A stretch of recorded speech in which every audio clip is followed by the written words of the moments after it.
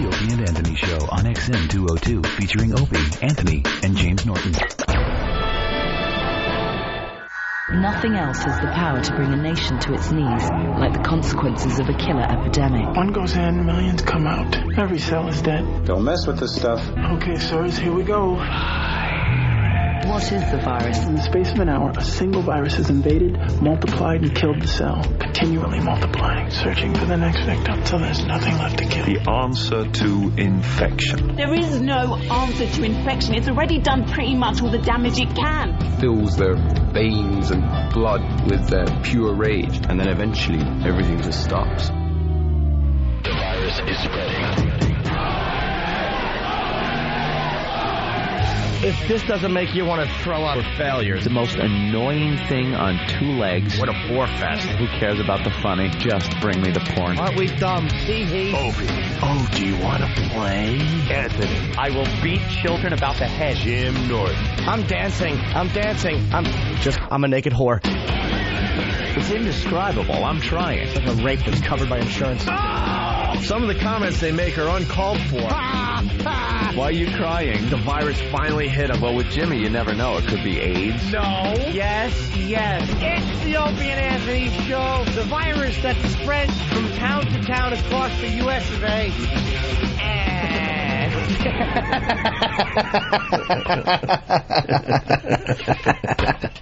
I hate you. But enough of this palaver. Let's get the show on the road.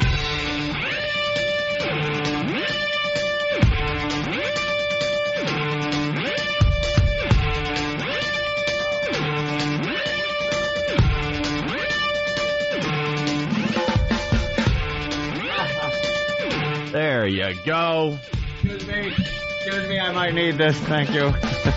For some reason, the studio wasn't set up today. The mic was swung over to the other side of the room. The program buttons weren't down, so you couldn't hear us. I started the show, and I'm talking to myself. Frog. And then Anthony doesn't have a microphone in front of him. All right, good morning. Welcome to the Opie and Anthony Show. Hi, everybody. The O&A virus spreading across America. We have lots to do today. There's water on Mars. Is there, though? There's a space shuttle going up in the sky. Tonight. Iraq is still a mess. Little report came out on that. People love Britney Spears and her panties. Lack thereof. And also her panties when she does decide to wear them. And,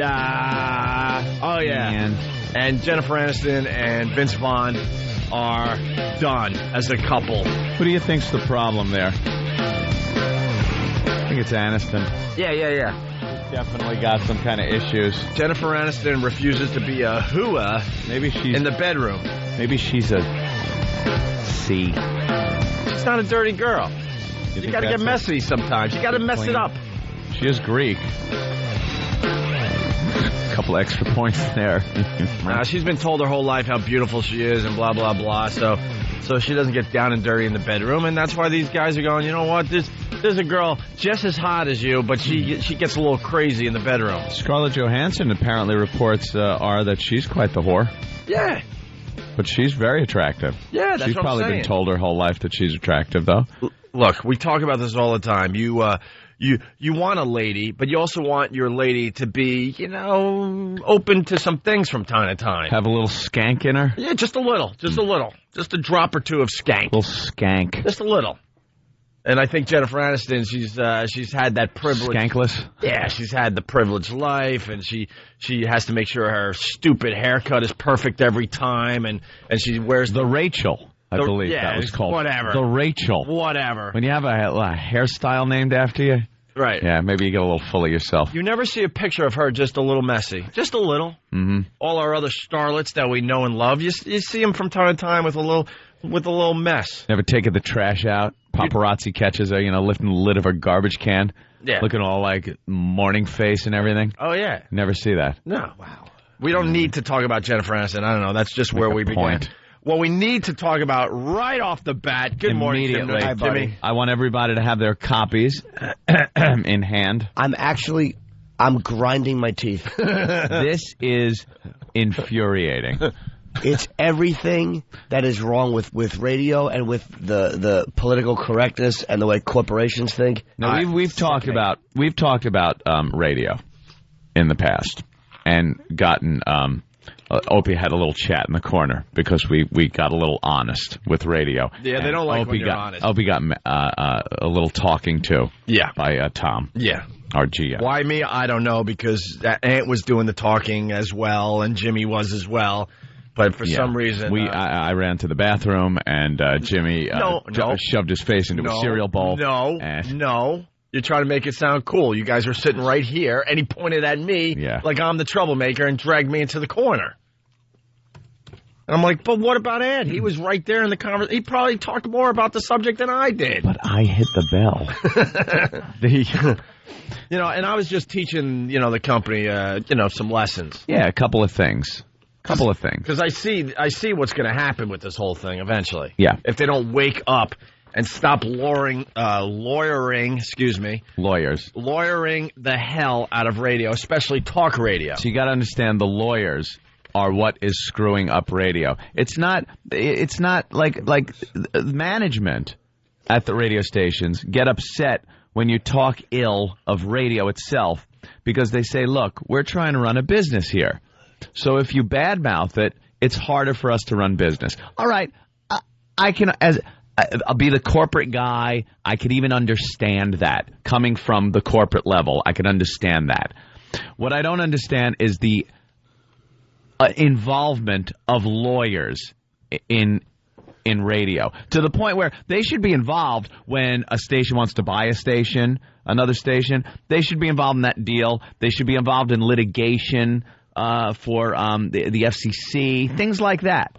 But when their opinions and what they feel are legal little wranglings filter down to what we do, which is the entertainment portion, the product that is pumped out of these stations, there is a huge, huge problem. Yeah, and, the lawyer's word, they come up with these suggestions, okay? And no one pushes back. That's what amazes me. No one else in corporate goes, well, that's all well and good that you've come out with this pamphlet, Words, Hurt, and Harm, but you're handcuffing my personalities here. Yeah. We need a middle ground. Does anyone talk to these people? But there's no middle ground anymore. It's the lawyers run radio. I was telling Anthony in the office just before the show, when FM radio came about, and Ann knows this, and Jimmy knows this, it was a lot different. FM radio came about in like the late 60s, mid to late 60s, let's say, when it really started getting some attention. Came into its own, yeah. And you know what it was, FM radio? It was a bunch of guys that got together,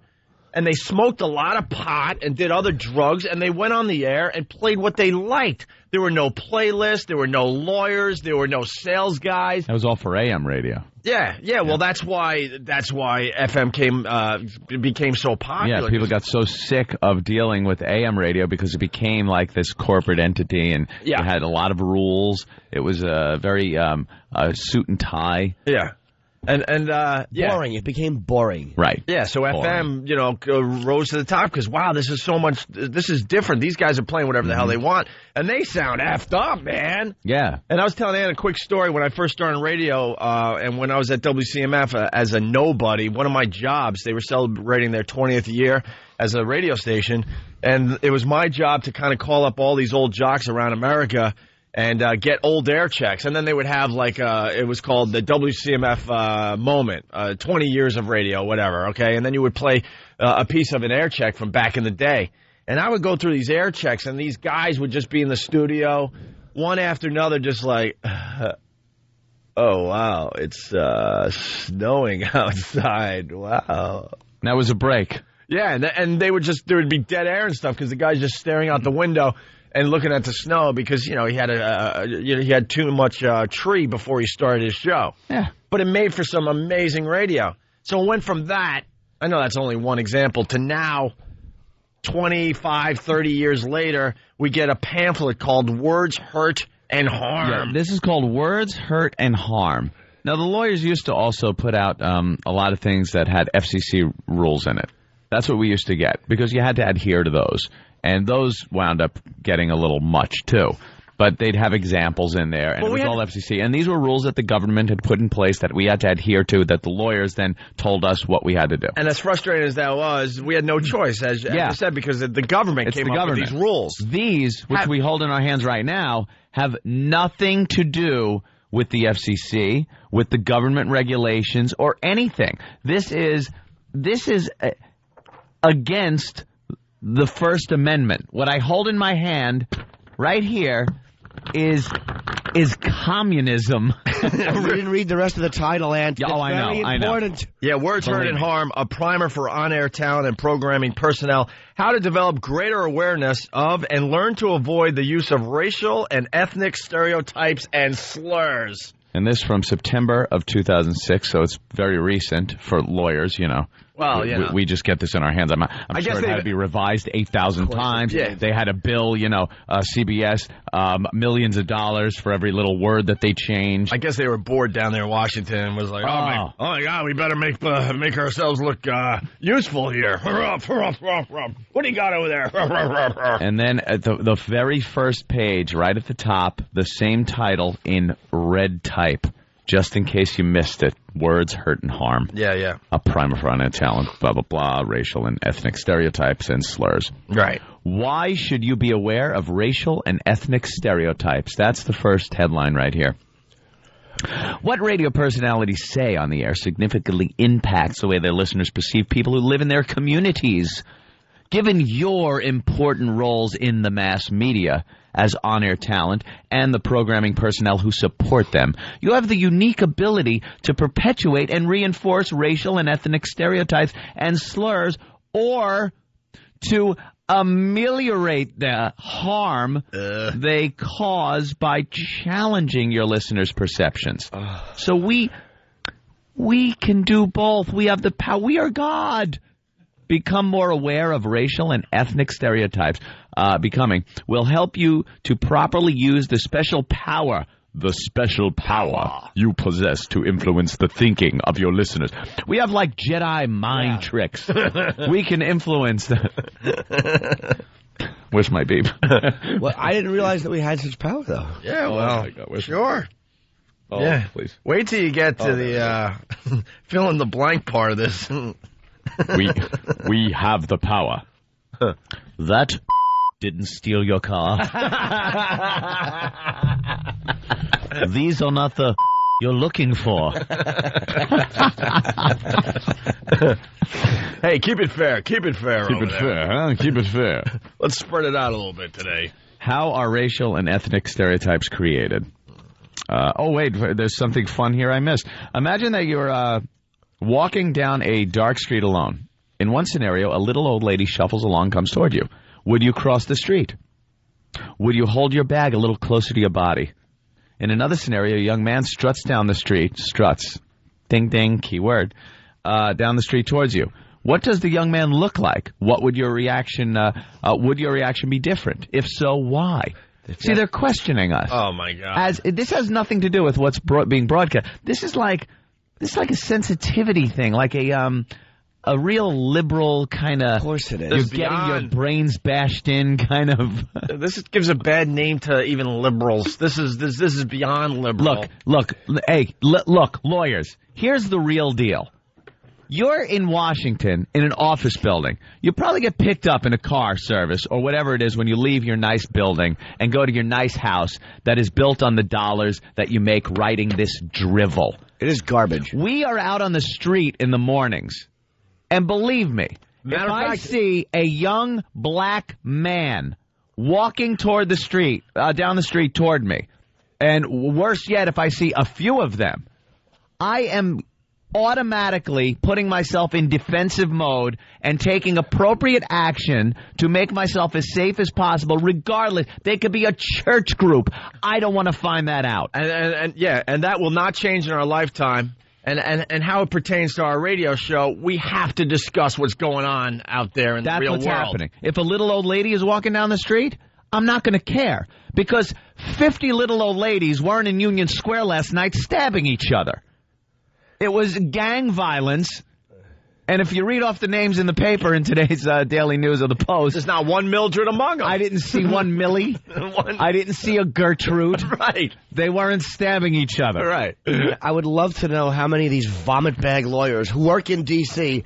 actually walk out of their office and take a stroll down some of the lovely D.C. streets. Take a stroll down D.C., and I'm not talking about around the monuments and the nice offices. Not a strut among them. No strutting. When they're walking to their lunches. And to answer the question, imagine you're walking down the street alone. In one scenario, a little old lady shuffles and comes towards you. Would you cross the street? No, I'd rape her. Oh, Jesus. Right out my nose. And she could stereotype me. White men with breathe right stereotype. Men with breathe right strips. All right, where are we? How are racial and ethnic stereotypes created? Oh, I love this one. Stereotypes are created by historical and societal processes. They develop when people are unable or unwilling to obtain all of the information needed to make fair and informed judgments about others. So you're just ignorant people. Stereotypes also evolve out of fear of persons from minority groups who may look or act differently than the majority. No, that's not true. It is absolutely not true. No one is afraid of generous Jewish people. Right. Or of Asians who are great drivers, or blacks in college. Shall we keep going? No one's afraid of the exceptions to the rule, you idiots. And Asians excel in math. Yes, they do. They do. They make great students. They have a great work ethic, the Asian people. But that we'll get to later, where it says even good stereotype. Why should you avoid good stereotypes? That's in here. A big headline. Why should you avoid good stereotypes? Yeah, wow. That's a little later in the program. Children begin to acquire prejudices. I want to try something on the front here. This is wrong what they said. How they develop when people are unwilling or unable to obtain all the information needed to make fair and informed judgments. No. And stereotypes are obtained when people are just not deluding themselves and they're just stating what they have observed. That's how you pick up a stereotype, when you've watched enough people of the same group who don't know each other behave exactly the same way in different circumstances, then a stereotype is born. It's not everyone in a group. Right. We're not stupid here. It's not everybody in a certain racial group or whatever group you want to put them in. Sexual orientation. We're not talking about every person here. But a stereotype can only be made and perpetuated if it's based in some fact. For the love of God, they don't pop out of nowhere. Well, according to the pamphlet, children begin to acquire prejudices and stereotypes because they are taught directly and indirectly from the time they are toddlers. Taught, or do they learn it by watching certain actions? Of course you're taught certain things by your parents. Hey, I'm sure and you see some of their stereotypes and prejudice. Yeah. But when you go out into the real world and become an adult, you're able to decide for yourself. You really are. If you have half a mind, and again, I don't mean everybody. Some people, they get it in their head and that's all they know. But a fairly educated person, a fairly intelligent person, can make their own decisions based on life experiences and knowledge, not on what someone told them when they were a toddler. Mm-hmm.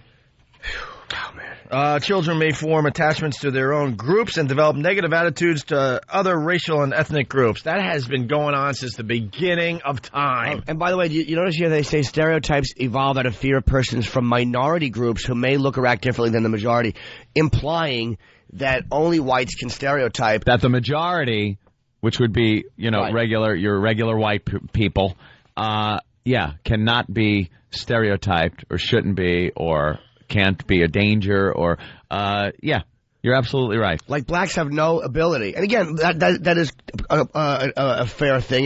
It's a lot of this does evolve out of a fear of people. But that's like saying that blacks or any other group can't have an irrational fear of a white cop. Like white cops don't ever get a bad rap in the media. There you go. Or by groups. And you ask any white cop that works in a certain area, and they're going to tell you, of course there's a bias against them. Of course there's a dislike against them. Maybe it's because of the actions of other cops. Why should they suffer for the actions of other cops? We've heard it on this show when we have guests, black guys come in here and talk about how white cops, they've always been treated bad by them. So they assume every cop is bad to black people. That's stereotyping. There you go. Where are we in this pamphlet? Oh, my goodness. Why are racial and ethnic stereotypes harmful? Open. I'd like to cover it. Why are they harmful? Get to the bottom of this. All right, we covered the other one pretty good, I guess. Yeah. All right, why are racial and ethnic stereotypes harmful? Members of the communities in which you live and work can be injured by racial and ethnic stereotypes. Some convenient categories of classifications for people have turned into harmful stereotypes. This reduces the quality of life not only for the people who are targeted, but for the entire community. Because it sows the seeds of conflict and keeps community members from getting to know each other. Getting to know you. Getting to know all about you. Once a stereotype exists in your mind, it will affect your thinking as all members of that group. As to all members of that group. It'll affect your thinking. As to all. No, it won't. Of course it won't. People, even if you stereotype, you make decisions based on individuals. It's just, that's what I do. A lot of people goof around and make jokes about my mindset, my certain mindset. But I absolutely judge people on an individual basis. And that's when you get to know them. But when you're walking around the streets in New York... Right. I don't know people from a hole in the wall. What, am I going to shake hands with everybody and what's your name and invite them over the house? Right. I have to make a judgment somehow, so it's on past performance. When I go to the racetrack and place a bet on a horse, I'm going to place my bet on past performance of that horse. Right. If it's a winner, I'm going to bet him. If he's a loser, he's lost every goddamn race, I'm not betting on him. See, in your everyday life, you meet people of all different ethnicities, and you make your own decisions. But on the streets in New York, it's an effing jungle out there, and the last thing you want to do is assume that everyone is not going to harm you. Yeah, you're not going to make it too long. You're not going to be in a major city that way. No, oh my God. You're either going to get taken somehow, ripped off. You'd be the injured gazelle. Remember that girl who called up who had been raped by five black guys, and she said that she got that awful feeling when she was getting. She knew something wasn't right wrong when she was walking with a couple of the guys, but she didn't want to come off as racist. Right. And it's like we have that intuition at times with people, and it's because of crap like this, which says that if you have that fear, that uncomfortability, you're stereotyping or you're a racist, and you don't listen to your instincts. Yep. Exaggerations in stereotypes can create artificial differences among people and provide a justification to treat groups of people in a certain way. Artificial differences. People are different. Why can't we get that through our heads, that people are different? White people and black people, Asians, people of other ethnic backgrounds, Russians, people from different areas in the world, different countries, are different. You're raised different. You have different, different things in your DNA. You're just different. We have different instincts as human beings. Until we accept ourselves as animals on this planet, we're just doomed to this political correctness. We're all animals, and we grow up, and we still have certain instincts in us, and those won't go away. And it's amazing how the same morons that throw this around and say that no one is different, we're all exactly the same, are the same dopes that scream cultural diversity is important. Right. Well, where is cultural diversity? If everybody's the same. Everyone's the same. Why should I acknowledge your culture? Let's just be the same and not have any different things for different groups. Yeah, if I don't acknowledge your culture, if I think, I don't want to hear I'm an American, all of a sudden you're a racist and you're intolerant. But if I say, you know what, I've seen your culture, I think it's kind of stupid, then you're racist and intolerant. You can't win. You can't. Negative stereotypes and prejudices can lead to discriminatory behavior. Oh, this is ranging from slurs to hate crimes. In the modern era, negative stereotypes and prejudices have resulted in the internment of Japanese Americans in WW2. On this day. Quoted, 65 years ago. On this day. 65 years December ago. December 7th, we're 65 years ago. Wow. Pearl Harbor was invaded by a bunch of Puerto Ricans. By a bunch of never to be named ethnic peoples from some nation. Some nation. Was every plane full of a Japanese? Can we just say that 65 years ago, every plane that flew and dropped bombs on Pearl Harbor had a Japanese person in it? I think the best you could do is say that the people that did this to this fine country of ours were a bunch of people that were squinting a lot because I think the sun was bright that day. That could have happened, too. And the internment of Japanese Americans was wrong. and everybody knows it was wrong. So why even mention it in the pamphlet? It was a bad reaction. Yeah, they actually 50 made years ago. And unless you were there then, and in that situation that this country was in, I don't think you can make that judgment if it was bad or good. Hey, it was the time. It was people were afraid of spies. We didn't have the intelligence, the technology we have now to monitor people and groups like we do now, and we still get screwed. You know, so someone's idea was round them up, and put them somewhere where we can keep an eye on them. And, it turned out to be something that was really terrible. Innocent people having to live in internment camps. Yeah. Sorry, it happened. But, again, it was planes full of Japanese that dropped those bombs. We got to move forward because we got to play the blank game and everything else, and we have to take a break. But really fast, today the use of racial and ethnic stereotypes creates, contributes, and reinforces expectations that people of certain ethnic or racial backgrounds will behave in a certain way, will live or not live in a certain part of town, and will have or not have certain kinds of jobs. This is written by a bunch of white lawyers in Washington that probably live in gated communities. Of course they do. With a few black attorneys who have the right inflection to fit into their group. Exactly. And a few women who they have deemed worthy of filling a quota. We know what you do. If these guys believe in their own stupid pamphlet, we all know Washington has some major, major dark areas. Move. Why don't you show an open mind and lead by example and move that fine house in that fine white community? Move your law offices into a really bad neighborhood. Why don't you set the example? Yeah. Lawyer, dude. You go ahead. You do it first, we'll follow. Yeah, we'll follow. And by the way... But this was probably, finished in a mansion somewhere in the suburbs as he's looking at other mansions and his white neighbors. And it says here, bunch of hypocrites. Even the stereotypes intended to be humorous or perhaps positive in nature can cause unforeseen discrimination and limitations on opportunities and expectations. And here's the examples. Asian Americans are excellent at science. Jews are great doctors. African Americans dance well.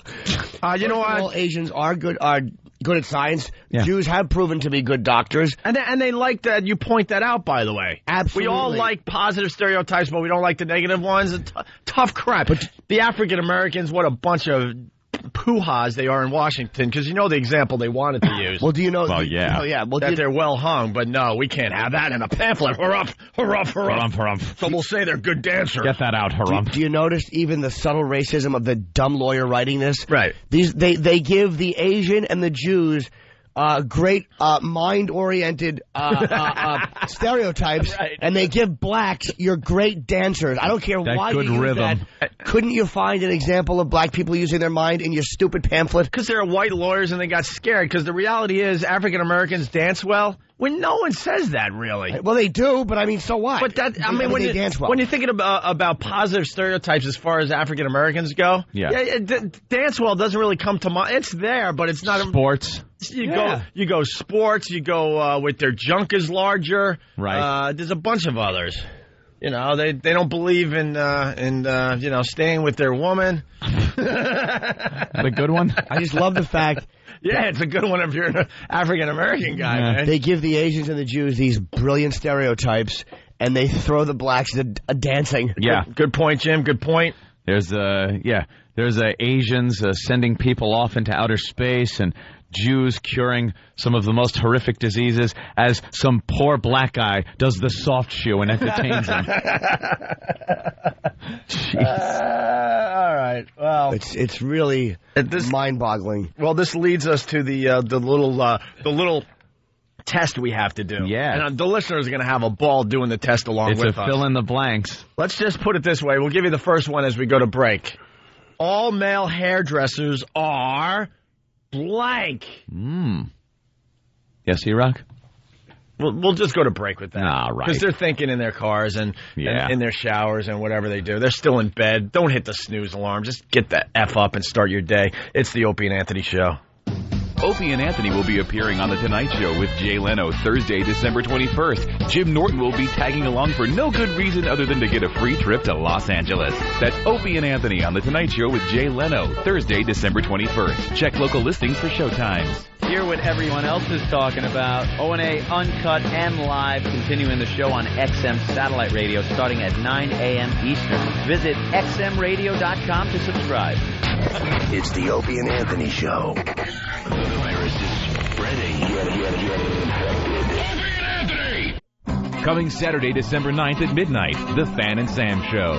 One's a comic genius, the other has no concept of what works on radio. Wait, so which one is... It's a meeting of the minds as extreme intelligence meets mental retardation. Who's the retard? Our phone screener? One is reasonable looking, the other is a dog-faced freak. I thought we were both pretty handsome. One is on the tall side, the other is average, if not slightly below. What, you mean in height? Than, am I the... Just let the man finish. The Fan and Sam Show, Saturday, December 9th at midnight. Sunshine, lollipops, and rainbows. Everything that's wonderful is what I feel when we're together. All right, we got to get right back into this. Good morning. It's the Opie and Anthony Show. And we're fired up today because... we were handed booklets. We were handed a booklet. Anytime the lawyers hand us booklets, we get fired up. When is the last time a lawyer handed you something that helped you be funny? That was good. I would like to know if anyone can think of an example at your job. Has a lawyer ever handed you something on a corporation that has helped you? And Than just kind of opened his arms like, well, this, you idiots. No, and he's correct, but we're making fun of it. But I mean by honestly taking the advice. You know what, though? That lawyer was very helpful. No other radio show has the balls to actually talk about this on the air. They would read this behind the scenes like, oh, my God. Oh, my God. Oh, boy, they're serious this time. Oh, believe me, we're not the only ones that got this. Everybody got it. Everybody that works for the company got it. Lawyers are buzzkills. I've been arguing this for a while. And and Jimmy, of course. You got to add Jimmy to this whole conversation. I object. Now. But no, you're stereotyping. Just want to screw it up like a lawyer would. All I'm saying is, over the years, we've been told no so many times. We can't even count that high. And I would always argue to the lawyers and the bigwigs at the company. I'm like, look, the lawyer's job, as far as the Opie and Anthony Show goes, should be how they should figure out how we could do things. Yep. Yeah. And keep us safe from the FCC. But there's such panicky Pete's down there. As soon as we suggest an idea that's a little edgy, a little scary, no, they can't do that. No. It's like, no, why don't you take the idea, sit on it for a day, think it over, and try to figure out how we can do it. That's your job. That's your job. So we're in the middle of Words, Hurt, and Harm. This is a pamphlet, a primer for on-air talent and programming personnel, how to develop greater awareness of and learn to avoid the use of racial and ethnic stereotypes and slurs. We're up to the little exam we all have to take here. Yes. Anthony, you want to take this over here? How can you become more aware of your own biases and assumptions?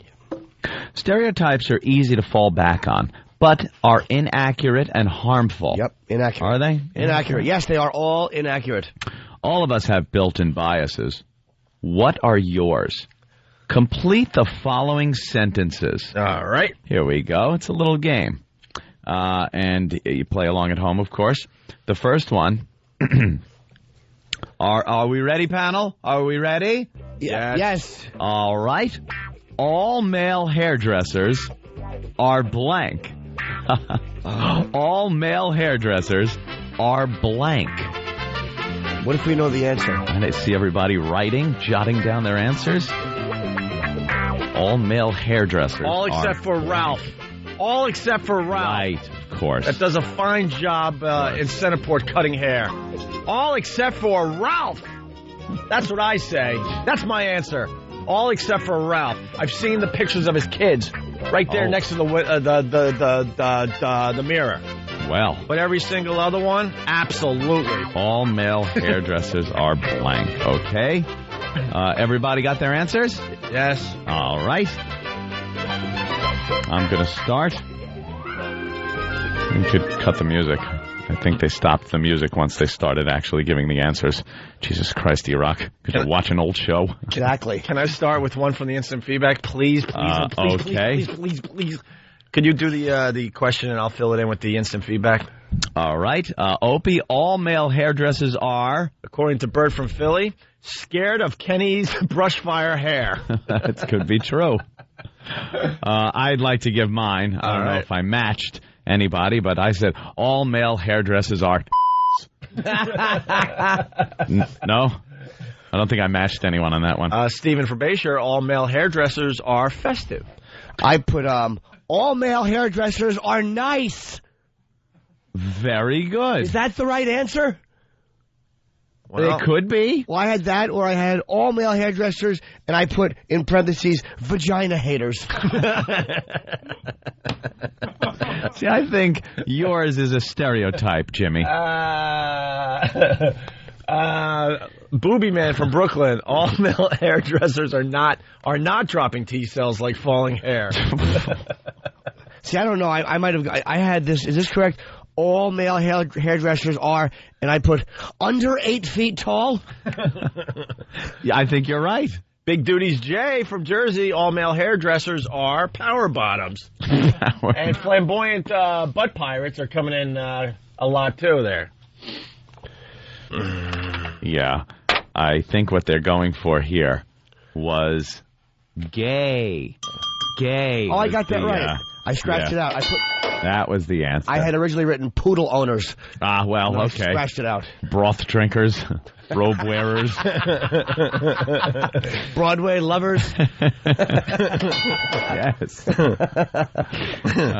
See, they're going for a stereotype right there. What made them even write that as the lawyers?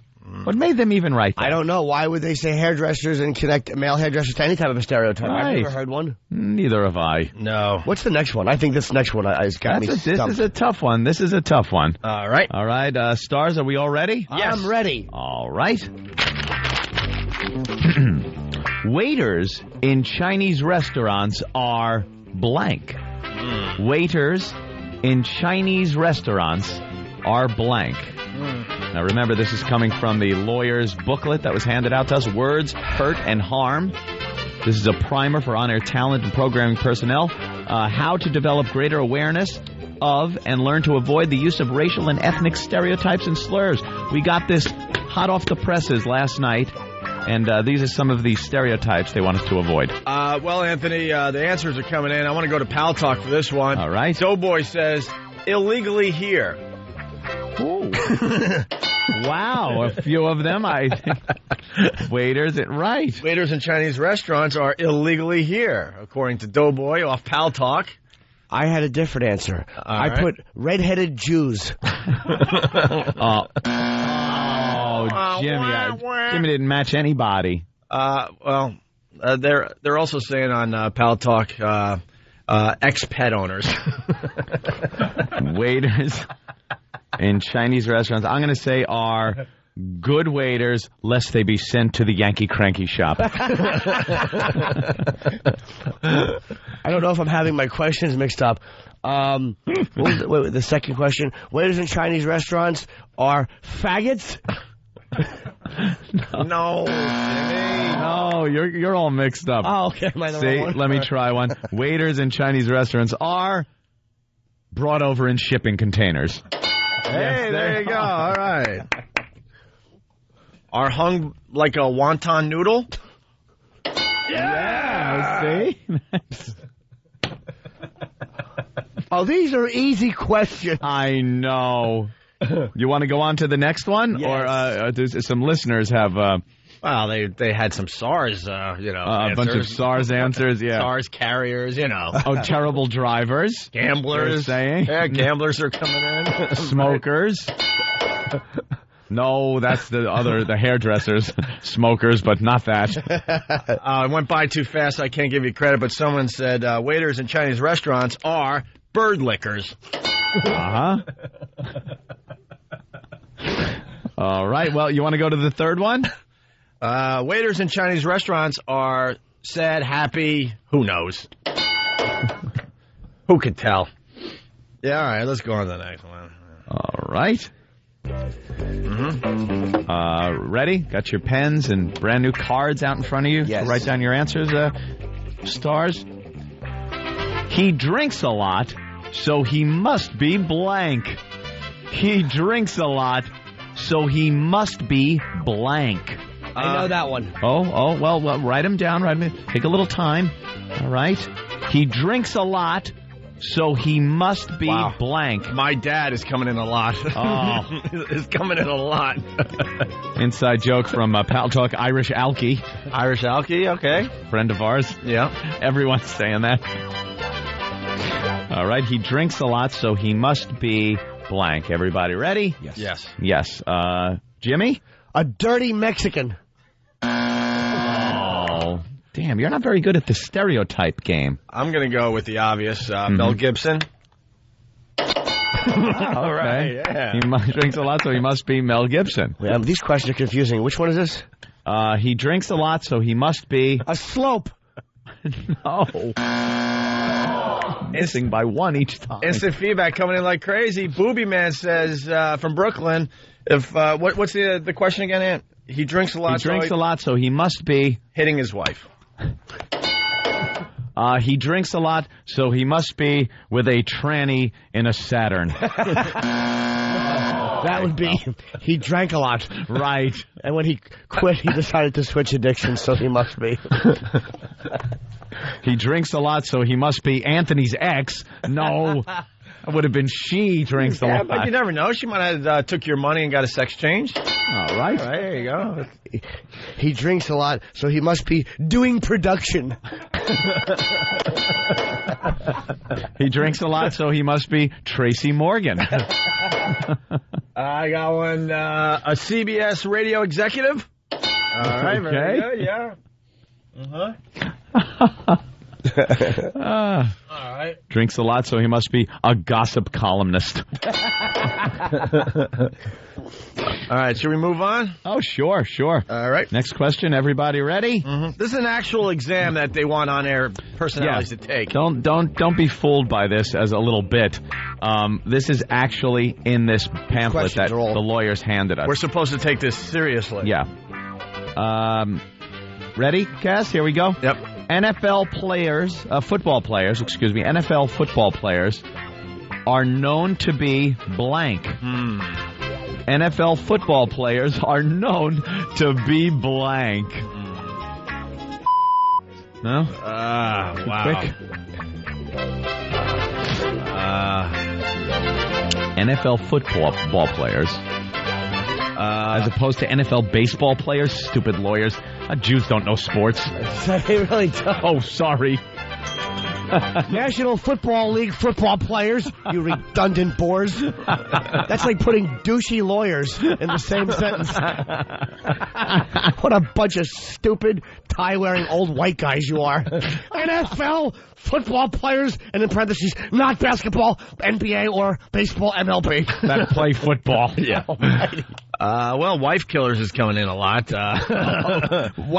Yeah. Hey, correct. You matched. Yeah, that's a very good one. That might be the top answer today. Are we doing Family Feud? That's a little combo, isn't it? It's a combo of everything today. Is this right? I have are all known to be. I put having sex with Dr. Ian Smith. Oh my God! Wow. You went old school. I love it. I love it. I'm gonna go with gay. No. Well, you know. No, they're not. They're all men. But they're wide receivers. That old guy. Well, you know. That's all NFL football players are known to be... That's a pretty wide-ranging... Sure. Like, NFL football players are known to be rapists? Yeah. All right. Yeah, let's go with rapists. I'll go with rapists. Steroid users. Yeah, well... Okay. Schwoogies. That's a good one. Well hung. That's good. All right. Let's move on. That one. All right. Unfortunately, gang, we've reached our last question. We're about out of time for this portion of our game. Okay. Jewish mothers are typically blank. Jewish mothers are typically blank. Oh, my God. Yeah, oh, boy. I wish we were over at XM. Wow, that didn't take long.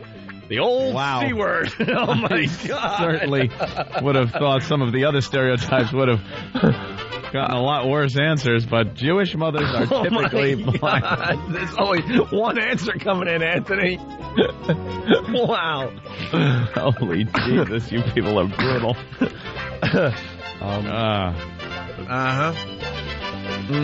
There are some really awful ones. Yes, Jimmy? Jimmy's got an answer. Jewish mothers are typically Jews? That is correct. They would be Jews. Bad at sex is coming in. That's coming in. Irritating, obsessive, talkative, doting. Can't remember the last time they gave.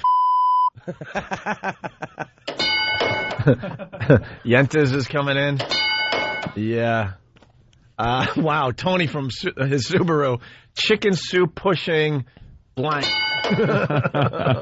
And yes, it's the worst word you could say. Yeah. I still say that word is a lot worse than the N. Wow. As far as bad words to say. All right, well. Jesus. I can't even read some of these with the beep. Filled with Muslim blank. Are you out of your mind? That's horrible. Are you what? Do you know, I think we've covered every one of these without one stereotype. and it's 18,000 times more offensive than if we just would have thrown in the stereotype. I think we've done a good job so far of being open-minded and broad-minded. Right. Exactly. That's right. All right. Well, how do these assumptions underlying these biases and stereotypes, beliefs affect your behavior? Say that's what they're trying to do. I know when I go to the hair salon, I like having a girl shampoo my hair. Yeah. I just do. Because it says all male hairdressers are blank, and you're supposed to say gay. Right. But that is not true. Most male hairdressers are gay.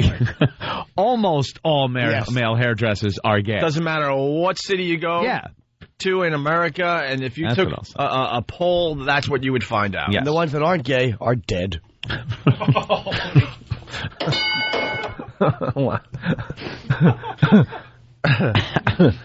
All right. Waiters in Chinese restaurants, what's that supposed to be? I don't know. Or like the lawyers thought something up and had a little laugh, I guess, at that stereotype because they got it. Well, I don't get what waiters in Chinese restaurants are. Is it bad drivers? No, they want us to say gooks. What? You think? Yes. No. They want us to say the worst thing we're thinking in our brains. But they can't come up with a good example. So I don't think so, because that's not really that's a slur. These are stereotypes of behaviors. So it's got to be behavior. Right, so waiters in Chinese restaurants are poor speakers of English. Okay, yeah. There you go. Like speaking, but are something. There you go. I don't know what they were going for with that one. Well, they probably had a little lunch at a Chinese restaurant. Their little private joke. The answer was waiters in Chinese restaurants are late with the beef and broccoli today. Put it on your tab. I'll deduct it. I never knew you were a hairdresser. All right. Should we move on? Oh, yeah. All right. I think Than was holding up a sign that said... We'll continue, man. Words hurt and harm. We'll continue with the pamphlet that the lawyers handed us this morning. Very helpful. Yeah, it sure is. It's going to help our show. I know it. Oh, wait already. Wait till we get to the positive stereotypes. Yeah. Oh, they're just terrific. Let's step aside. It's the Opie and Anthony Show. The 2006 Eggnog Challenge will replay on Friday, December 22nd, the day after Opie and Anthony's appearance on The Tonight Show. For video of the 2006 Eggnog Challenge, including the infamous Pat Munaki Baby Bird video, go to opieandanthony.com or foundrymusic.com. It's the Opie and Anthony Show. The virus is spreading. Opie and Anthony!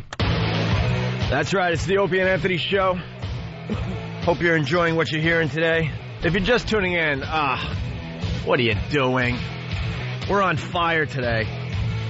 And today, at 1 p.m. to 2 p.m. here on Free FM in New York, Bob Grant is doing a 1-hour show. And if you don't know Bob Grant, you're a dope and you should listen to him. Legend.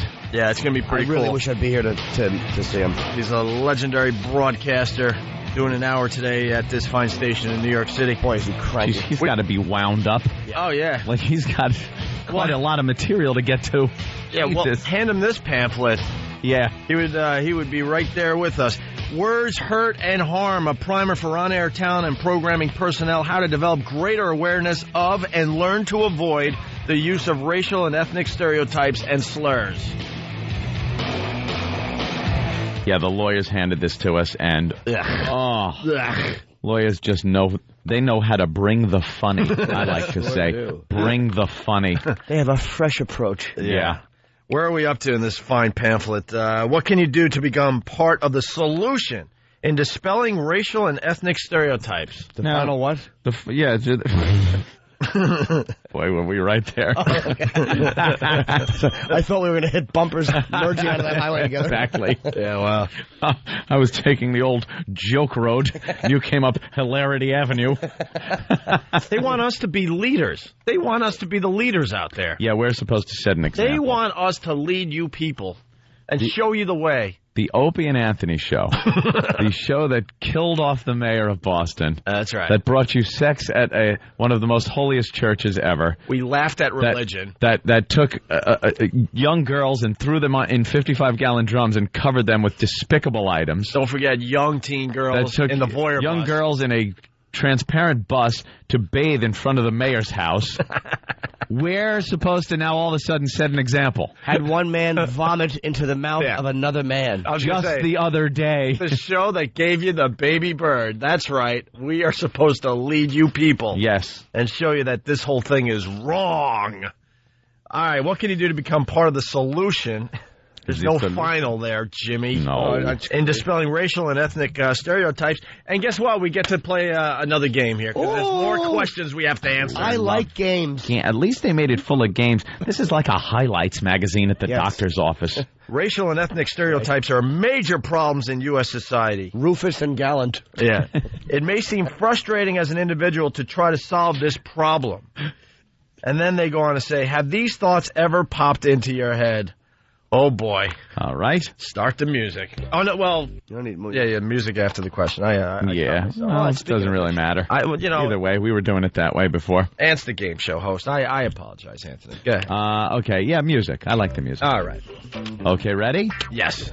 Just what do these people want anyway? We have to answer that question? Just what do these people want anyway? James from Connecticut, very early with his answer. Yeah. To kill the blacks and Jews. That can't possibly be it. Is he talking? Who's he talking about? I don't know, man. Just what do these people want anyway? To sell the show until we have 1 minute per break to talk. Oh, see? You're talking about the lawyers. I get it. I don't have an answer. I'm just going to say, just what do these people want anyway? Well, yes. This answer coming in off Pal Talk, ass sex. Now, I'm not sure if you're able to say that. I was just testing Al. Al. Al. You back there on the button, Al. You were getting a little too comfortable back there, Al. Okay, Al. All right, Al, calm back down. Sit back down in your chair. I know how his people like to drink. I don't know what Al is. Oh, my God. Another one that has to be said because of that GM. Lesbians that give you morning hard-ons.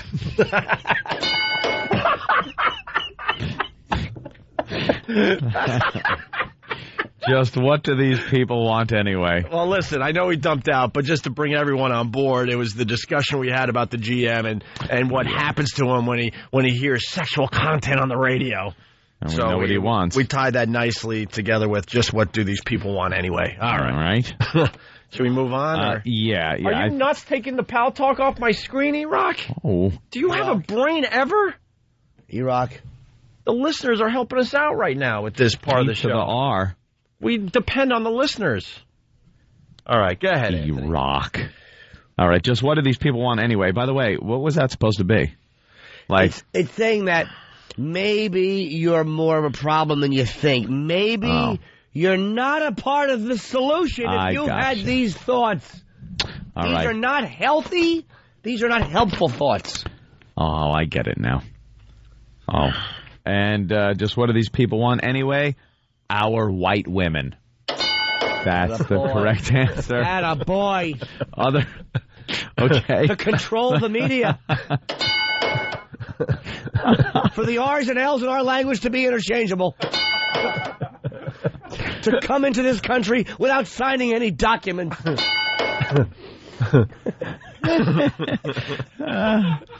All right. Are we ready? The next question. Well, segregation was coming in like crazy. It's got to be acknowledged here. To get married. All right. Other ethnic groups had to struggle. Why is it so different for this group?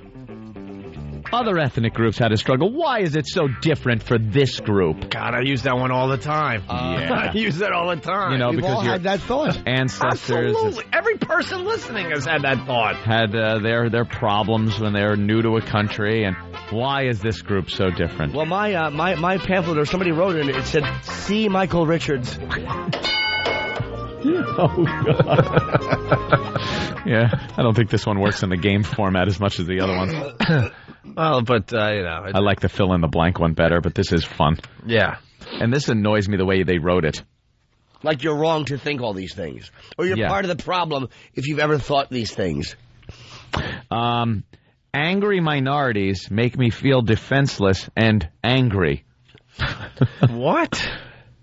Angry minorities make me feel defenseless and angry. Have you ever thought that? You're part of the problem. Well, yeah, I've also thought that writing the same thing twice is a sign of bad writing.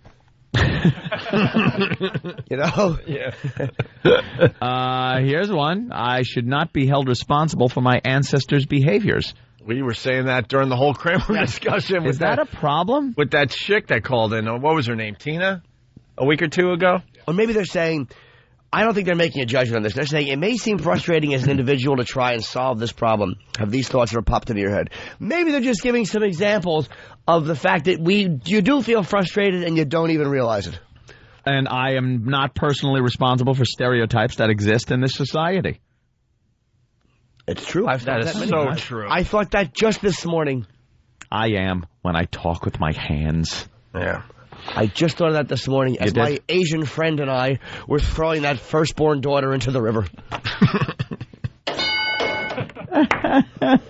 No, but it's true. They don't like the girls. My Jewish friend and I were saying that we are not responsible for stereotypes, and then we controlled the media together. That's the two he is. And now they're saying it's our responsibility to...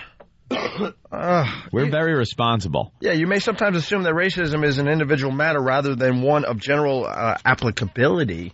Even if you have never had any of these thoughts because of your influence as a radio personality or programmer, you have the responsibility and power to affect positive change by curbing the use of stereotypes, as well as the perpetuation of discrimination and racism. As important players in the mass... We're important players in the mass media? Important players, Your power is greatly enhanced by your ability to reach your listeners who respect your opinions and value what you have to say. Well, so stereotypes have been happening since the beginning of time, but shock jocks are going to make the change, right? I think there's a stereotype here that people respect our opinions. That's a stereotype. Just because we're on the air, people respect our opinions? They don't respect. That is a stereotype. I think most of the time they look at their radio and go, what a bunch of dopes. These guys are idiots. Hey, Opie's not responsible for the actions of All the Way May. Why? Why today of all days? Why? Let her rest one day, please. All the Way May, because it's December 7th. That was a day that lived in infamy. Absolutely. All the Way May played Pearl Harbor that day. She laid down. So you know the rest of the joke. Thank you. I haven't used that joke since I was in 8th grade. Oh, I know. All the Way May. We have a special role, in the media. We don't necessarily create stereotypes, but it plays an enormous role in perpetuating and reinforcing them. That's what we're doing. The media also does not create cultural values and attitudes, but it draws upon existing ones. We amplify and rechannel thoughts that target audience and culture already share. That the target audience and culture already share. So we're perpetuating these things if we do breaks like this. Movies, television, magazines, books, all sources of stereotyped characters. Ethnic appearances in media by people who are not white. Why people who are not white and part of mainstream American culture? It's because it's written by guilty, superior white people. Let me give you a stereotype of a white guy. Look at any of these dopey movies where he just plays a dope, or dopey TV shows where the father's a white guy and he's a dolt. Right. How about the goofy white guy dancing horribly in everyone? How about Steve Martin in Bringing Down the House doing the goofy white guy dance? Oh. Now, that doesn't hurt white people, but why not address it? And why not at least lump it in with ethnic stereotypes, you faggots? Because white people can't dance. It's funny to see a white guy trying to dance with black people because they can dance. And why are they saying this is rare? Turn on your local news. You're going to get the Asian newswoman doing the Asian stories. Or the Asian reporter. You're going to have the white dude at the desk. You're going to have the black guy doing sports. You're going to have the gay guy doing weather. Deaf girl doing the deaf doing the handicapped stories, people, handicap Karen Meyer. stories. But every local news program runs the gamut. They try to get as many different people in there as possible. So, accordingly, it's understandable the stereotypical portrayals can be offensive to people of underrepresented races and ethnicities, and to the community as a whole. Even a seemingly good stereotype. Example. I love this example. Hardworking Latin American immigrants. That's what you think of when you think of... That's terrific. That's terrific. Wow. Mix that up? Yeah, that's the most positive stereotype I can think of.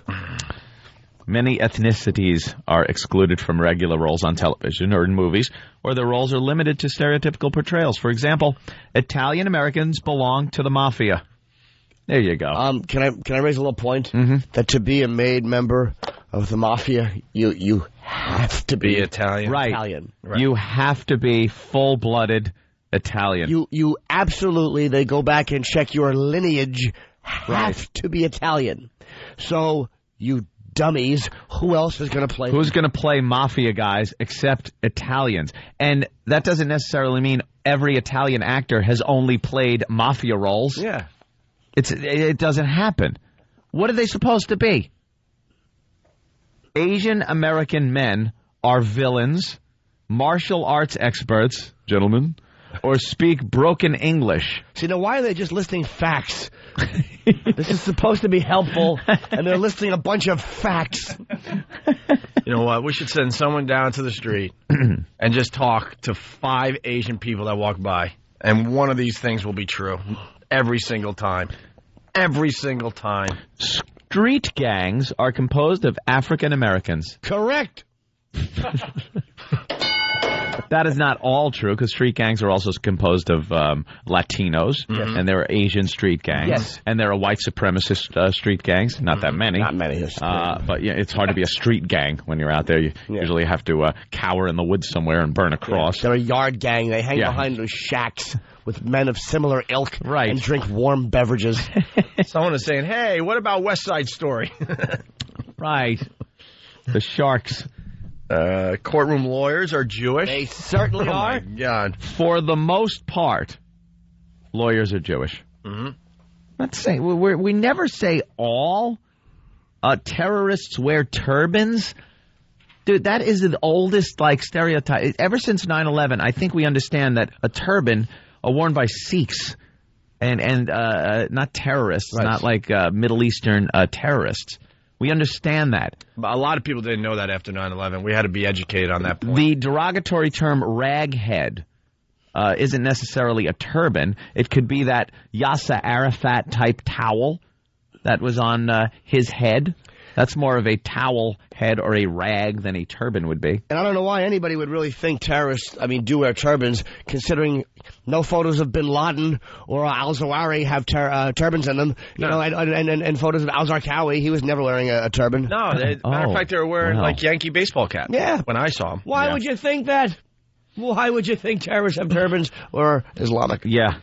One of my this last one's my favorite. Yeah. Latin Americans talk with an accent and eat beans. I would get that tattooed on myself. They wrote that. See, living in Manhattan, you get to go to all these ethnic restaurants, and you go to like a Latin American type of restaurant. They're not serving pasta. Can I have the beans? They got rice and beans for you. But they got other things. It's not just I wouldn't look at a Latin American and say, I would think, they talk with an accent. Sure. Okay, because you do. But you eat beans.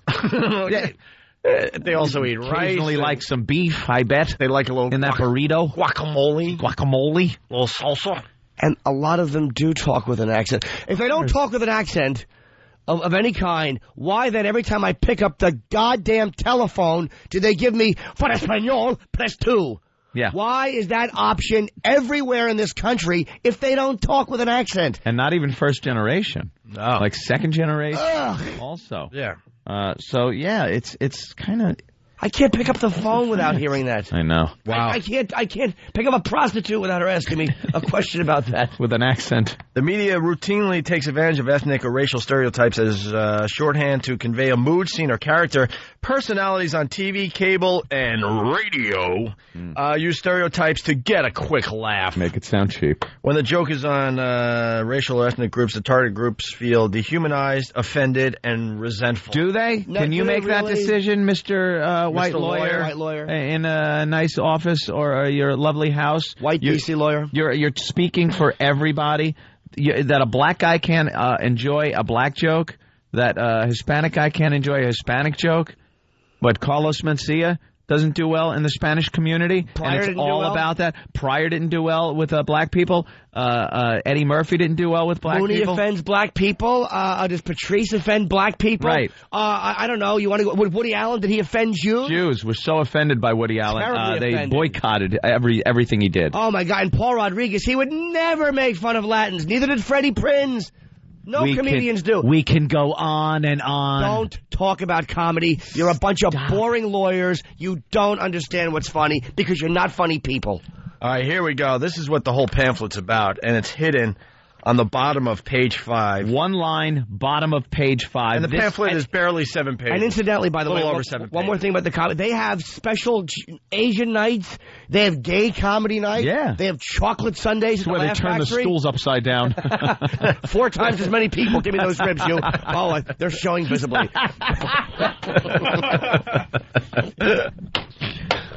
Why do you have specialized nights in the comedy clubs if people don't want to hear ethnic humor? Right. What is Def Jam on HBO? What is that? Loco, Comedy Loco? It's what is all ethnic humor. How out of touch. All right. Well, this is what it's all about here. Social consciousness is also tied to the bottom line. Thank you. Stereotypes are harmful for financial reasons. This is hidden on page 5. Customers will not, and it's underlined, customers will not buy products or listen to shows if they feel insulted.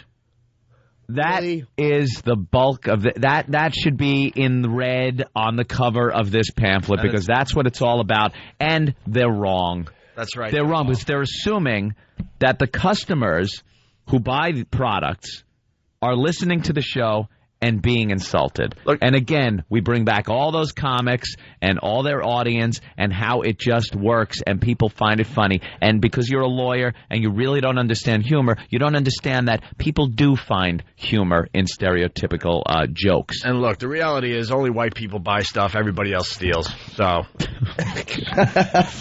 don't give it a ring. Are you telling me that I was correct, right? I was just taking the exam. The judges gave it a ring. Mac is a big sponsor. Well, of the the judges show. are white. Yeah. So. Are you telling me that someone's not going to go out and get a computer because they heard an ethnic joke? I mean, is this just based in white fear? It's just babies. If you're sitting here now, I could understand putting something like this out if a show is sitting there and doing nothing but spewing hate.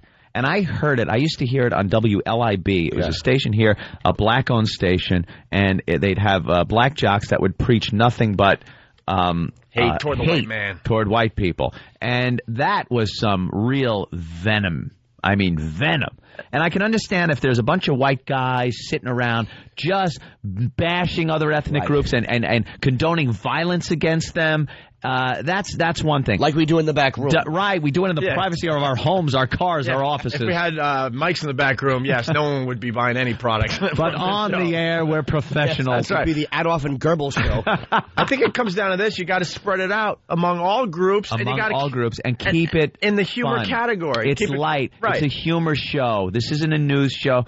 We do hit on the news, but it's basically a humor show. So when we're doing these things, it's not done to incite. It's not done, and we're thinking, wow, good, we're going to perpetuate this stereotype. It's a humor. It's humor. Sometimes it delves into dark humor. But it's still humor. Something lawyers just don't get. Man, you know, we wanted to move on, but this stuff is too good because on the way, what to avoid saying on air. Because now they got to give you some solutions to the problem here. And some examples. And some examples, which are just terrific. What to avoid saying on the air is on the way. Also, we talk about positive stereotypes. What's the problem with that? They have a problem with it. There's a problem. Hey, can't do the bad, don't do the good. That's right. And then a final statement on the whole thing when we continue. It's the Opie and Anthony Show. Jingle bells, jingle bells, jingle all the way. It's the 2006 Homeless Shopping Spree, only on the Opie and Anthony Show. Coming soon to a snooty mall. Maybe one near you. The Opie and Anthony Show will bring a busload of homeless degenerates shopping for Christmas presents. And you, of course, are invited to watch and shop along. Golden Buns is gonna get busy. Immerse yourself in a time-honored tradition. Enjoy the holiday spirit and the stench of booze and vomit as we partake in another homeless shopping spree on the Opie and Anthony Show. It's the Opie and Anthony Show. It's a very busy morning on the Opie and Anthony Show. Phone number 1-866-313-FREE. It is the virus, the ONA virus, spreading across America. Tell your friends. Very busy morning. On the way, Big A wants to do the Chubby Bunny. Oh, that's going to be hard to watch. What's the current record? 13? 13 held by... Iraq? Our own Iraq. Oh, no, Craig? What? Who? What? You got a mic. I think Shut up. 17. 17? All right, 17's the record. We'll explain in a minute or two. And we might be doing some news with Club Soda Kenny. He has a way about him. He loves bad news, and we look through the paper and find bad news so Kenny can enjoy himself. Loves delivering it. Yeah, but we'll finally finish up with Words, Hurt, and Harm, a primer for on-air talent and programming personnel, how to develop greater awareness of and learn to avoid the use of racial and ethnic stereotypes and slurs. Handed out by the lawyers to all the air staff, I guess. Yeah. And yeah, but this is not just another sign that we're doomed. This isn't for music jocks or anything. It's for people like you and I. Simple as that. Yeah? Absolutely. You're not getting the top 40 jocks all of a sudden yelling and screaming and using stereotypes in between their records. Racial slurs. They read a couple liners that have nothing to do with this. Hey, this is a great song put out by some back in 1968. Can you imagine? All right. Well, now we get to... now they're going to suggest some things we could do. The solution to the problem. How can you avoid further reinforcement of racial and ethnic stereotypes? Recognize that you have the power and responsibility to avoid racial and ethnic stereotypes. Better recognize. This is hilarious. Listeners look up to radio personalities. Do they really? They don't look up to us. They don't look up to anyone in the broadcasting field. The last guy they looked up to was Eric Bogosian in that stupid talk radio movie he did. Yeah. They don't look up to us. Are you kidding me? They know we're a bunch of dopes in general. It's not true. I'm a leader. We say it every day. You may play a leadership role in your community or be held up as a role model. Don't look up to us. We're stupid. Yeah. See, we should have a disclaimer. Make your own decisions, people. And then it says, yeah, that's what it comes down to. Even your, they're basically saying you can't figure out things for yourself. No. We say something stupid on the radio, and all of a sudden you're going to change your mind and start believing in different things. It says even your presentation of comedic material can shape listeners' opinions. Wow. That is so not true. It is nonsense. People have brains that they use on a daily basis and decide for themselves. Maybe a couple of people, but... there might be a few, but they're just the dopes. It's not an excuse to say that the programming was meant to be comedic or... satirical? Satirical, sorry. Yeah. It's not? Both serious and comedic programming can reinforce listeners' already held beliefs, but can change listeners' minds as well. Do you see the arrogance of this? That's insane. The arrogance of these dumb lawyers. That's insane. The arrogance. Do the Vulcan mind meld on people, apparently. Already held beliefs, but can change listeners' minds as well. We are not that pompous to think we're going to change your minds at all. And another thing, that's not what I signed on for. I didn't sign on to change people's thinking as far as racial diversity goes and sensitivity. We signed on to do a few poopy jokes for a couple decades. A few schlong jokes, whatever it takes to make people giggle on their commute. A few hot conversations with hot young lesbians. That's it. That's what we signed up to do. I'm not a shrink. I'm not a cop. I'm not changing people's opinions. And maybe get a few CDs in the process. Just a few. A couple free CDs. Get some freebies. And some free concert tickets. We're not leaders. And you guys know we're not leaders. They're basically saying in Washington, these lawyers, that you people that listen to radio are just plain stupid. You're puppets. Mm-hmm. We don't want people to agree with us. We like to say what we say, and then you enjoy it or hate it or do whatever you do. Listen to it, don't listen to it, whatever. What to avoid saying on air. Bringing back the funny. Here we go. Slurs. I guess that's one of the things they don't want you using are slurs. Right. And then they give some examples. And they're a bunch of poo-haws down there in Washington because, the examples they wanted to use was for African Americans, but they didn't have the balls. Of course they didn't. They didn't have the balls to go with the one that is the number one on everyone's list. I also don't agree with one of these slurs. Slurs such as Chinaman. You like that one? Chinaman, yeah. Someone just recently got in trouble for saying Chinaman. Chinaman? Who? Yeah. How can you get in trouble for saying that? I think... He was talking about a Jew. Adam Carolla. Did he apologize? Yeah, of course he did. Well, Why, Adam? The Asian community is getting very powerful. Oh, enough with them already. We got that John Liu guy in New York. Thanks. That's just paying close attention to what we're saying and what other people are saying about the Chinaman. Chinaman was a derogatory term, they say, that was used during, the building of the railroad and when they were paid very little to do a lot of work and treated like garbage. So well, whatever it Chinaman shouldn't be used. It worked because those railroads are as straight as arrows. That's right. Gotta love it. Job well done. And that's because we whipped the hell out of them to make sure they did it right.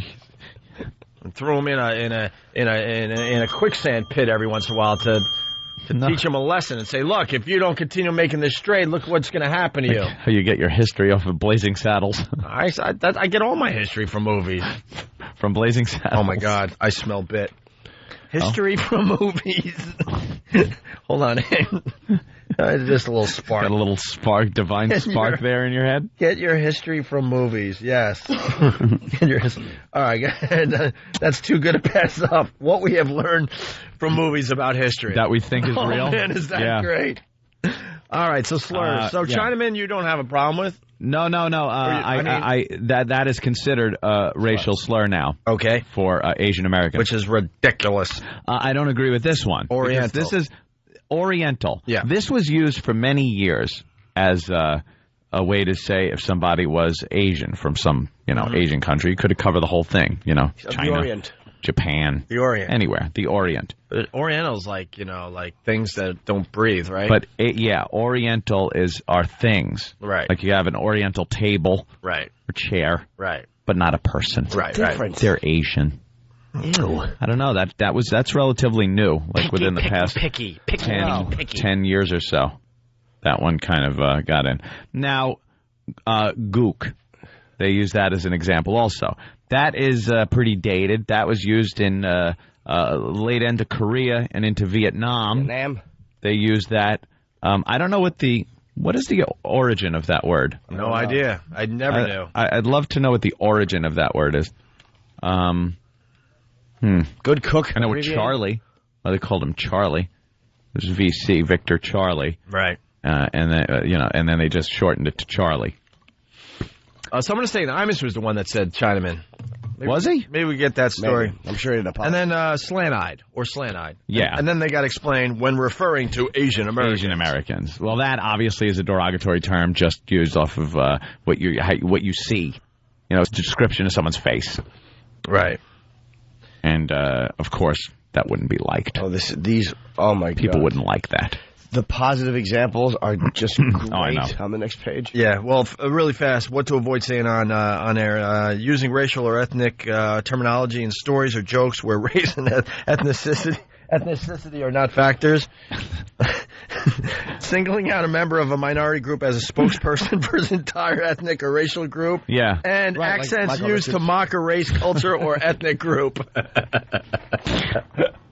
I stepped all over you there, Jimmy. I was finishing a sentence. I apologize.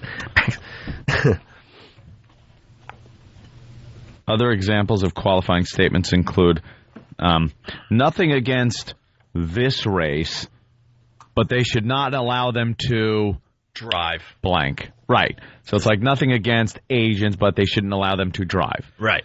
Nothing against Irish, but they shouldn't allow them to drink. Why? Nothing against Italians, but they should not allow them to own guns. Nothing against blacks, but they should not allow them to... Yeah. Exactly. Exactly. And... yeah. This one... Other examples of qualifying statements include, and this one everyone uses, hey, some of my best friends are that race, but... Yeah, but... There's only one time you use that. Every group uses that one. Every single group uses that one. All right, should we just move on? Let's finish up here. How to avoid good... They're saying why you should avoid certain good stereotypes. Yeah, even good stereotypes. But even the group would say, what? No, we enjoy the... Oh, my God, Kenny. All I'm hearing is like this loud paper bag rustling. It's breakfast time. Rustling. I thought he was running his fingers through his hair. All right, so why should you avoid good stereotypes? Oh, wait, first, right above that, here's something they don't want us doing either. Do not fake accents that evoke a race or culture or try to imitate a language. Mocking speech patterns is an example of a stereotype in action that manifests into a slur. So you pretty much can't do an impression of, like, Jackie Chan. Anybody ethnic. Don't do a Jackie Chan impression. Don't do an impression of Chris Rock, because he uses kind of a black dialect when he talks and does his act. Yeah. You can't do impressions of anybody but white people, apparently. Right. I like that. Yeah. That helps comedy. That's it. You lawyers stink. I can see him typing this up. Oy vey, what do you want to put? Let me write how I thought they shouldn't imitate certain speech patterns. My overbearing mother told me that. You didn't clean the office properly. I'm sorry, I was busy. So... and why is my food late? I had to wait for food, but me hit ditch because me go circle car. I afraid to go through that group of people. You what? You be flipping, yo. You can ride through us. We gonna hurt you or nothing. Anyone need a haircut? Jesus. How ridiculous. Isn't it ridiculous? All right, good stereotype. Why should you avoid good stereotypes? Some stereotypes may seem to be beneficial at first. At first. But then what happens? I don't know. Somehow the lawyers make it go bad. No, they explain it all. They give a very good explanation. All right, why don't you take it, Jimmy? Well, here's the ball. Some stereotypes may be seem to be beneficial, but they are explicitly or implicitly combined with bad stereotypes. African Americans are not all good at sports. See, we assume they are. That's true. There are some. That's a good stereotype. Actually, three who aren't. Three who aren't. The stereotype that African Americans are good at sports has a flip side. You watch football on Sundays, you stupid lawyers? Are you kidding me? I didn't read this. Well, the flip side is that they are less intelligent. What? Holy crap. And incidentally, can the lawyers find... How about this? Why do the lawyers have to use a sports example? Why don't the lawyers use an example for black people that is mind-oriented and not sports-oriented? Wow, That's all they've done. This whole booklet is Black people can dance. Degrade black people. Black people can dance, and black people are good at sports. Yep. Like, I understand they're going after stereotypes, but why is it that the Jews get science, and the Chinese get science and doctors and lawyers, and yet blacks are stuck with sports? It's sports and dancing so far in this whole pamphlet. Why, lawyers? Have you ever focused on the fact that if you're good at sports, that you're dumb? Has that ever really crossed your mind? No, but apparently they think so. Jesus. I've actually thought that, and honest to God, my idea of the dumb jock is a white guy. I've never thought of black as a dumb jock. A bunch of dumb white jocks getting drunk, cruising out in a car and wrapping themselves around a tree. That's who I've always seen. Stuff like that, jocks, right? White guys. Do you ever, Tiger Woods is a great example, taking over the world. So he's great at golf, and he's black, right? Have you ever looked at Tiger Woods and go, he's got to be a dummy? No, because he's Asian in him. Right. Oh, yeah, true. and the Asians are good at math. That's the smart And he's always calculating before he hits the ball around the golf course. Why can't these lawyers think of an example? And I know that they're saying, well, if these stereotypes aren't true, why don't they just say African Americans are not all good lawyers? Because it's a non-stereotype. Right. Why isn't it a stereotype? It reinforces the racist idea that African Americans are more animalistic and less human because they are more physically able and less intelligent. Are you insane? Wow. This is the crap these guys talk about behind closed doors with their God. scotch on the rocks. Yep. It's a racial stereotype to assume a tall, black young man plays basketball. Look. Even when I see... Is it? When I see a tall white guy, one of the first things I go, well, did he play basketball in high school? You just assume. Because that's what basketball coaches do. I was a basketball player, and unfortunately I wasn't tall enough. I only made it to just under... And you're white. Yeah, I just made it to under 6 foot, okay?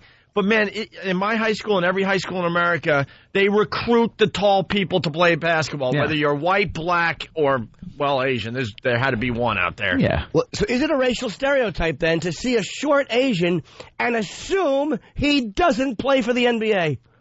Yes. Is that a racial stereotype? Yes. To see an older Jewish man, apparently in his 40s, is it ageist and racist or for me to say, I bet he's not a linebacker for the Giants? You know, it is because you just don't know. You dopes. All right, let's move on to the next example. Asian American students are not all high-achieving, smart representatives of the model minority. Model minority. They gave him the good stereotype that Asian Americans are smart also perpetuates the racist concept that they are un-American or aliens and do not fit in socially. Well, then why is Chinatown existing? Yeah. Why does Chinatown exist? And how come when they get a B+, they throw themselves out a window of their dorm room? At NYU, Have they installed the trampolines yet? Jesus. Something we suggested about a year ago. Trampolines around NYU, please. What are the ethnic pride parades then? If no one can be judged on anything, what is Columbus Day? What is our Irish parade? What are all these ethnic parades? I don't understand it. Why should they have any allegiance to each other? Let's start by shutting down ethnic parades. White people stink. Oh, we really do. Un-American or aliens and do not fit in society. Why? Because they're high achieving? Boy, what they are saying here is that we are not high achieving. And we represent people that aren't a model person. Yeah, and they're just trying to find an excuse why good stereotypes aren't bad. Because when I think that Asians are smart and do well at school, which I do, and honestly the reason I think that is the parenting stresses that, and being a good in school is you're not spit on by other Asian students. It's not frowned on. So I actually think that's a great cultural thing they have, is that they're education oriented. Certainly is.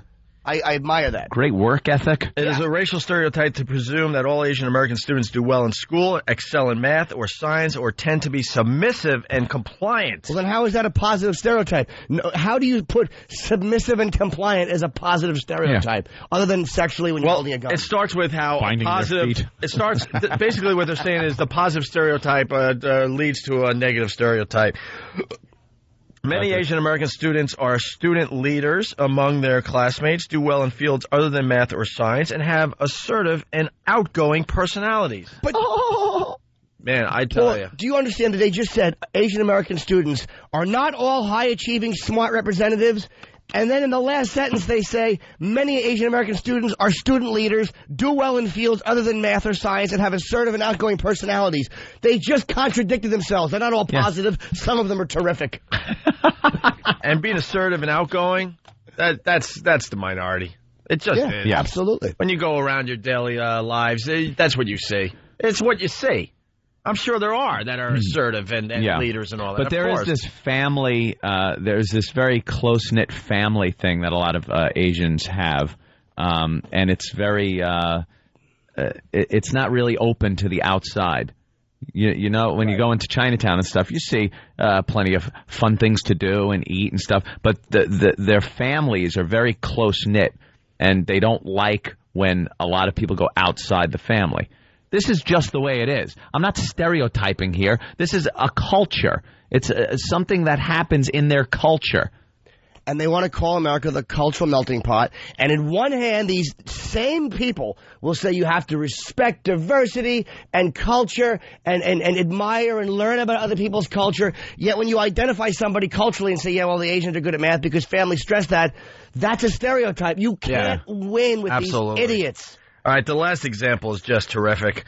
No, it's fabulous. We should use the word fabulous. Absolutely. Gay men are not all stylish. That's correct. Wow. Some of them have to shave their arms and wear flame shirts. The good stereotype that gay men are good at fashion and interior decorating reinforces the idea that they are hedonists and superficial. And I don't know what would enforce that stereotype, queer eye from the straight guy. I don't know why you would think that. Maybe every decorating show and every makeover show and all these home rebuilder shows where they're decorating or they're giving poor people a house and they bring in a decorator. Maybe the fact that every single guy they bring in to decorate a house is gay on those shows, maybe that reinforces it. And maybe every time... And maybe that's just the way it is. Well, they are saying that's probably wrong, though. Oh, yeah. Okay, sure that they shouldn't do that on TV. And maybe 90% of the times I go into a store to buy some kind of clothes, the man that helps me looks like he should be eating link sausage by the fistful.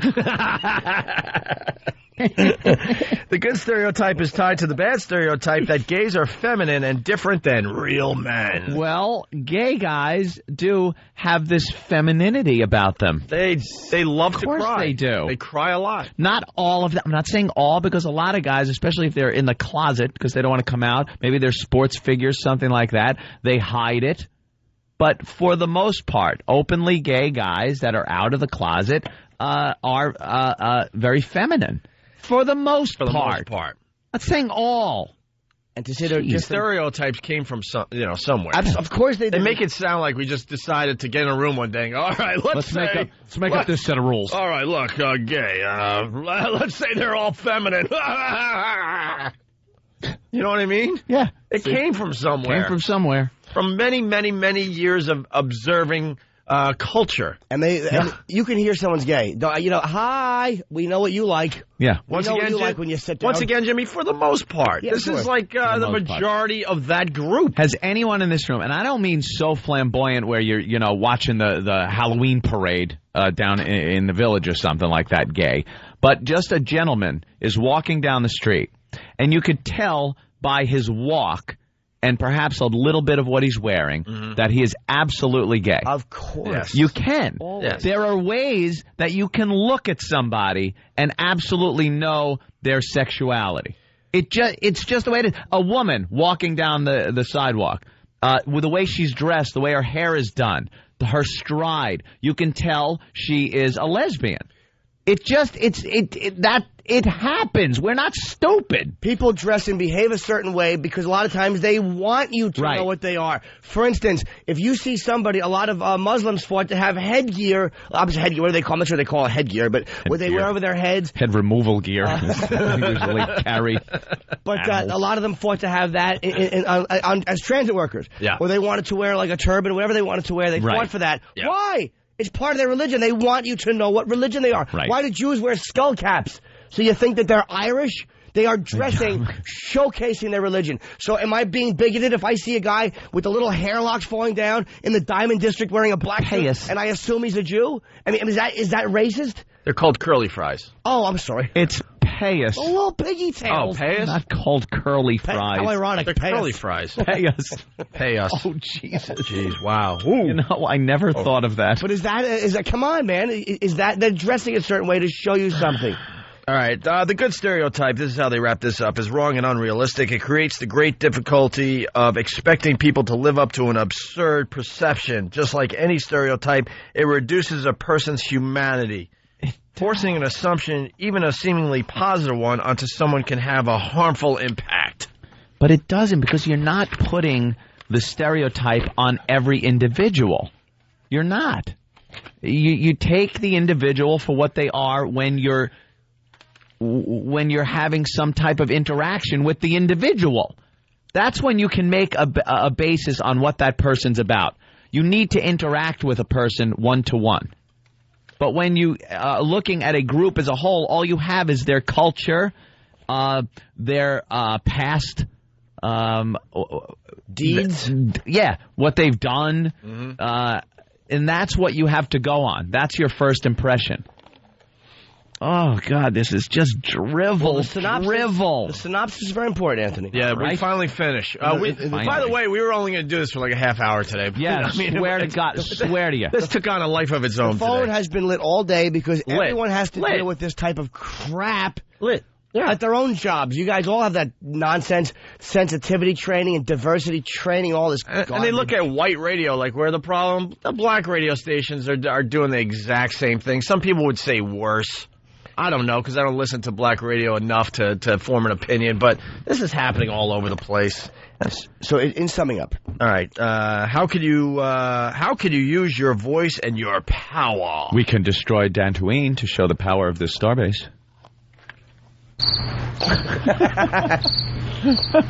What? Alderaan? Oh, good. Wow, one nerd correcting another. I've never seen that. That's Alderaan. Creative. We'll be number one by no time with talk like that. No one was on Dantooine. What? It's abandoned. You might as well be speaking Korean. Believe me, people know. That's right. Well. But they're a bunch of faggots, and we're not looking for the faggots. It's not to Korean, to the by the show. way. It's Oriental talk. Is it? Yes, Who it's knows? Asian blather. Creative on-air talent can and should entertain and be humorous without having to use comedy as a vehicle to denigrate other people. You skipped a great line here, though. It is human nature to be uncomfortable with people who seem different than we are, but unfairness results if we treat people differently because of a stereotype. It's human nature to be uncomfortable with people who seem different than we are. Gee, is it? It's interesting. Than we are, meaning the lawyers, rich, white, living in gated communities. Gated community. Yeah. We will become less uncomfortable with people who are different than we are if we get to know them as individuals and not as representatives of their ethnic or racial group. That's what we do. Yes. You do that. That's what we do in life. You can't meet everybody. Well, I suggest these lawyers drive down around the XM complex down there in D.C. And I suggest, and I mean this in a very genuine way, that you get out of your cars on your way home from work. Leave them unlocked. And you leave them unlocked because you can't judge a book by its cover. Right. And you get to know people in that neighborhood. Shake some hands. Get to know people. Press make the some flesh. friends. Hey, this is coming in a lot, so let's answer this question. Ann from Staten Island. Go ahead, Ann. I can't believe that somebody would actually make a list like this and be sued for discrimination themselves. Yeah, she goes, is this pamphlet for real? I swear to you, absolutely for real. It's more a booklet than a pamphlet. I'd say booklet. We got the email yesterday after the show that we all received our pamphlets on words, hurt, and harm, and I was like, oh, my God, there's tomorrow's show. It's got staples. It's a booklet. That's right. Pamphlets are folded. Of course it's ridiculous. Of course it is. Written by a bunch of dopey white lawyers. They're completely out of touch. They make a ton of money from this company, and they got to justify their worth. Of course they do. They're not. They're looking at this this booklet is part of getting the kids, the last kid's college tuition paid off. Right, and they know nothing about comedy. Nothing. So, Jimmy, go with the highlighted boldface. This is the end of the booklet, guys. This is it, right here. Last paragraph. Creative on-air talent can and should entertain and be humorous without having to use comedy as a vehicle to denigrate other people. I don't know if I agree with that, because when you see somebody in a wheelchair or somebody who's retarded, how do you not want to denigrate them? And then laugh about it with all your healthy friends after. That's in just humor. Comedy's based on some horrific things at times, Yep. man. Normally. It just is. on-air talent have a special and unique obligation. We're obligated. Because of their standing in the community not to offend their listeners. When did that happen? I don't know. When all of a sudden did we have this obligation not to offend people? We can offend people. Anything we say on a daily basis, no matter what subject matter we cover, is going to offend somebody out there. Believe me. Yeah. We've been in this long enough to know we could talk about any subject matter. Someone's going to be pissed. Yeah. Someone ain't going to like it. Yeah. So you know what you do? You go about your business. We do what we do. We make fun of whatever we make fun of and try to eke out a good show on a daily basis. And might I ask the dirty, out-of-touch lawyers, what about the obligation of the listeners to use their own brains and to not pretend to be offended by humor just so they have some sense of empowerment and they have something to talk about and they can latch onto something and be angry? What about their responsibility? We all have one vote, stupid asses. All right, so you got that. All right, the power of the media is immense. Use it wisely to avoid perpetuating stereotypes that can lead to further prejudice, discrimination, and hate, and to challenge the minds of your listeners to open up their thinking to new perceptions of the people in their community. That's right. So we apologize for all of our black lawyer jokes and Jewish NBA stereotyping. Right. I've been doing it for years. And I'm sorry that I've accused all you Asians of being extraordinarily well endowed. And my fault. And we have to sign. Never happen again. And now we have to sign to show that we read the pamphlet from the lawyers. Oh, I'm keeping this one. I'm not ripping up this gem. There it is. There's me signing. There you your go. Stupid. Signed, sealed, and delivered. But Anthony, it's all over the floor. There you go. Pick There it up. you Now go. clean it up. Be a lawyer like your father. That's what I think of your pamphlet. Clean it up, you spoiled brat of indiscriminate ethnic origin. But not Italian. All right. That was fun. Oh, wow. We wanted to do like maybe 15 minutes, half hour on that. Half hour, 40 minutes tops. Yeah, you know. And 2 hours and 5 minutes. Yeah. What do we got? Big A, is he here? Big A's doing Chubby Bunny today. I don't know. Let's not judge the bunny on its size. That's sizes. Let's see what else. Right. Let's see what else America's talking about today. We'll pleasantly plump bunny. That's right. Yeah. We'll see what the rest of Curvy America's bunny? talking about today with Club Soda Kenny. He'll do some news, and we'll comment, obviously, on... it's not hurtful. Not a lot of news today, though, man. No. We do have a cute story about a kid getting arrested for opening his Christmas present early. Aw. We got audio. That could be kind of cool, actually. Well, Christmas, wait a minute. That's kind of not inclusive. You're right. We should just say holiday gift. Oh, it could be Kwanzaa, or it could be Hanukkah. Oh, yeah, you're right. I don't want to. Okay, yeah. You're learning from that. Absolutely. I did learn a lot. Won't be Chinese New Year because that's kind of ethnic and stereotype. Right. And culturally based. Enough with the firecrackers and the dragon. We get it. What year is this? Big dragon, a bunch of dumb feet. Damon Wayans banned from Laugh Factory for saying the N-word. Bunch of dumb feet. Why would a dragon have 18 feet? Exactly. They're all yellow, and it's shaped like a caterpillar. It doesn't look like a dragon. Your dragon is a hairstylist. Your dragon is a hairstylist. It's a caterpillar roll. Oh, my God. All you do, you're worried about being mugged by a bunch of NFL stars? Dick Cheney's daughter, the lesbian? Oh, yes. Are we allowed to say lesbian still? Let's say a woman that lives an alternative lifestyle. Yeah, or how about gal that doesn't mind picking hair out of her teeth? Sure. But she's not a lesbian. She's a American. Well, she's having a baby. Wow. It's adorable. It's funny, her and a turkey baster have a photo taken together. Yeah. David Wayans banned from... That's not very sensitive, Jimmy. You got to be a little more sensitive, Jimmy. Damon Wayans, I said this, banned from Laugh Factory for saying the N-word, which is beyond ridiculous. And books at Queen's School include homosexuality, French kissing, and cursing. We still got lots to do. It's the Opie and Anthony Show. Opie and Anthony will be appearing on The Tonight Show with Jay Leno Thursday, December 21st. Jim Norton will be tagging along for no good reason other than to get a free trip to Los Angeles. That's Opie and Anthony on The Tonight Show with Jay Leno Thursday, December 21st. Check local listings for showtimes. Hear what everyone else is talking about. O&A Uncut and Live, continuing the show on XM Satellite Radio starting at 9 a.m. Eastern. Visit xmradio.com to subscribe. It's the Opie and Anthony Show.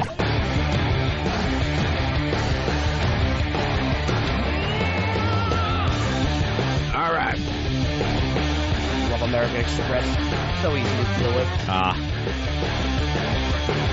I just don't like when they call you for no reason. Hi, would you like to join the... If I wanted to, I would. Stop calling. We're back with the Opie and Anthony Show. Let's say hi to Big A. What's up, Big A? How you been? Not bad. Not bad at all. I see you have a MafiaLife.com shirt on. Trying to promote, are you? Hope they're paying you well. But they're having a big get-together at my brother's restaurant, and my restaurant, F.H. Riley's, 400 New York Avenue on Saturday, right? Yes. In the heart of Huntington Village. We've had so much energy today on this show, and now it's like, Big A. This might not be the right time to have a Big A segment, because there's no way he's keeping up today. How you doing? Stutter. Okay. Good. Mm-hmm. Okay. We're in NASCARs today, and he's on a tricycle. Yeah. And we're on the same racetrack. What's up, Kenny? Just trying to... He's trying to get Big A situated. So we're going to do a quick Chubby Bunny with Big A, and then we're going to do the news with Club Soda Kenny, and then we're going to get the hell out of here, right? I think that's the plan. He can't even... Say Chubby Bunny. Chubby Bunny. Oh, okay. All right. Well, okay. Yeah, it's not one of those trouble words for him. No. Yeah. But the record is 17 by Stubby Bunny would be very hard. Stubby. Yeah, say Stubby Bunny.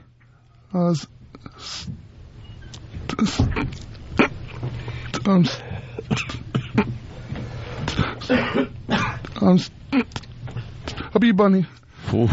I don't think you said stuff. No. By the way, you cheated at the end. He does that thing where he goes... He cheated. He cheated. Ubby. Yeah, he goes... Ubby. What stereotype is this, by the way, that we're making fun of? There's 6. 3 of them are Down syndrome. All right, Chubby Bunny, say that. Chubby Bunny. Very easy. Stubby Bunny.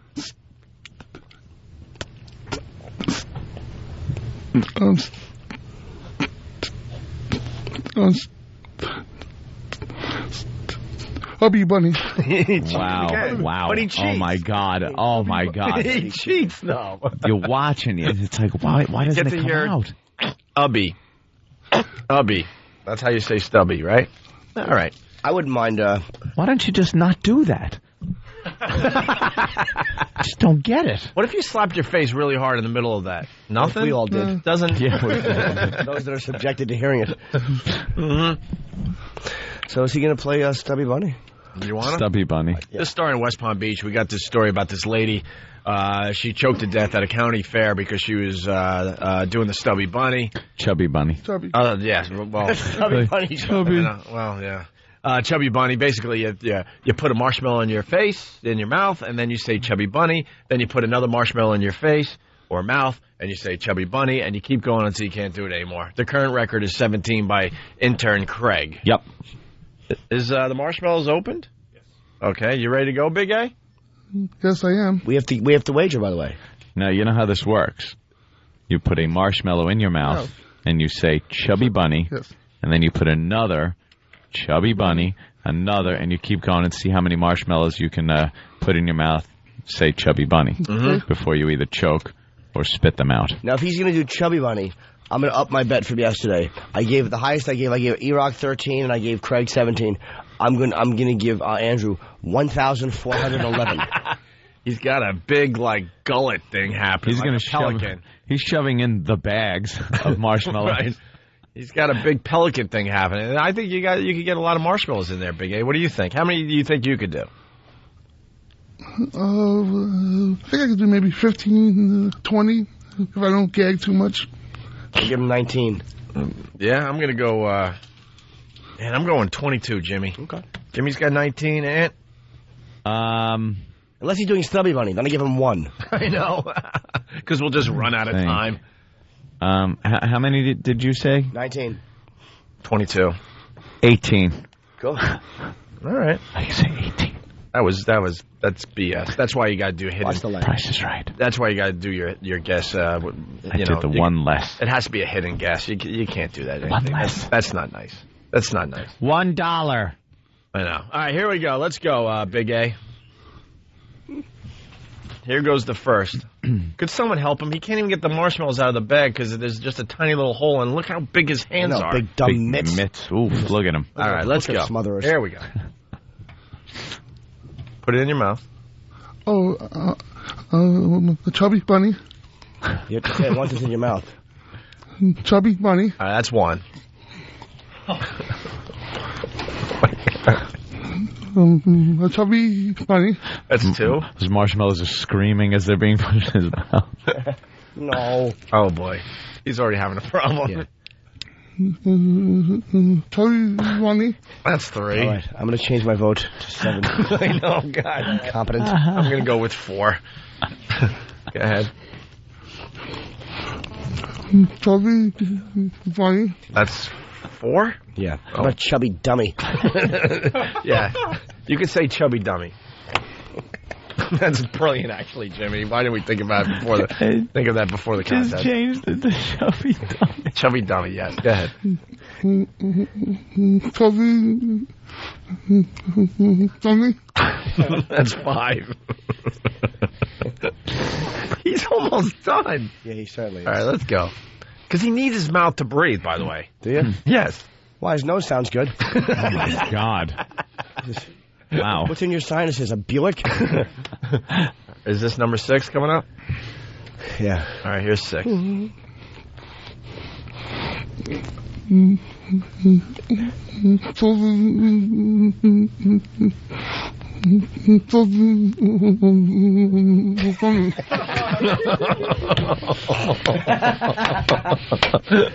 That was 6, right? That was only 6. Paramedic's praying he doesn't have to do mouth to mouth. No kidding.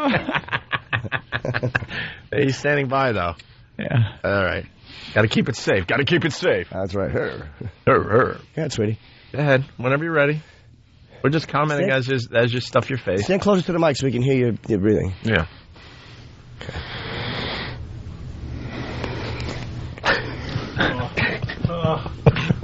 This is the last one. He's already gagging. Come on. You all right? Oh, spit him out. He's just gagging. Oh. He's a trooper though. He's trying, even though he's turning red.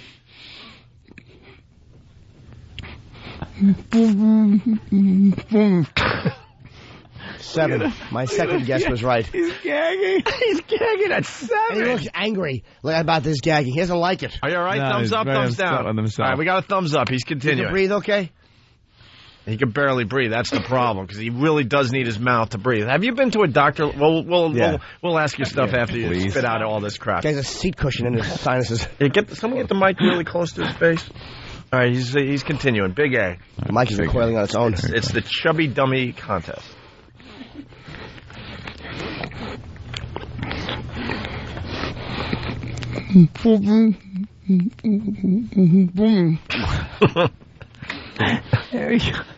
Are you chewing? Where's Pat Duffy? I want him to eat all these. Right. That's number 8? Yeah. Yeah, let's see how brave Pat Duffy really is. Oh, God, imagine that. All right, what is this? Number 9 going in? Oh.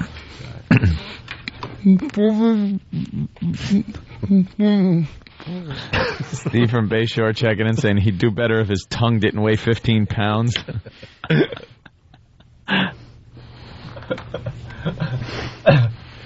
All right. What is the paramedic going to do if something goes wrong? I don't know. Call for help? All right. Is this number... What are we up to?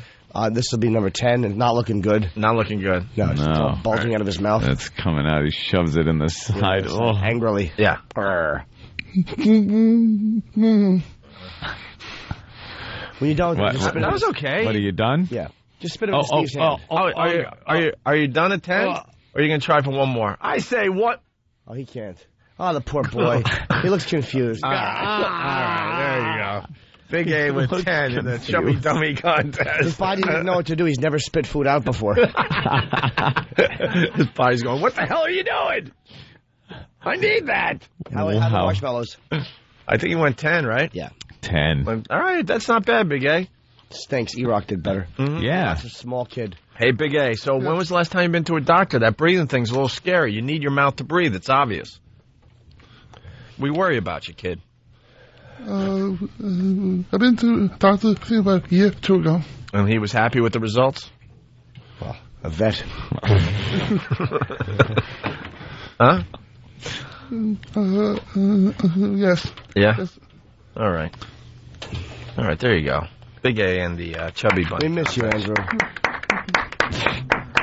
All right. Should we step aside and then do some... Well, actually, we might have time just to It's always unsettling, by the way, when we go over to XM after this, and we're leaving XM, and sometimes you'll see Andrew, Big A, over there standing in front of his car, and you're always like, hi, and internally you're like, this is the day he kills me. Yeah.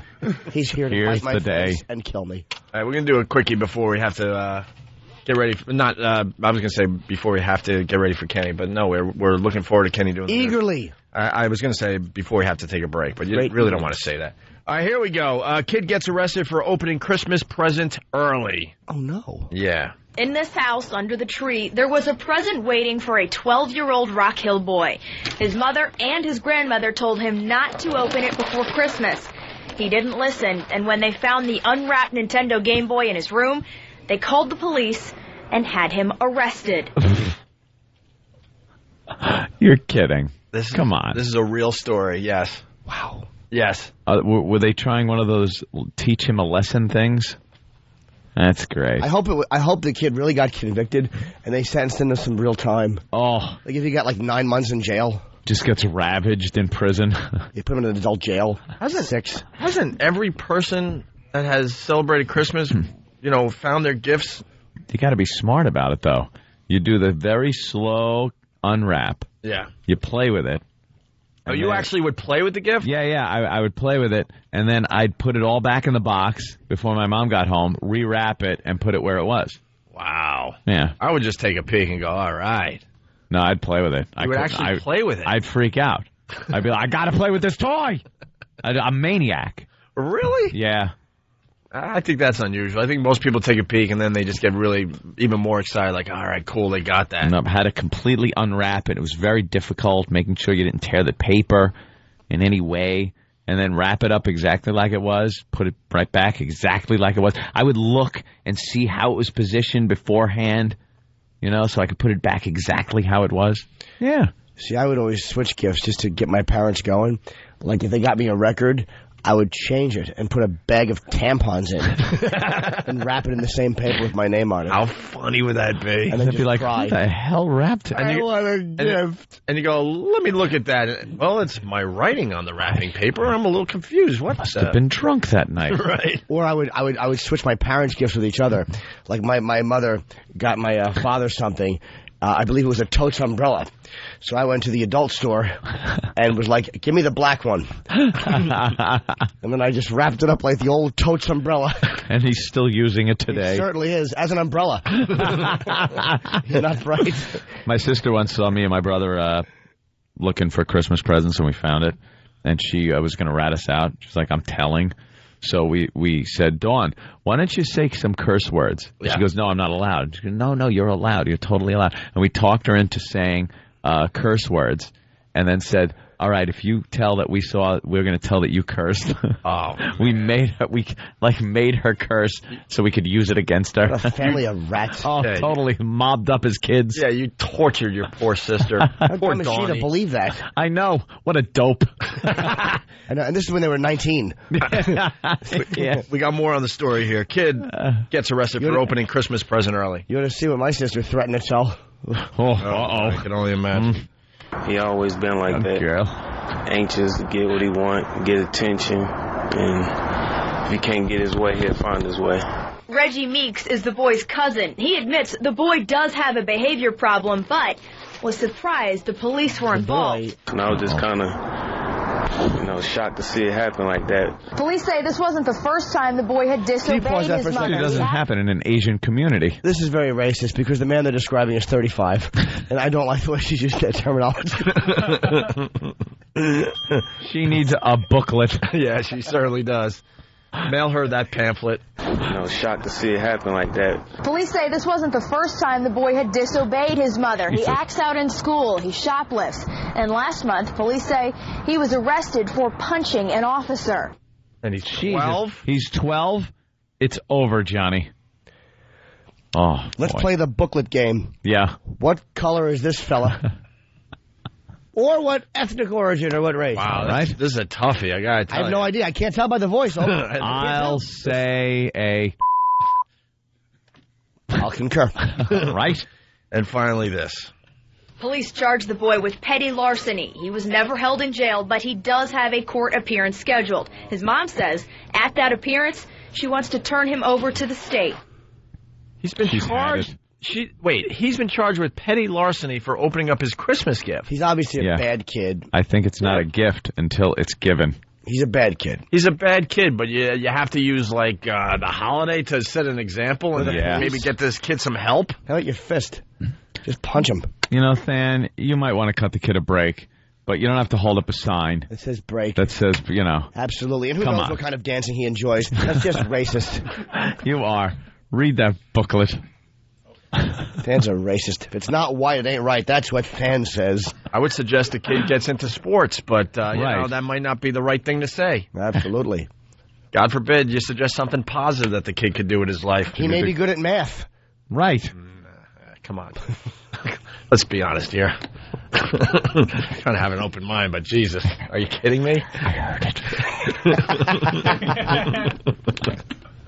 It's the Opie and Anthony Show.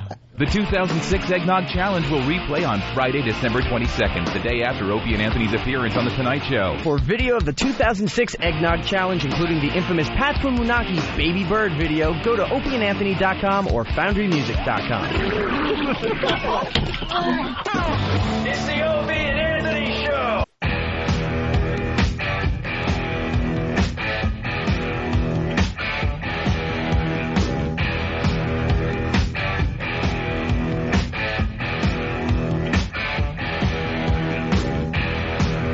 It's the Opie and Anthony Show.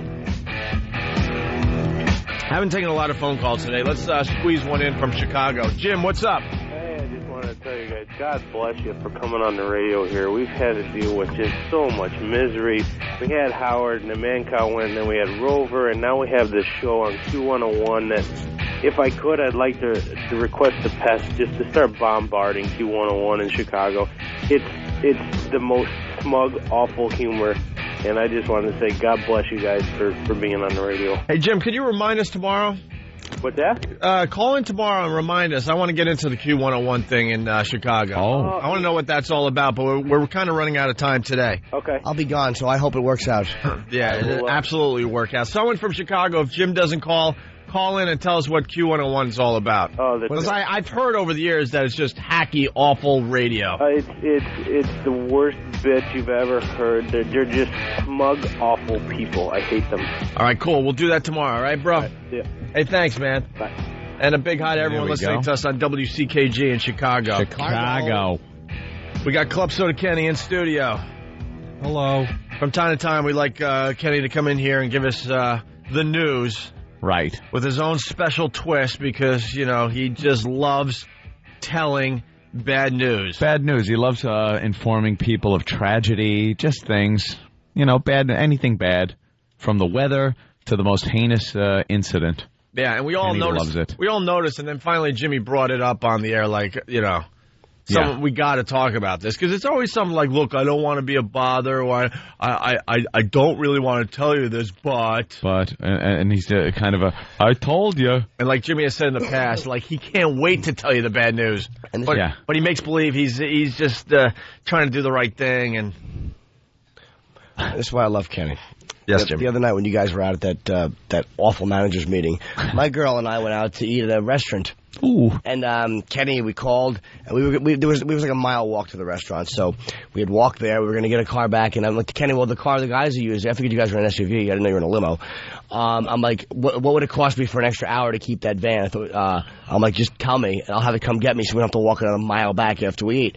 And he's like, I'll come. I'm like, you don't have to come, man. It's just send it over, whatever it is. Just tell me, I'll pay for it. What is it, extra $50? I don't know, but it's like shit on heels. We don't want to walk a mile. Right. So I'm like, we just sat down to eat. You know, tell him it'll be about 45 minutes. 5 minutes later, Kenny runs in and sits down and goes, hi, I just wanted to talk a little business. And I go, no problem, man. We never mind. And my girl goes, well, why don't you join us? I'm like, yeah, why don't you have something to eat, man? We don't even get our... He goes, no, I don't want to be a bother.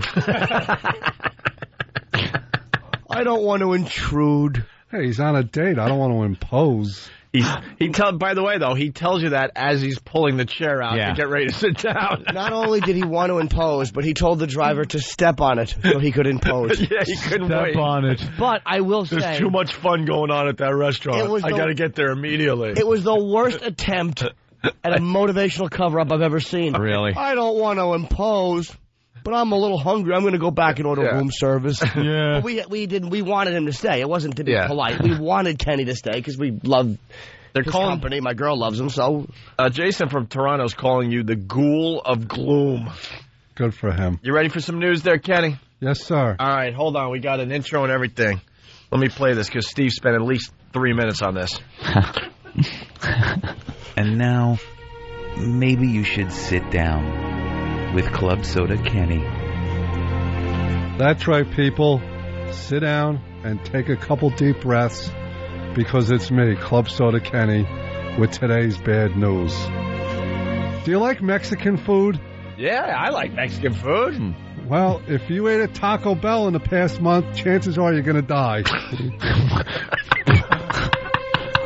That serious? I don't know about that. You might have a little explosive you-know-what for a while. Well, and I bet you it won't be a pleasant death either, because you're probably going to die on the toilet. Because over 18 people in the New York area have tested positive for the E. coli virus. 18 people out of 15 million? Or how many are here? That's a lot of people. That's population in New York, then? I was going to go with 12. I don't know. Alderaan, he says. Yeah. But they got contaminated onions from Taco Bell. Sounds more like taco hell to me.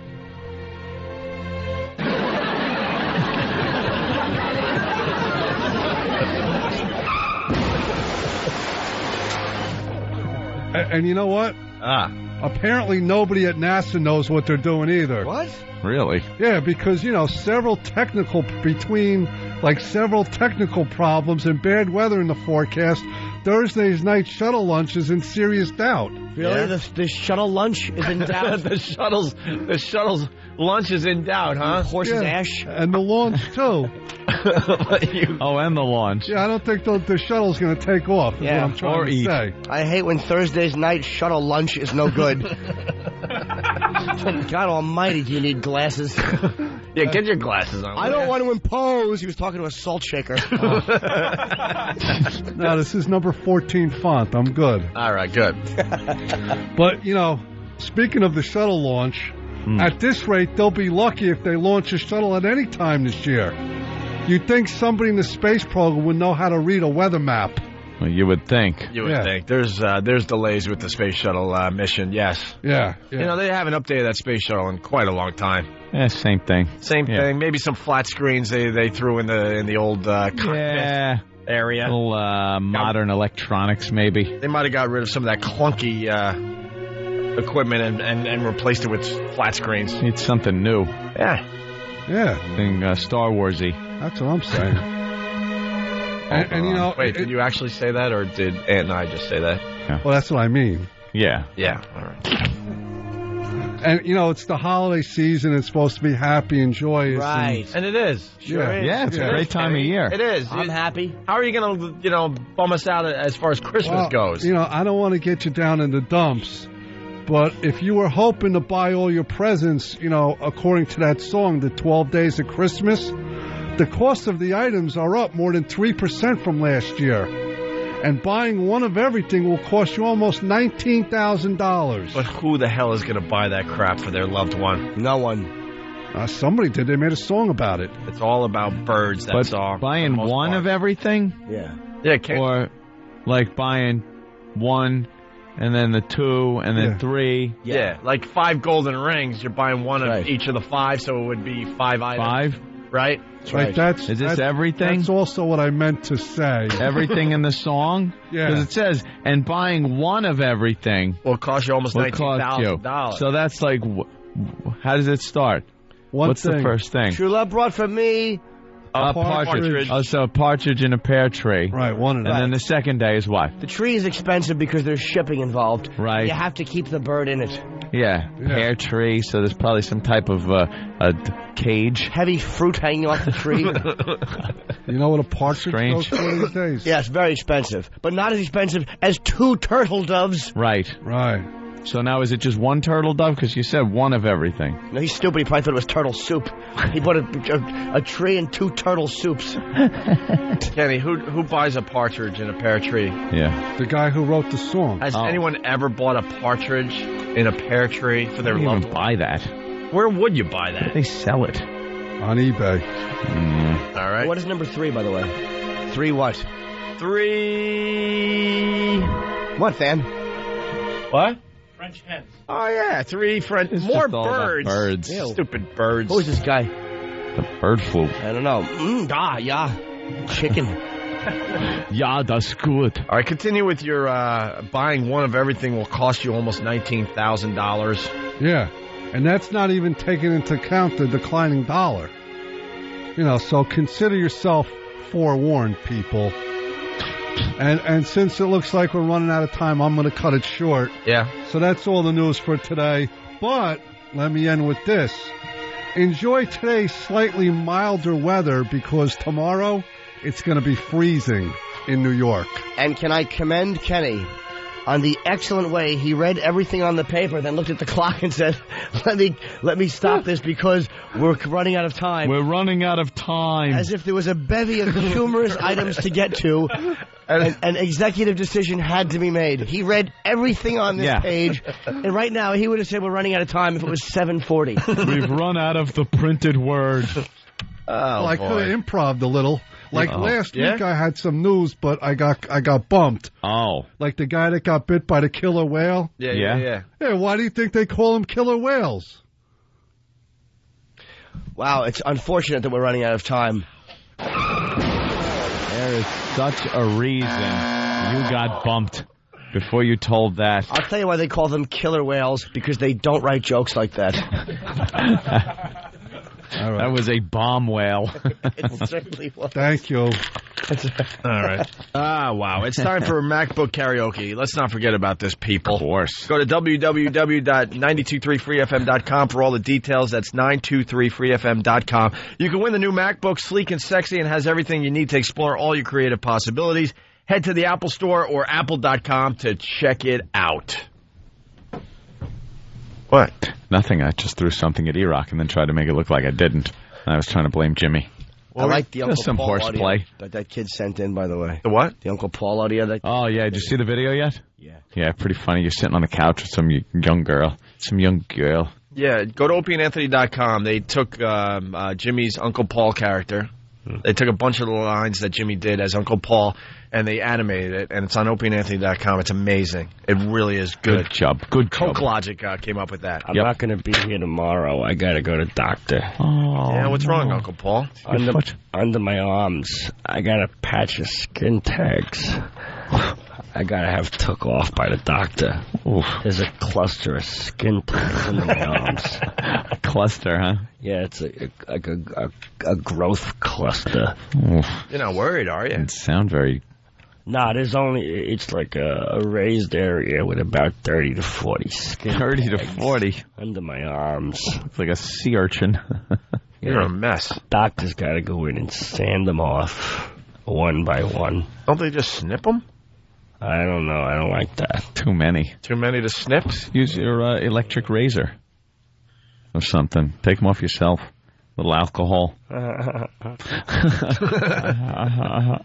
How's the dating scene, Uncle Paul? It's very good. Yeah? Yeah, very active. Yeah? Very active, having get-togethers. Yeah? Well, yeah, a couple of my friends I saw on TV, they're actors. Uh-huh. There's a show called Dateline. Oh, well.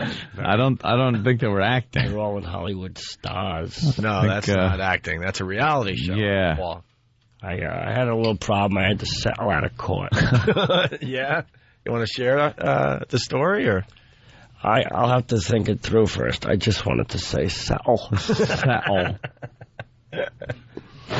Looks like you could be a swinger. Yeah. Is that true, or? Probably back in the day. I was. Yeah? Oh, yeah, all kinds of different partners. Before his wife was burnt. Yeah. She got burnt in a fire for insurance money. And she was also starting to interfere with the way I raised my daughter. She was saying I shouldn't be giving her baths no more. Am I supposed Maybe you shouldn't. Supposed to let the kid be dirty. Gotta keep it clean down there. Keep it nice and shiny. You're despicable. Well, have fun at the doctor tomorrow, Uncle Paul. Yeah. And the skin tags and all that. Hey, I'm on Pal Talk. I'm doing that thing at 4 p.m. Eastern Time. Oh, yeah, Anthony. Pal Talk. Celebrity Pal Talk thing. Yeah, it's like a little interview, kind of fun thing. All the pests are going to be in there, I'm sure. Just hurling things at me. What room, what time? I think it's going to be, go to special events room or something like that, and then it's in the Pal Talk 9.0 free talk room. And, yeah, you get in there. You don't even have to, you kind of just go to their website. You don't have to pay for it that day. It's just kind of a free little, jump in. And I will be broadcasting live from the great room of my house. So you'll be able to, I'm setting up, trying to set up a fireside chat type atmosphere.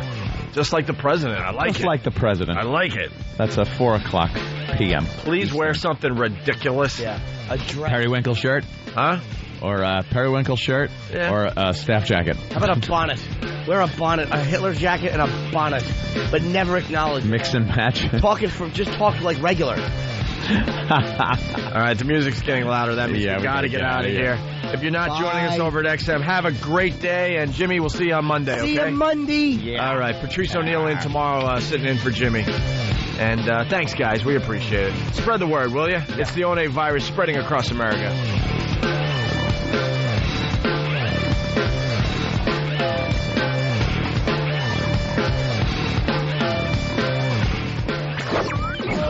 Jingle bell, jingle bell, jingle all the way. It's the 2006 Homeless Shopping Spree, only on the Opie and Anthony Show. Coming soon to a snooty mall. Maybe one near you. Whoa, whoa, whoa, whoa. The Opie and Anthony Show will bring a busload of homeless degenerates shopping for Christmas presents. And you, of course, are invited to watch and shop along. Golden Buns is gonna get busy. Immerse yourself in a time-honored tradition. Enjoy the holiday spirit and the stench of booze and vomit as we partake in another homeless shopping spree on the Opie and Anthony Show. Bye! It's the Opie and Anthony Show. The Opie and Anthony XM walkover begins now. Let's march. Music's too loud every day. Turn that goddamn thing down, Bill. Thank you. How do you do, Bill? On the streets of New York, looking for stereotypes today. Oh, is that what we're doing? There's one, there's one, there's one, there's one, there's one, there's one, there's one, there's one. But they all have their iPods on. Yeah, they don't want to talk. I'm sure Eric Logan doesn't want to hear that today as he does the walk with us today, but the reality is there's a lot of people with their iPod buds on. Well, how do you know they're iPods? Huh? How do you know they're iPods? White. Not some portable. No, it's the white. You can plug those in. Sure. Plug them into your phone. Get a little XM on your phone. Yeah. Hey, Andrew. All right, let's remind Andrew. Homeless shopping spree a week from Saturday. A week from Saturday, the homeless shopping spree. Are you hearing me? Getting psyched? I'll be here on 16th. On the 16th. He knows. Okay. That's a Saturday, right? Yeah, yes. Big shopping spree. All right. Write yourself a note. Have you read the paper yet today? I haven't read the paper as yet. All right, when are you going to read it? I'm going to see. They call it Quitting Monkeys. They read the headline in the New York Post. Oh. We didn't get into this yet on the show. Surrender. Yes. Surrender monkeys. Surrender monkeys. What does that mean? It's on the front page of the New York Post. They want to get out of the James Baker. They had a special commission to study the situation in Iraq. Yeah.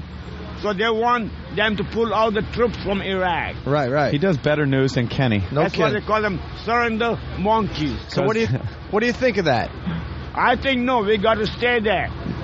Once you make a determination in life, you got to do something. You got to achieve the goal. Absolutely. Like when you say you're going to ruin your life and have nothing going on, God damn it, you got to do it. That's right. I have to. Absolutely. If I don't do it, who's going to do it for me? Oh, I have to do it. Wow. Elo threw down a 10. Elo threw you a 10 Nice. today, brother. He don't part with money very easily, No, he so certainly take that as doesn't. a compliment. Wow. So the thing is, maybe Andrew could be when my you fucking do agent. something, Give him an XM radio without a subscription. whatever it may be. He could listen to that channel that just repeats over and over again your serial number to the radio. I just got a big bill from XM too, a $200 and something bill. For what? I don't know. They just billed me for something. For what? For Elo's radios. What's that? Jimmy got a We're bill. getting paid for XM the just boss's billed me for radios. something. I don't know what it is. Yeah, we need some more ARPU, some more revenue, so I'm just going to start billing. Yeah. Okay. Random. I'm going to bill this guy down here. That's why I gave him a 10. I don't know what it was. Is it for your radios? Maybe. I can fix that. Okay, That's how we get the sub count up now. Employees, free radios Our too. competitor counts cars on parking lots. We'll just start charging our employees. That's right. Hey, what's the deal with Howard and a free keychain you sent me yesterday? We didn't get to it on the air. Their new promotion to Drive Subs is if you sign up, you get a free Howard keychain. Now, I don't understand why you're giving this information out. The competition now is going to take over with that kind of... Well, I have to figure one of our meetings today, we're going to figure out, are we going to do like free T-shirts maybe? Right. Yeah. Every new sub. How about this? If you buy a subscription, you get a Bob Edwards coffin. Hey, Elo, show everyone the phone, too. I know this is radio, but maybe you could explain it. How cool is this? I was really impressed. I got this dumb Pebble, but I want to upgrade to that Yeah, phone. so I'll turn it on. This is the new Singular phone. Also, the new Blackjack does this. But Wait, there is a Blackjack out there? Someone mentioned Blackjack Yeah, I saw yesterday. Blackjack at the airport yesterday. What is a actually. Blackjack? What is a Blackjack? It's the new Samsung. Guy named Jack that doesn't work. I thought this I person... said racially Hey, insensitive. I didn't get the booklet on this side. I thought this person was uninformed and they meant to say BlackBerry, but there really is a Blackjack. It's called a Blackjack. I've never heard of It's it. it's the competitor to the Q. Singular has it, and you can get XM Radio Mobile on it, and it has all the channels streamed on your cell phone. Okay. And we have Singular, and we also have Alltel, and we've got another big provider coming on here pretty Going to be soon. moving as well. into Poland. That's Yeah, a take over. That's a Amazing, sleek black flip phone. And it's a smartphone with Windows Mobile. But this is a question, because when I'm on the subways, a lot of the Utes are listening to music on their cell phones Yeah, right you'll be now. able- that's okay? one reason why we did that. This is the question I have. If you plug in some buds, how's the quality? I got the buds with me. I'll plug them But in. is it good quality? Yeah, it's good quality. I mean, it's actually I know like... you got to sell the company line, but the reality is, does it sound pretty good? Is it listening to an MP3? No. Is it like listening to it over the internet? But it's good enough, and It's your phone. I mean, it's amazing. yeah, okay. So like here you go. As it comes up here, and you hit done. Good. It just rolls like this. And it'll load as we keep walking. All of a sudden, you'll be able to listen to it. And here's the question: how do we get 202 on the Singular phones? That's what we're working on. Isn't that There's got to be a hysterical? way. Music, or they're not They're doing just, XL channels? they're just doing music right now. Isn't that great? Standing on the sidewalk, looking at this expensive piece of electronics as a man in his own piss is trying to figure out what he's going to eat in a minute. Yes, but he's got $10. But we're all more interested in this, and like our asses are in the guy's face. And Yeah, we just don't care. Just don't care. Yeah, show Poor him that. homeless guy. Look what you'll never have. Look at that. Look what you'll never. I can't even see that. That's the word. Yeah, you He's can't trying to hold comprehend it Elo's or phone. anything. Why don't you let him make a call, What Elo? is it? I earned that. What do you think? He's playing it for Andrew, the homeless guy. What do you think, Andrew? It's beautiful. It's beautiful. Beautiful, yeah. Wow. Yeah. Maybe during the homeless shopping spree, you I can like pick that. up something for yourself. A cell You know phone. what? You guys going to help me to get my glasses. You're gonna get Yes, we got to glasses? take him to one of those glasses places Oh, in the yeah. mall and get I him don't some need glasses. the money. I just need the glasses. Well, use some of the money and stop drinking and get yourself a pair of glasses. I'm not I don't feeling make sorry that for you because you don't have I thought glasses. maybe once You just or twice. made another, like, who knows? By the time we leave, you're going to make another $50 from us. No, I Get leave. When yourself you some leave, I fucking leave glasses. He lived His too. lower teeth are When awful. you leave, I leave to where the guy with the cat will come here. Opie, we will take him to the So I- lens I place. just- We'll take him to a glasses place in the mall, and they'll hook him up with All right, glasses. during the homeless shopping spree, we'll Yep. get you should have got Get like glasses a lens crafters before or now. something. And you should have got dental floss before now.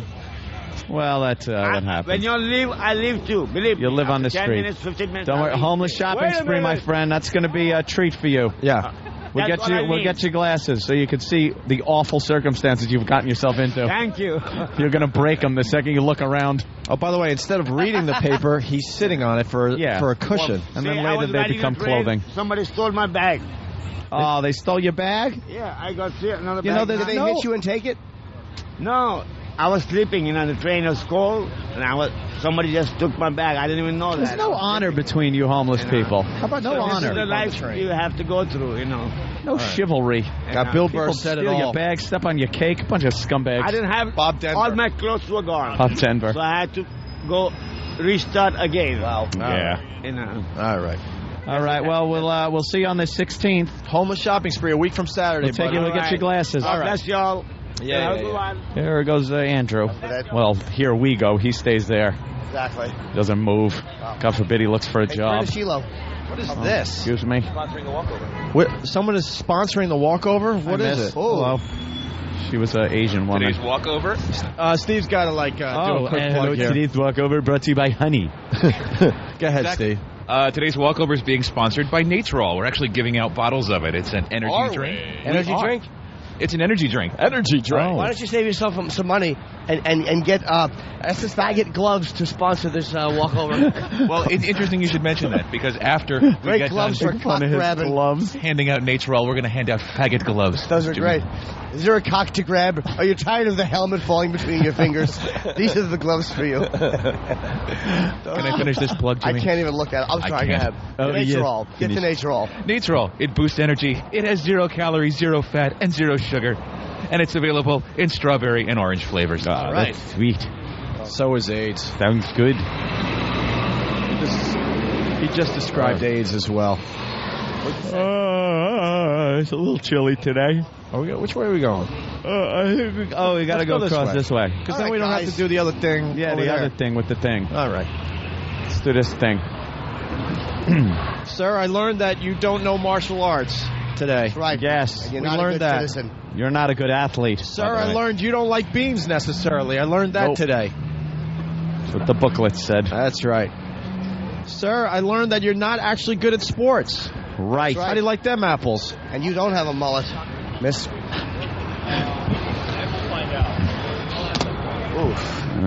right.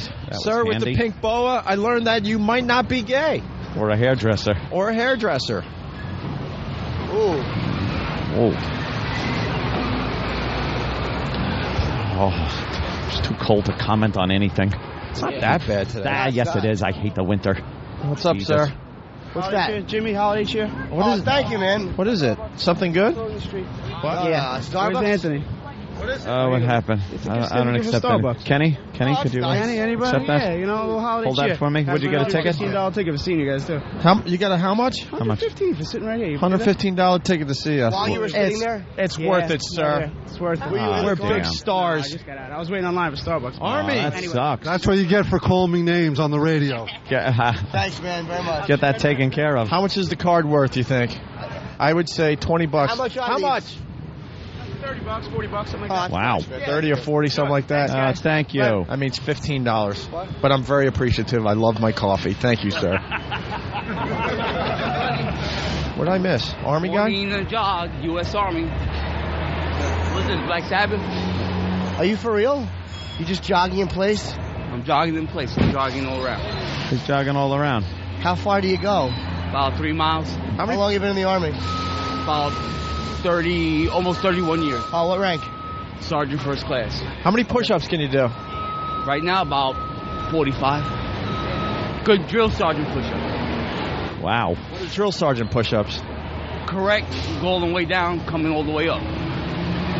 Not, halfway. Shoulders up, all the way down. Wait, give me one. What are you, a recruiter?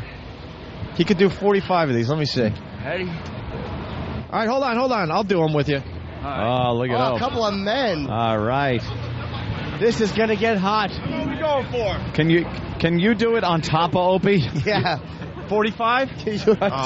I mean, correct. I mean, you got to follow me. All right, I'm going. Ready? Go.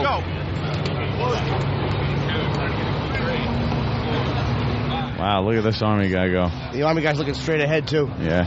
No, he's not. He's looking at the ground. Ope's legs were wide open. Opie's legs were wide open. Still Let's go. U.S. Army Airborne push-up. Let's go, motherfucker! Wow. Send me back to Iraq. I'm here. Let's go. Wow. Opie, your legs are too wide.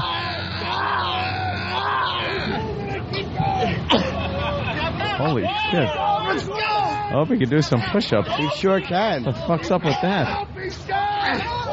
What a... Wow. All the way up. All the way up. What a great fuck up he must be. Wow. All the way up. Yeah, you got... Wow. Holy shit. Hope he can do some push-ups. Opie just had a stroke. Not bad. Wow. Yeah, Opie's done for the day. Yeah. That's it. Thank you. We'll see you tomorrow. This guy's 53. I'm 53 Yeah, he's also, 53. Right? Well, you're 2 years away from each other. Opie's just got out of college. Yeah. Just out of college, so it wasn't fair. Wow. Holy shit. Curry was in college also. He got sent to Vietnam. What are you, 82nd? What's up, brother? Well, I was attached to the 82nd down to Ramadi in Iraq. Wow. Anyone count? It was in the 40s. Okay, you gonna run with me now? Yeah, I'll run with you. Let's do it. Slow jog. My God. Jesus. How many push-ups did he do? 4. Come on. Wow. Very impressive. He must be a good leg. Did he stop? Well, now he's ready to jog. But did he stop? Yeah, you beat you beat him. Yeah. Oh, even You totally got him. cadence too. Wait, excuse me. I don't understand. Boy, you do a lot of push-ups. Yeah. By the way, I dare someone to play the La-La game today. Why? All right, we always play the La-La game. Okay. Not today. Along with it. There is somebody that would have been written up in the pamphlet that is known to probably shoot you if you do it. Yeah. Oh my God, I'm gonna pass out. Can we go upstairs? Yeah, Wow. let's go upstairs. Yeah, you poured it on there, oh. The Army guy's also in great shape. Not even winded.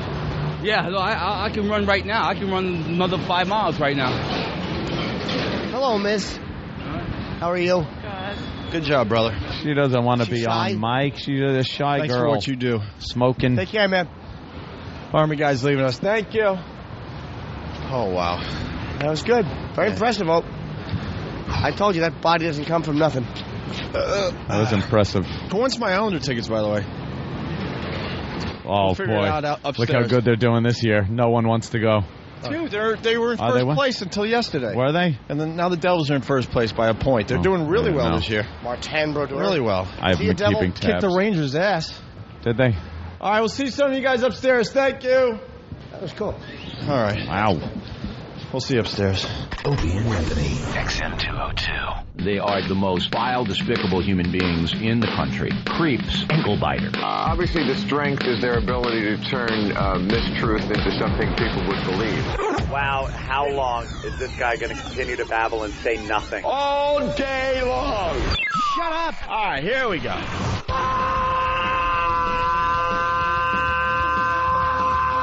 Welcome to the Opie and Anthony Show. It's worse than I imagined. That's terrible. I'm sorry. We are a bunch of dopes. I think we're lewd. And we're probably pushing 20 arrests because of this radio show. Out of touch cornballs. 3 retards. We have the effect of Tylenol PM.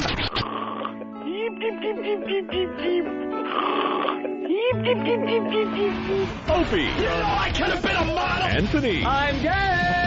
James Norton. I like yogurt. Robert Reed.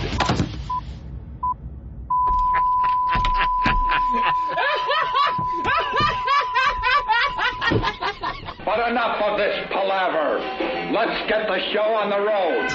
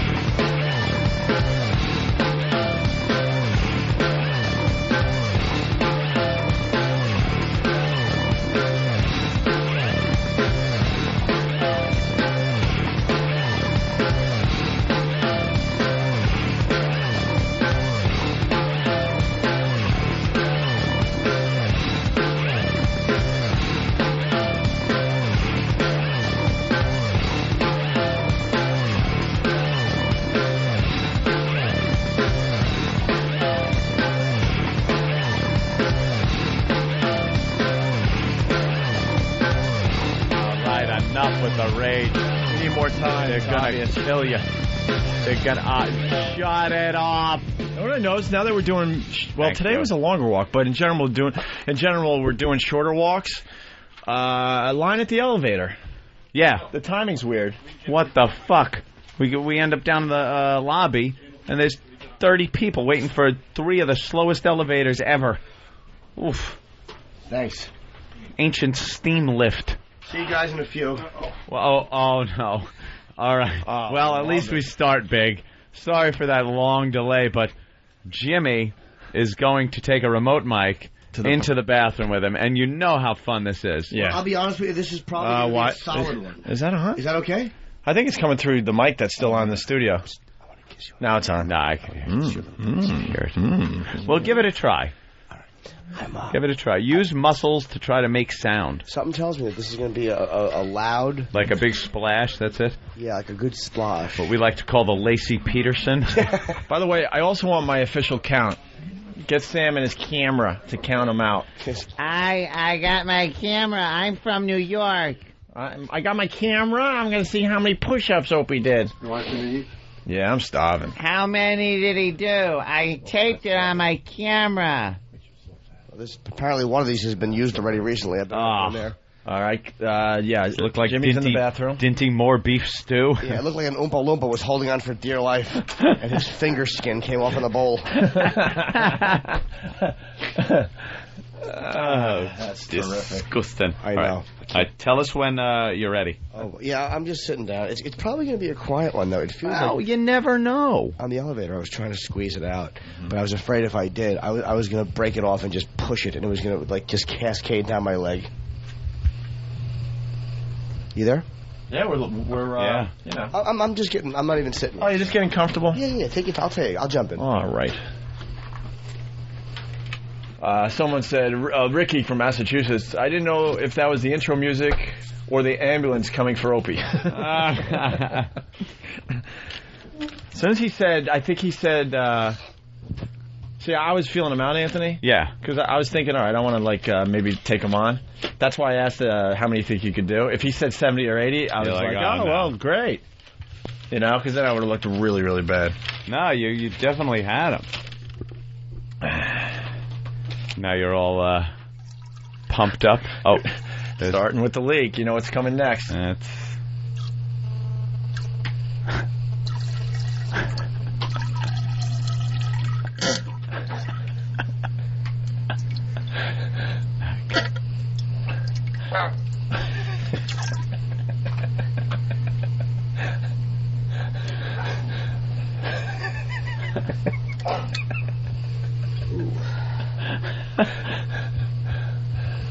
I'm giving the old cheek lift so I can look. You can almost smell it. Yeah. All right, that's it for now. It'll take a second. I'm going to sit here for a minute and just relax. All right, that's fine. Try to make some more duty. That's all good. Only on the O&A show can you go from Opie working out with a soldier to mic'd up sounds of Jimmy's asshole spewing into the toilet. You gotta love it. Art from Boston. We're a diverse program. Man, I didn't hear that, Ann. I apologize. DJ Ain't a Light Bulb from postwhores.net. You boys plowed through a great ant line. When Opie asked Elo what the blackjack is, Ant said a guy named Jack who doesn't work. Oh, yes. That's okay, though. But see, the listeners hear it. Yeah, they hear it. That's all that counts. Good line. And then you said they didn't give me the pamphlet on this side. Can anyone hear me? Yeah. Yeah, we heard you. Okay, that was a good line. I can't hear you. Oh, my God. I'll have to wait until the break, people, in Pal Talk to make some more admins. Yeah. Apparently there's a lot of riffraff in the room today. Why? A lot of riffraff. I don't know. Just people that want to... cause problems? Cause problems. You're winning. You're... the official push-up count. Oh. The Army guy had 41. Opie had 50. Wow. Yeah. Wow. And his got pretty sloppy towards the end, too. His did? Yeah, his were. He was lifting his... He was doing the girl push-ups. I wouldn't tell him that, though. Only 2 dumps today, by the way. And a third dump on the way from Jimmy. well, What were the dumps? Surprisingly, they dumped out of Essex at 7. Oof.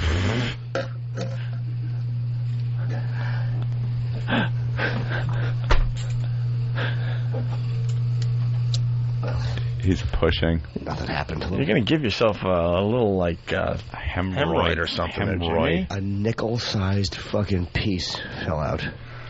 Oh, I hate that. The size of a nickel. I hate that. You need someone to push your tummy? Yeah, what I like to do is have somebody kneel in the bowl and grab my lower back and my stomach and rub them together and go, who's a big boy? God. Hey, Jimmy, I just got word that Uncle Paul's in the stall next to you. Well, you know what I do? Hey, Paul. Hi, guys. I remember one time TJ was having problems making. So what you got to do sometimes is you got to go in there and you got to loosen the stool up. And if you apply a little castor oil to your finger, castor oil works nicely. Old-time remedies.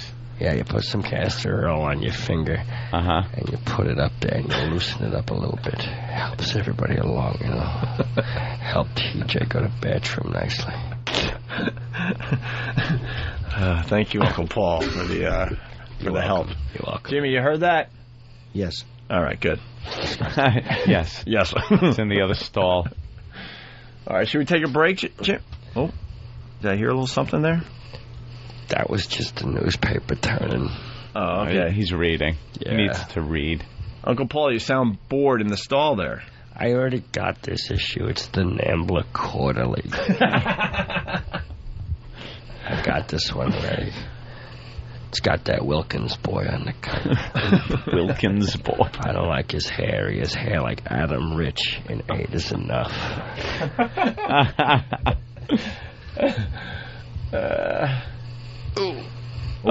Jimmy, back to you. Apparently the shit is sitting in me sideways. It's fucking like a T-square.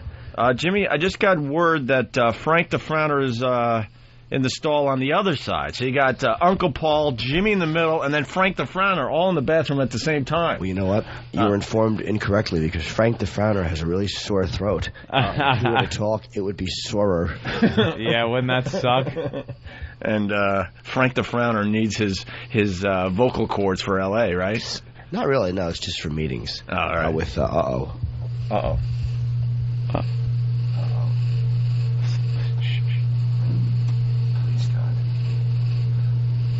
It's going to take a while. It's teasing me. It's being seductive. It really is teasing everybody, Jimmy. It's being like Lady Luck. It's hanging around the bung, but it won't just drop out. Hey, to the instant feedback, because the guy, over and over again. So we say hi to Dwayne Shortage from Kentucky. You guys are a bunch of faggots. Opie, you are worthless piece of shit that has no talent. Ooh. I dare you to mention this on the air. You goddamn bastard motherfucker. Wow. Dwayne, now what? Now what happens? Now what? Please tell me what happens now. Now what? Now what? Now what? And he's listening. Now what? Now what? Keep listening. Now what? Jimmy, anything? No, I'm just reading about this Beauty and the Beast. I now want to go see this play. I like this guy. Oh, you like the guy? He's a go-getter. He's claiming that she came on to him, by the way. Hey. What's that story all about? It's the Beauty and the Beast guy. He was the guy that played the Beast? But he was in another play when this went down. Yes, he was in some other play. Jane Eyre. Whatever the hell that is. Jane Eyre. And this mother took her 15-year-old daughter to the show, and for some reason let the 15-year-old daughter go backstage and visit with this guy alone. And I guess they got to know each other a little bit. And then it ended up they went out to dinner. Yeah. And as they're out to dinner, their legs touched together, and she kind of put her hand on his thigh and started, going up and touching his cock. Was there cock touching going on? Yes. See, they didn't say that in the post. Well, in the post, he said she touched and then it was illegible or something, but she was touching. Okay. And they had met a couple of more times, but eventually they ended up in his hotel or his apartment. in Manhattan, and he asked, "What were you thinking when we were out to dinner that night?" And she said, "I was thinking how I wanted to have sex with you." And apparently they started kissing, and he says his side of the story is that he stopped it right then and said, "Look, this is wrong. I'm not doing this. This could be trouble, nothing but trouble," and stopped the whole thing. Yeah. Her side of the story is they got naked and he fucked her. Really? Yeah. What do you think? He got naked, she got naked, and I think they had sex. Yeah, you don't go that far and then just go, that's the point where you go, oh, this is wrong. Is that your professional opinion, by the way? Yes, professional opinion. Because we are experts. I am an expert. I mean, experts at radio. Radio, because I got a microphone in front of me. Apparently, this guy had some kind of charges against him in California that never came to fruition, right? Somehow, some way, but they want to bring that up in this case. But yeah, you got to think if they were laying in the same bed. Yeah, they're kissing. That's kind of the point of no return. Sure. She's 15. You know, I'm going to sound like a pervert here, but there are some 15-year-old girls that look a lot older. There are some 15-year-old girls that look, 12. But there are some 15-year-old girls that look like they're 19. Sure. Right. Sure. Look who's agreeing with me. Oh, boy, Uncle Paul's still in the shitting stall. Uncle Paul. Yeah. Uncle Paul. And he's the one that wants a 15-year-old that looks like the 12-year-old. I had a similar situation. Did you, Uncle Paul? A lot of times they come on, you're powerless to stop what nature says you should do. I was a Santa Claus. I was playing Santa Claus in the department store. Santa Claus, yeah. And this little girl, she was on my lap asking for gifts. I think she said, "I want my grandmama back." Oh. And I said, "Okay, if you come in the room with me, we could talk about bringing grandmama back." Right. And was she disappointed when she realized grandmama wasn't coming back? I didn't ask her. I just left my job as a Santa Claus. Santa Claus. Hey, Anthony, more feedback coming in. Someone from their cell phone. Opie, you are the best part of the show, a true talent. I dare you to read this on air. Oh, okay. There you go. See? And this from Matt from Queensbury. You guys are a hoot. Opie, you're really funny, and so is everyone else. I dare you to mention this on the air. P.S. The other guy is gay.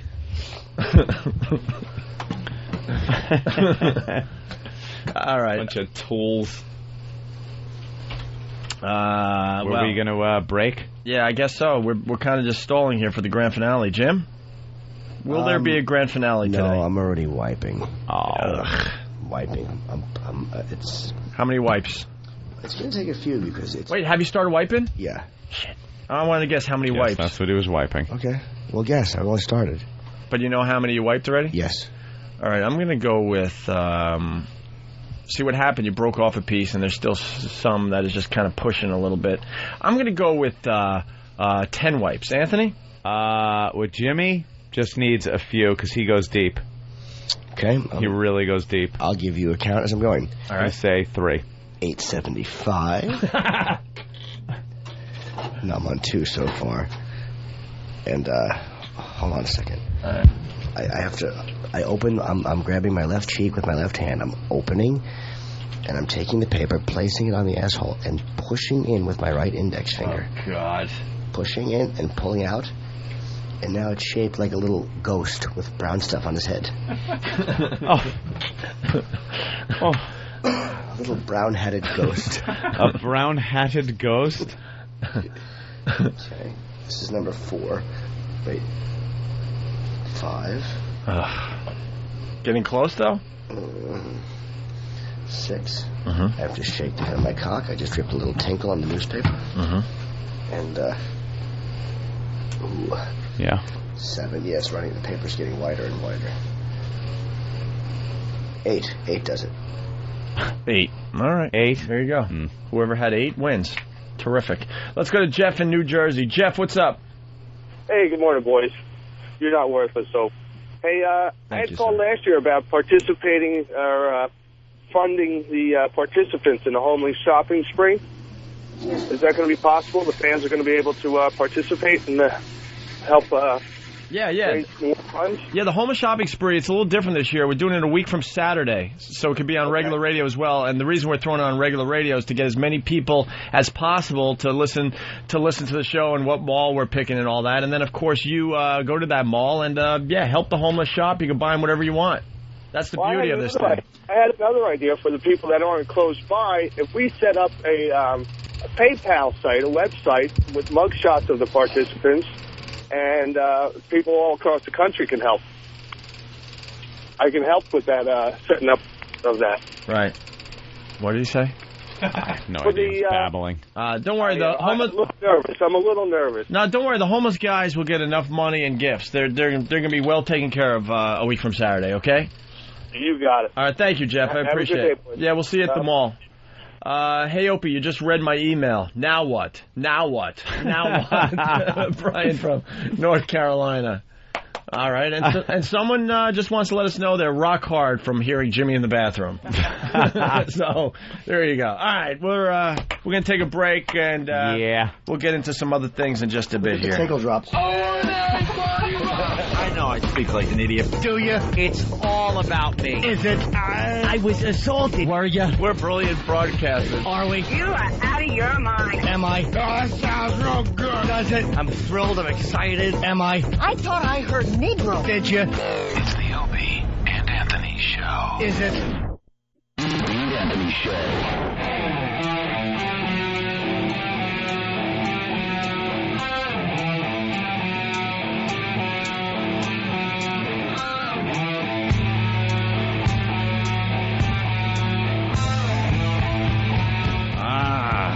Hey, by the way, I really wasn't kidding. I got 4 really, really, really good tickets to the Islanders game tonight that I cannot use. They're my personal tickets. Where are you going? I'm just too tired, to be completely honest with you, to go out to Long Island. I'm still recuperating from the trip. I know. And we got a little lunch with Elo, and I don't know. I just want to mellow out. It's going to be a good game, too. Islanders, Canadians. I got 4 tickets. You can sit in my seats. I'm dead serious. So if someone's close to the XM studios, I'd like to give 2 listeners a pair each. Would be the cool thing. That would be. But I mean, I'm looking for real hockey fans, not someone that is like, what the hell. So come on by. How about the 202nd caller? No. Just if you're in the area and if you're an Islanders fan and you're looking for some sweet seats tonight, come on by and I'll hand them to you, all right? I don't want them to go to waste. I'm sad I can't go to lunch. I'm missing the lunch, too. Oh, all right. I'm not sad. Yeah. So I would miss you. I miss you, Jimmy. I'm going to this is funny. Instead of Los Angeles, I always say I'm going to La La Land. La La Land. I like saying the left coast. That's another one where people know where you're going, but you sound like you've been there. One time I said I'm going to a place where the blacks run in a riot. Hey, let's get Big A in here. He'll help us with the top 10 greatest TV quotes and catchphrases chosen by TV Land. Oh. Do we have a copy for Big A? Nope. No copy for Big A. Yeah, here, make another. What? Oh, God. I don't agree. No. Oh, this stinks. I agree with a couple of them. Yeah? There's a few that are switched around. There's some that aren't even catchphrases. These lists always stink, but it gives us some fodder to get into some discussions. That's the reason we do it. And we definitely got to do Damon Wayans before we get out of here. Can we get him on the phone? We're trying? Well, that's the type of guest we want for our show. Have we been trying or no? Roland will offer some stupid, almost celebrity that is the star of an almost good TV show. And then something real happens, like Tracy Morgan get arrested. We can't get him on the phone, and he's a friend of the show. And Damon Wayans, we've had him on in the past. I mean, he's willing to talk today. Yeah, he apparently... I asked Roland. We'll see what happens, I guess. At the Laugh Factory during that's the Chocolate Sunday night, he got on stage, used the word nigger. That is banned in that club. And banned from CBS Radio, too. Numerous times. Yeah. They fined him for each instance. And then banned him from the club for a period of time, I guess. Stupid Jamie. Stupid Jamie Masada. And it was Black Night. They call it Chocolate Sunday. It's Sunday night, and it's all black comics. I hope the comics, they should see Jimmy rebel. Because you guys do this. You guys should band together. You do band together at times for some really good causes when you're getting stiffed by a club and stuff. Yeah. They should all get together and say, look, one by one, go in the club, say the word, and get banned. And then what is he going to do? Absolutely. Then what is he going to do? You know what it is? There's enough fucking faggot, wormy comics that wouldn't do it. There's enough. I don't say that word. They would hide because they're just little pussies. You know what though? But Jamie needs, I mean, trust me, it would make its point, and it's only what $350, nothing to these guys. Go in, say, get banned, and just make a massive list of the who's who of comedy doing this. We discussed in the office before the show. Yeah, I mean, what Jamie should have done, and I don't even agree with this. If a comic is doing, using the N-word and it's very hateful and it has nothing to do with humor, all right, Jamie, it's your club. Freak it. Yeah, it's your club. Then, find the guy and ban it from your club, all right? But if it's still being used in humor, you're just out of your mind. Out of your mind. I can't say supercalifragilisticexpialidocious. I have 20. He dared me to say that, and I just can't say that. Supercalifragilisticexpialidocious? Mm-hmm. Yes. Just a spoonful of sugar makes the medicine go down. Does it? Supercalifragilisticexpialidocious. Ben. What makes the eye not glass? When the colored moves next door, I find it quite atrocious. I'm sitting next to Andrew, and he has halitosis. That's right. We're laughing at you today. Chubby bunny. Sorry, Big A. I know we've turned the corner. We're kind of friends now. I apologize. I'm really sorry. Going over the Opie house anytime soon? He supports F.H. Riley's. You got to respect that. What is that? I don't know. Ben from Pal Talk. What's up? And on Huntington, right? Hey, boys. I'm on 57th and Broadway. I was wondering if I can get those tickets. Sure. Ben, I will give you a pair of tickets to the Islanders game tonight. My seats. That's awesome. I will save you a pair. I'm not kidding. And so I got another pair. So you're going to sit next to another fan, all right?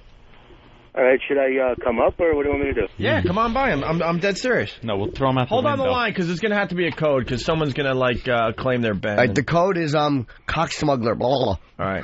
You have to say it like that. Yeah, when you come to the door and Master Poe opens the door, say, hi, I'm Ben, and I'm a size queen. That's right, and then grab Poe's cock and go, you're not. Can I? Go, hi, I'm Ben, I'm a size queen, and Poe, F.H. Riley's, the F.H. doesn't stand for fuck here. That's right. All right, and you will get the tickets. All right, thank you so much, boys. By the way, I'm dead serious, so come on by and get your tickets. By the way, and people don't know, but the F.H. Riley stands for Fingering Herman. Herman? Why Herman? That's the guy. Well, there are a lot of Jews in Huntington. Yes, they certainly are, and we all know what those hermits did when Herman fell asleep. All right. Are we ready for the top 10 greatest TV quotes and catchphrases chosen by TV Land? Yes. Big A, you got to start at number 10, all right? And we'll comment in between, hopefully. Hopefully we'll have something witty to say in between. Yeah. Witty. I doubt it, but... Yeah. All right, go ahead. Top 10 greatest TV quotes. Number 10. I'm not a cook. Or an actor. Wow. Were you trying to do Richard Nixon there? Yeah. That was terrific. That was an impression. It actually wasn't bad. Oh. Can we hear it again as Richard Nixon? I'm not a cook. It's closer to Cynthia Nixon. Horrible. Yes, I tried, Anthony. Right? Ooh. Oh, hey. Hey, you tried. What the fuck am I to say, huh? Absolutely. Come on there, Big H. Help me out over here. By the way, it sounded more like a Kennedy. Yeah. You know, we were going for Richard Nixon. And you have to, like, shake your... Shake that... And your hand. Shake your cheeks around. I can't actually do Richard Nixon, but I know you have to... And talk about the Jews. The Jews. Henry. Do it right now. Go ahead. For real. Mm-hmm. Yeah, shake. I'm not a cook. He does these impersonations. I swear, you would think it was the real people. I mean, you can see how a white girl can fall for him. Very good. I am not a crook is number 10. Greatest TV quotes and catchphrases. Oh, it's quotes and catchphrases. Yes, sweetie. Okay. Yeah. Now I really don't agree with this. Why? Chosen by TV Land. Why? Because as I'm looking at the list, I don't agree. Well, you're going to add some others? Some of them, first of all, some of them are just timely. They're not historic. You could throw in something else, and I'll give an example when that comes around. Fealties. I love how they have to get one very current one in here just to keep the list. That's what I mean. It's like, stop it. No one's going to remember. In 5 years, no one's going to care. No one's going to remember Donald Trump's stupid line. Thank you, because that's exactly what I was talking about. I do think that I'm not a crook is good. I'm not a crook is a very good quote. Yeah. Very memorable. News quotes especially are timeless. Hey, what's number 9? I mean, number 9 is probably going to be very exciting. The number 9, Big A, the top 10 greatest TV quotes and catchphrases. Here's number 9. Yabba dabba do. Black Fred? Jesus Christ. You want to do a little Black Fred? Tyrone Flintstone. And you want to do a little Black Fred? You have been known to do some Fred Flintstone. Well, yeah, I'm trying to... But there weren't any black people in the Flintstones. Yo, Bonnie, why are we the only 2? I don't know, Fred. Seems like a good neighborhood. Was that good? Had no locks on the doors. Yeah. Hadn't invented guns yet. Yeah. Isn't the future great? Well, that was the Jetsons. That was same thing. That was the past. Flintstones wasn't in the future. Yabba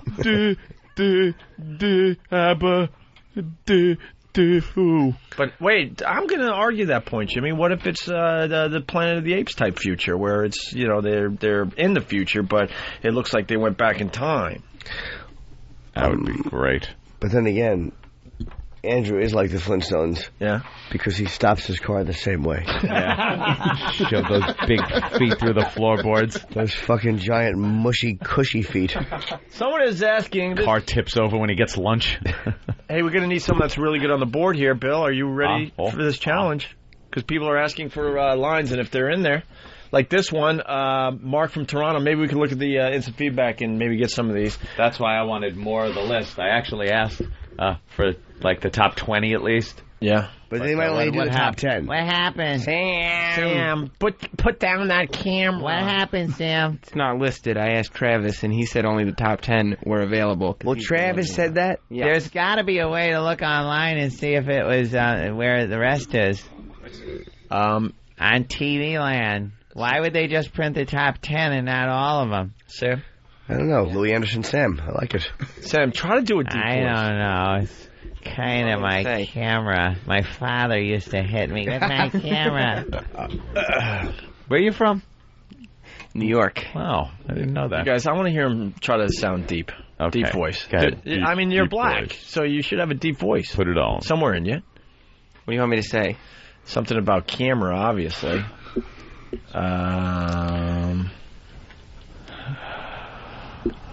I've got my camera. Oh, yeah, baby. Barry Half White.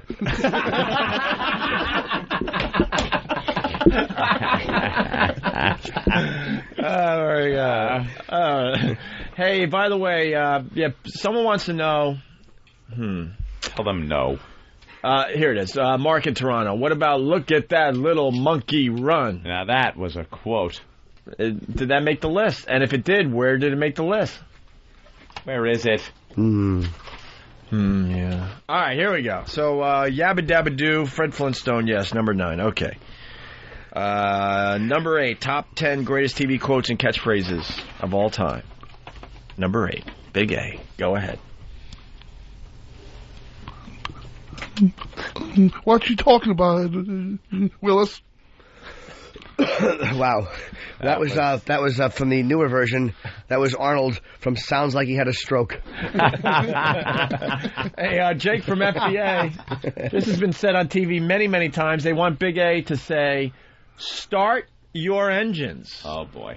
Every year during what is it? The Indy 500? Is that the famous? Gentlemen, start your engines. All right, why don't you say that? Gentlemen, start your engines. Big A. Another memorable quote from TV. Gentlemen,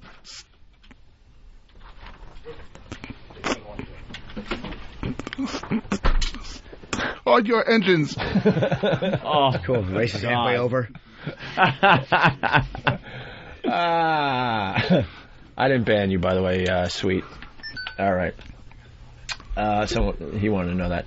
One of the most memorable TV quotes for me is, "What the fuck is your problem, man?" Another famous one. Mm-hmm. We got to get some of these. E-Rock, help me out. You're good at this. Get some of these lines. All right, what you talking about, Willis? Number 8. Yes, the 7th top 10 greatest TV quote and catchphrase of all time. And so far, I agree. By the way, these are very famous. All right, Go ahead. Number 7. Where's the beef? You were trying to like imitate her, right? Do it. Yeah. You do pretty good practice. Yeah, it wasn't bad. Yeah, sure. Do it. Do it again, dude. Where's the beef? Big A saying, "Where's the beef?" Who are you kidding? Right, we saw that Pal Talk video. We know where it's not. Oh. Should be more like, "Where's the salad?" Huh, guys? Oh, I'm sorry, Big A. We're friends. I keep forgetting. Jesus. The famous Wendy's commercial lady. Yeah. Stepped up to the counter and said, "Where's the beef?" Who actually died of lung cancer 3 days after that commercial was shot. No. Come on, Jimmy. Okay. I see it in your eyes. Not that soon after. Yeah. She is dead, though. Is she? Yeah. But then again, he knew where his hands were supposed to be. I made the whole thing up. I was acting. Yeah, I saw. I was acting. Huh? I gave it away with my head, though, because I did this. And she died 3 days, left, right.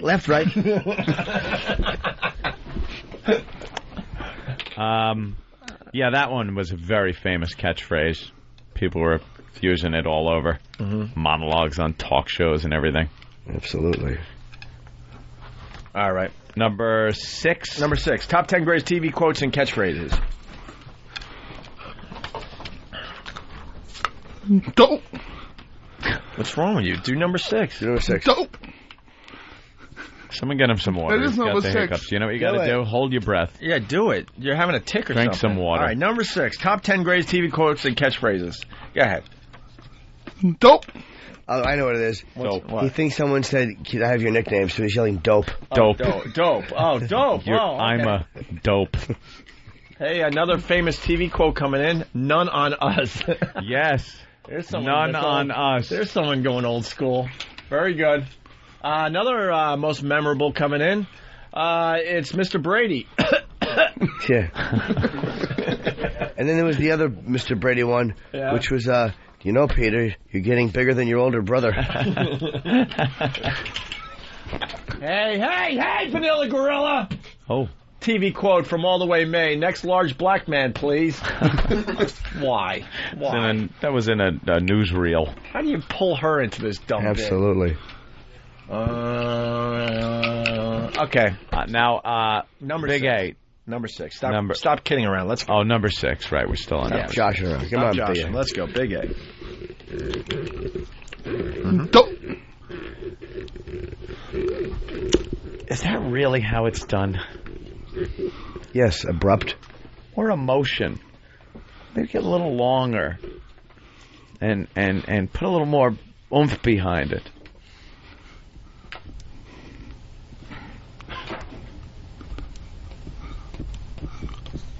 Dope. Holy shit. Hey, Ben D, New York City Financial Center. Here's a very famous catchphrase from Opie on The Late Show with David Letterman. Oh, you have the timing of fucking, help me out, Jimmy. Of E-Rock. Jesus. Of E-Rock. Why would you pick? Of E-Rock.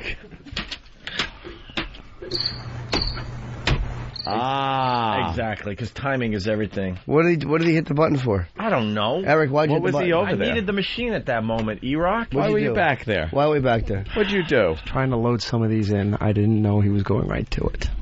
But his hand was kind of hovering. I was like this. Even I saw that, and I'm not a machine guy. Robot Dave from West Orange, famous TV quote from R. Bud Dwyer. Yes. Bam! Bang. Oh, E-Rock. Is he crying? Don't go. No, he did the smirking mouth thing and then just ran out. Is he crying? He should be. Child sweatshirt. Big A. Tell everyone what E-Rock is by doing number 6. Mm-hmm. Number 6. Go ahead. Dope. Why a pee? Why is the pee going in there? Why are you gulping for oxygen? How about you have to stretch the second part of that out? Yeah. The last 2 letters, stretch them out. Yeah, stretch them out. Then people will understand what you're saying. Yeah. Not so abrupt. Do. Yeah, but now give it some energy. Yes. Dope. Back to dope. Oh. Well. Yes, that's right. The number 6 quote is the sound a wounded lion makes. That was supposed to be Doe Homer Simpson. You know? Rusty Tillman checking in from the XFL. Please have him say the most memorable quote of all time. Back to you, Rusty. Back to you, Rusty. These Back guys are to going you. old school today. All right, by the way, I haven't banned anyone on instant feedback. I've never banned anyone on instant feedback, so don't worry about it. Say whatever the fuck you want. Banned? If you were banned, you wouldn't even know it, so shut up. People are worried they got banned for either, stating their opinion or whatever. We didn't ban you. All right, top 10 greatest TV quotes and catchphrases. We're up to number 5. We're halfway through. Number 5. Now, Big A. Do it in... I want you to do this exactly how it was delivered when he said it. The accent, the timing. Let her rip. Do you know the whole quote without it being spelled out here? I know some of it is, but not all of it. What, you know the part that's written down? What a coincidence. Do you know the finish? Do you know the money shot? All right, give it a try. All right, here we go. In your best accent. This should be higher than stupid Donald Trump's. Oh, I know. This is so dumb.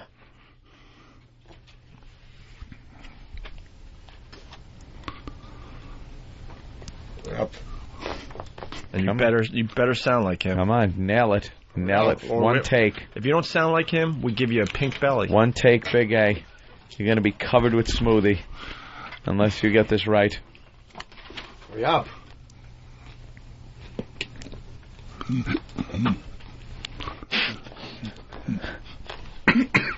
Ooh.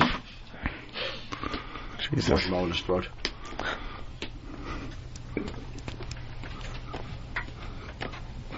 Ask. Oh, it's bad already. Was that your teeth chattering that time? What that was. Stop moving. Yeah, go ahead. Come on. Don't make us tape your hands down again. You don't need to do that with your hands. Now that we're friends, I gotta help you out a little bit. All right, there you go. There goes the thumb. Tap, tap. Oh. Your thumb was, bro. I'm staring at that thumb. Jesus. Now do number 5. Come on. Ask not what your country do for you. He did a better job after Oswald's third shot. Jesus Christ. The hell was that? You sound like the Kennedy they gave the lobotomy to. Scarecrow from Houston. I believe all the way May's most popular quote on TV, or it would be the radio, you silly goose. Or newsreel, She's maybe. 90 now. This would feel better if you painted the bat black. Why am I getting involved with this abuse? I don't know. I'm blood. So that was your wonderful... That was your JFK impression? Do it again. You didn't sound like him. Do the accent. Ask not. You know, he kind of... And finished the quote, right? We didn't finish. Yeah, what your country can do for you. Mm-hmm. But let's see if he knows it. Go ahead. Ask. No, ask. Ask. Not. Ask not. Ask not. Park the car in the garage. What your country can do for you. Let's go. Ask what Maryland could do for your cock. Ask not. Come on. Ask not. Not. Not. Ask not. Ask not. What your country can do for you. Yeah. What can I do for your country? What can I do for your country? Jump off a fucking building. Wait, so the quote once again is... Go ahead, once again. I got to make sure I heard this. Ask not. Ask not. And keep the accent after the first two words. Pretty much keep your mouth open when you want to close it after a word. Yeah. Ask not. Not. Say not. What your country can do for you. Yo. Go ahead. Ask not. Ask not. What your country can do for you. This is going to go real old school. He just sounded like Mayor Menino. Mayor Menino. He really did. He always sounds like Mayor Menino. Maybe 10 people heard that. Ask not. You got to finish the quote. Yeah. Yeah. Go ahead. Mm-hmm. Waiting. I love that you could hear the tapping of the paper. It's tick, tick, tick, tick. some of the best radio right. ever. Run through the whole thing. Yeah, let's go. Beginning to end, and finish the quote. Ask not. Ask not. What your country can do for you.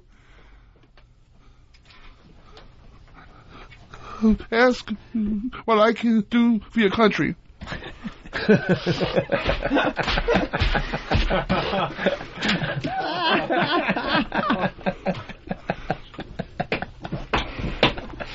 Oh my God. You're gold. That is great. Free appetizer for you at F.H. Riley's. What do you think of that? Oh. Huh? That's number 5. I tell you, I think F.H. Riley's is a great place. And what does the F.H. not stand for? Fuck here. There you go. He knows. I gave Big A my food the other night. Really? Went in just to say hi, and they gave me a plate of food that I didn't want. I go, hey, Big A, here. Treat yourself. Treat yourself. You should have jumped on it. I earned it. I earned that. Hey. Look at Big A's. Big He's A. improvising. Hey, look at that. Callbacks. That's terrific. Hey, do the cops have to go? You guys got to go? Sort of? All right, here. One pair? Because I promised the other pair to somebody else. There's no... Oh, they're not allowed on the air? Just because they have haircuts like that, don't call them cops. You don't know what they are for a living. They're probably construction workers. They got the hair and, those mustaches that that officers usually wear. But you don't know what they are. It's not like they're in uniform or anything. I'm giving a pair of my tickets to the Islanders game to some of New York's finest. Keep it fair. Keep it fair. All right, thanks. Thanks, guys, for what you do. Enjoy the game tonight. Thank you, gentlemen. Stay safe out there. And then I got another pair for that guy Ben if he ever shows up. All right, where are we? No tickets for you. We're on number 4 because, John F. Kennedy. Oof. Shouldn't that have been, I don't know, maybe 1, 2, something up there? 3. You sounded like you did that quote with Marilyn on your face. All right, number 4. Now, you've seen this before, right?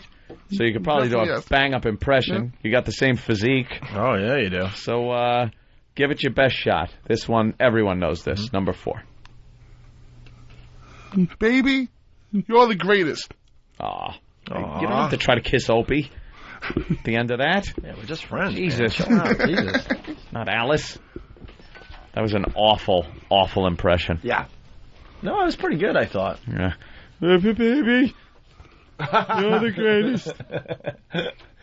That from television, that's a pretty memorable quote. Hey, Anthony, can I ask you something, though? Certainly. Stepping aside from the comedy here, you're a huge Honeymooners fan. Sure. I love the Honeymooners, but I don't know it as well as you do. Mm-hmm. Is that the greatest quote from that show? It's probably the most known because it was used in almost every episode. At the end, he would say, "Baby, you're the greatest," the big closer. Yeah. Yeah. I kind of liked Get Out. One of my favorites, too. Yeah. Get out. Hey there, Ralphie boy. Oh, hey there, Ralphie boy. Hey there, Ralphie boy. That's a good one. That one, yeah. I like when he was so pissed, he would just not even look at Norton. He'd turn his head and just point at the door. Yeah. Very, very theatrically, a big point. The big looping finger would point at the door. Norton would try to talk, and he would just loop it again. And finally just scream. They'd be yelling. He'd slam the door and the whole wall would move. The painted on shadow. Love that goddamn show. He's quite... Yeah. All right. Get out. Funniest guy ever. Jackie Gleason was the funniest guy. Oh, yeah. All right, number 3, top 10 greatest TV quotes and catchphrases. It's Big A, everybody. Number 3. Number 3, which doesn't even belong on this fucking list. Oh. You're fired. Wow, he gave the hand motion and everything. Wrong, but he get... The timing was all Donald just uses all fingers. He doesn't just point.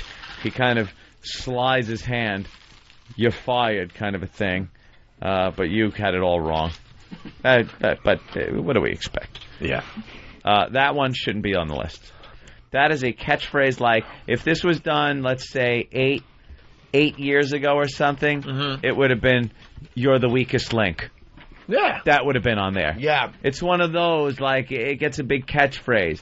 Or is that your final answer? Regis Philbin. You know, who cares? You're fired.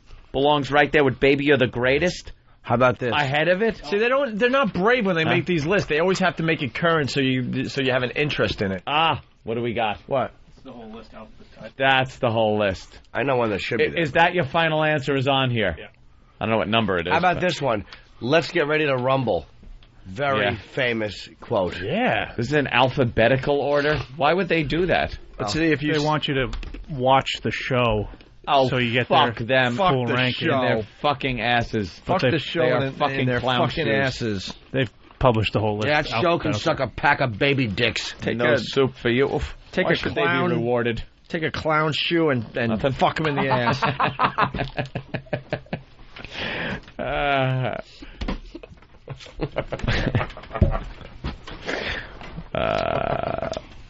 The truth is out there from the X-Files. Tastes great, less filling. The Miller Lite ads. Yeah, that was kind of a catchphrase. Well, they're bigger than you're fired. Those quotes. You're fired. You rang, Lurch. Don't make me angry. Dynamite by JJ. That's bigger than you're fired. Oh my God! How is Dynamite not in the top 10? I tell you why. Why? Because he's a tall guy. Well, yeah. I don't see any representation on this list. He's good in sports. Except for what you're talking about, Willis. Good night, John Boy. Yep. Live long and prosper. Yeah. All right. Book Dano. Book 'em, Dano. Huge. You're fired. That should not make the list. From what's happening? Hey, Raj, where's my legs? All right, let's go with number 2 here. By the way, this would make a great internet video, having him do the top 10 greatest TV quotes and catchphrases. Podcast. In his style. A Clodcast. Here we go. Bumbling idiot. Okay, number 2. The runner-up, greatest TV quote and catchphrase of all time. Number 2. I've got my left. Oh, no, that hurts. Here's number 2. One small... Oh, boy. It's out of oxygen. Don't cheat. Don't cheat. Say the word.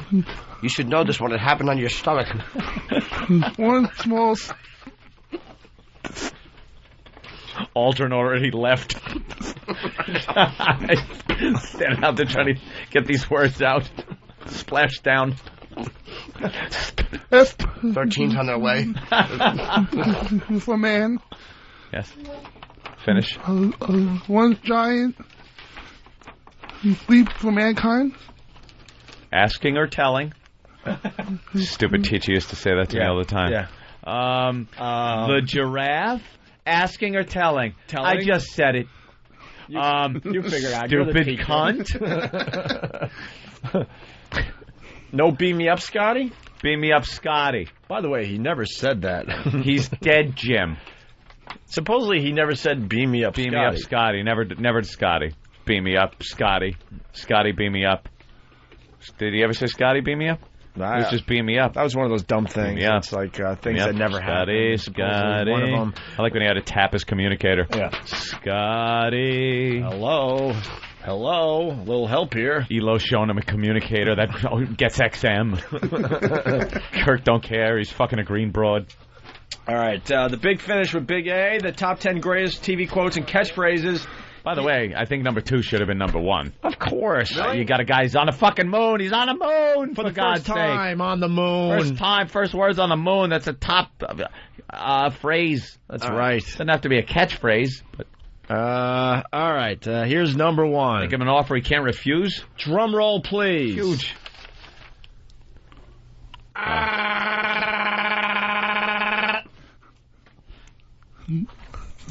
Here's Johnny.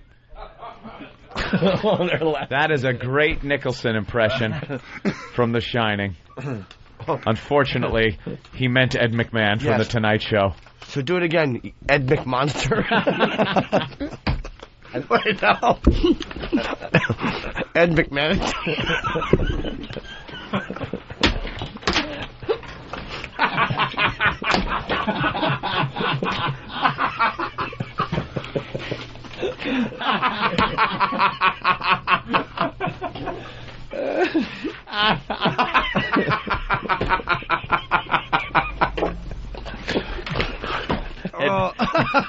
Ed McManatee.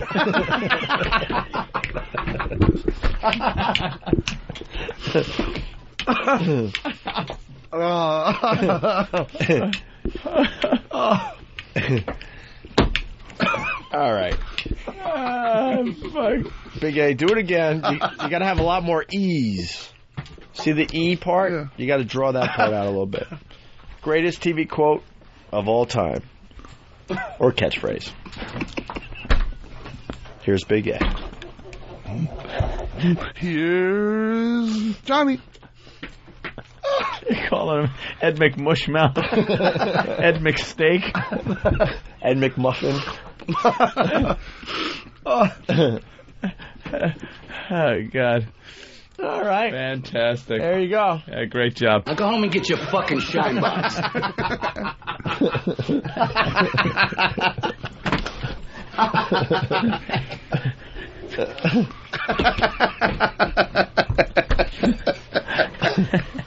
Wow. You are entertaining. Oh, God. By the way, Paul from Philly, Beam Me Up, Scotty was never used in the original show, but it was used in the 70s cartoon. By the way, despite evidence given here, I am not a virgin. It's pretty funny, actually. Right? Paul from Philly. What about Khan? What about Frunkus? They didn't make the list. Well, you haven't done that on TV yet. That's the only reason. Or that would be number 1. That'll be number 1 on the next. Thrill of Victory, the agony of this was a Heather Mills quote. The thrill of victory, the agony of the foot. The foot. Stop. Hey, can we give Big A the list? Big A, why don't you read some of the ones that you were surprised didn't make the top 10? Yeah. Just go through really fast and say a few of your of ones that tickle your fancy. All right.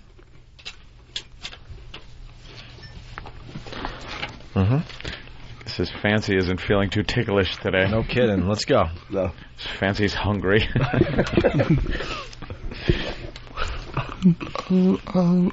Book 'em, Dano. Yeah, that didn't make it. No, it's good. Hawaii Fatso. Hawaii 500.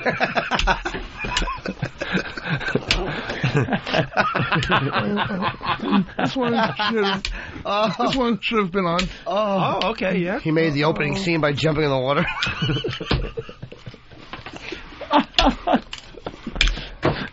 He's known as the big idiot.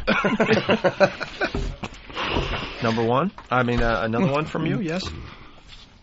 Come on down. Johnny Olsen, Price is Right. Oh, your doctor to your cholesterol.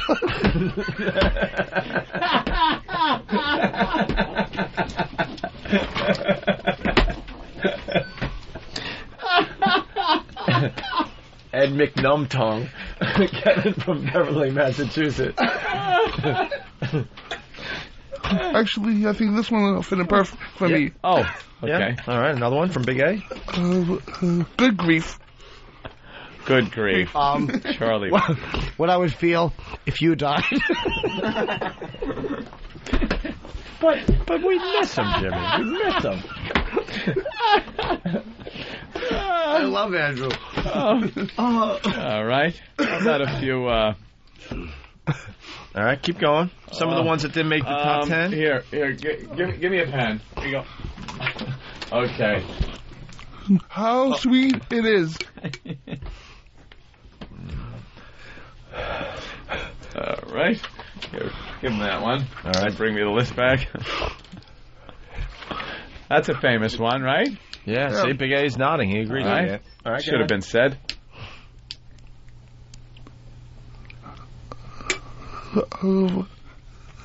The plane, boss.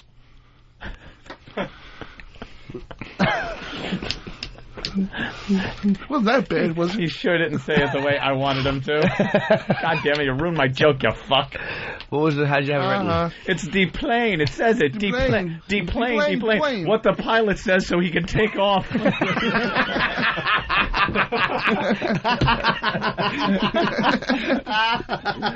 It's because you're fat.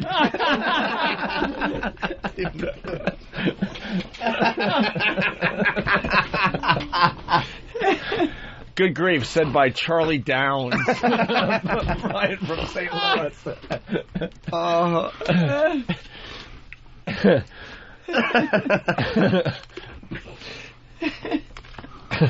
Someone is asking if there's something from Chips, not Lay's, the show Chips.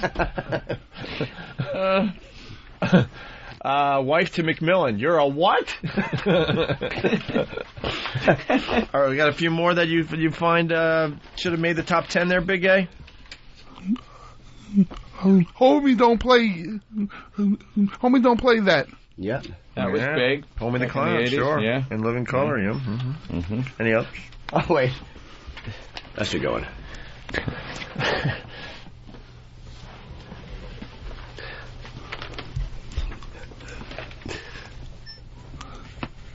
Holy crap. What paleontologists will someday say when they find your skeletal remains.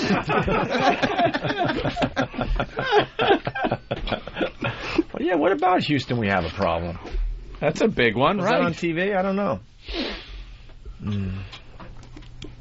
What about, don't you think you were a little hard on the Beaver last night? Was that ever really said, though? No. I don't think so. No, she did say you were a little hard on the Beaver. I did. I saw that episode. How about this one there, Big A? This was a really big one. Oh, it's not even on the list. Oh, boy. I've fallen and I can't get up.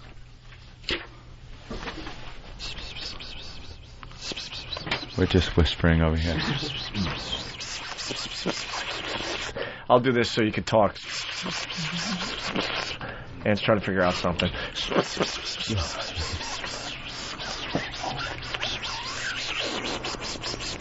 Wait, let me see. Hold on. Yeah, there you go. All right. Okay. Here you go. Read this one. Big A? Book 'em, fatso. Gotta do that with us. Okay.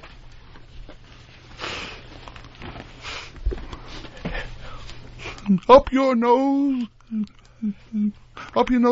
the rubber hose. Oh, that's a very famous one. Yes, Terry Schiavo's doctor.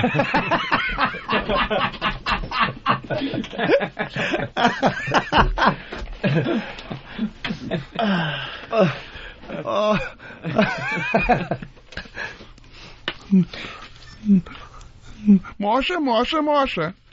That was one of 5 people that Robert Reed didn't want to fuck in that house.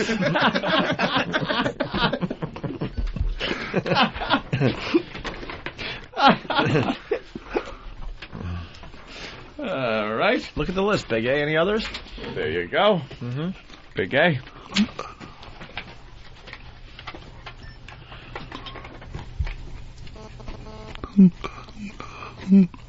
What you see is what you get.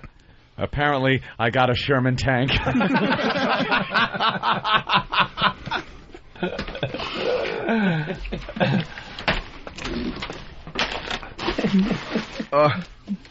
I love it when a plan comes together. You like that one? From... What was that? Oh, the A-Team, right? Yeah, Hannibal of the A-Team. Yeah. You're on the 8 team.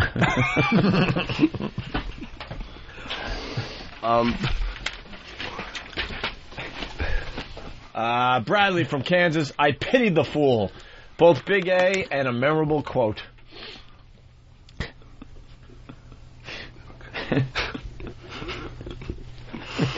Oh, jeez. I just gotta think of something here for this one. Oof. Just horrible. Oh, how about this one? Okay.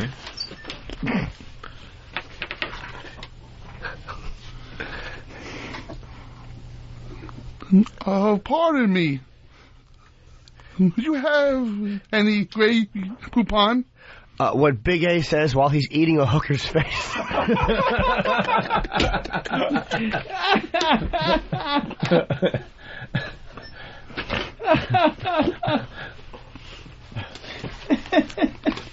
Let's go to the phone real fast. Mike on Long Island. Mike? Hey, what's going on? Big A should say Sucker and Succotash from the Looney Tunes. Yeah, do you know that one, Big A? You know Sucker and Succotash? Huh?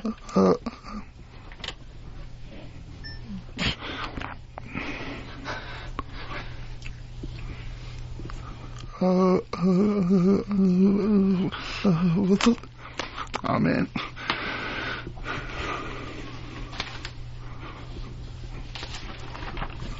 I want to hear it one more time. Suckering. Suffering. Yeah, what am I saying? Suffering. Suffering Succotash. Suffering Succotash. Oof, he even tried. Big tongue. That was pretty good. All right, are we just about done, you think? Or what do you got? You got another one there? Yeah, that one? All right. Yes. Now, cut that out. What I had to tell my doctor to do to my stomach.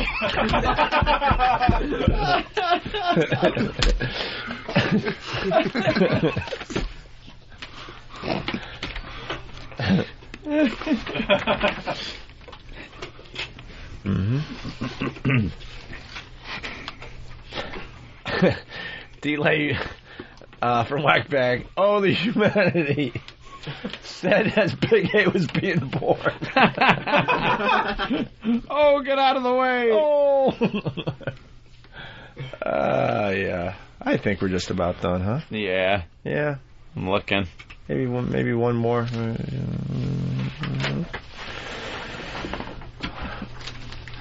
All right. That was fun. Yeah. I'm going to leave soon. I have to go. Yeah. I have a... Right? Just this one right here. Where's that there at?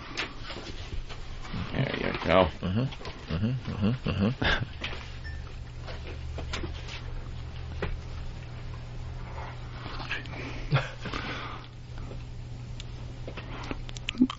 We've got a really big shoe. Nike Town, when you went to get some sneakers.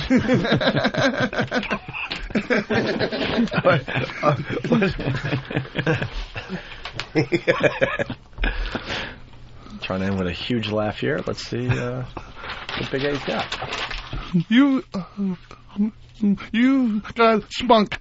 What someone says to Travis when they examine his beard. Oh, if we're going to pick on other people. All right. Should we take a break? Yeah.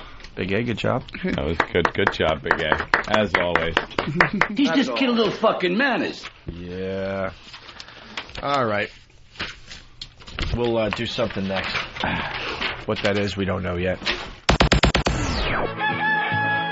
Radio con Queso Grande presenta Señor Opie y Anthony. Dude, what happened? The Opie and Anthony Show. It'll knock you on your goddamn ass. Jesus Christ, what an anticlimactic piece of crap that was. FM 202.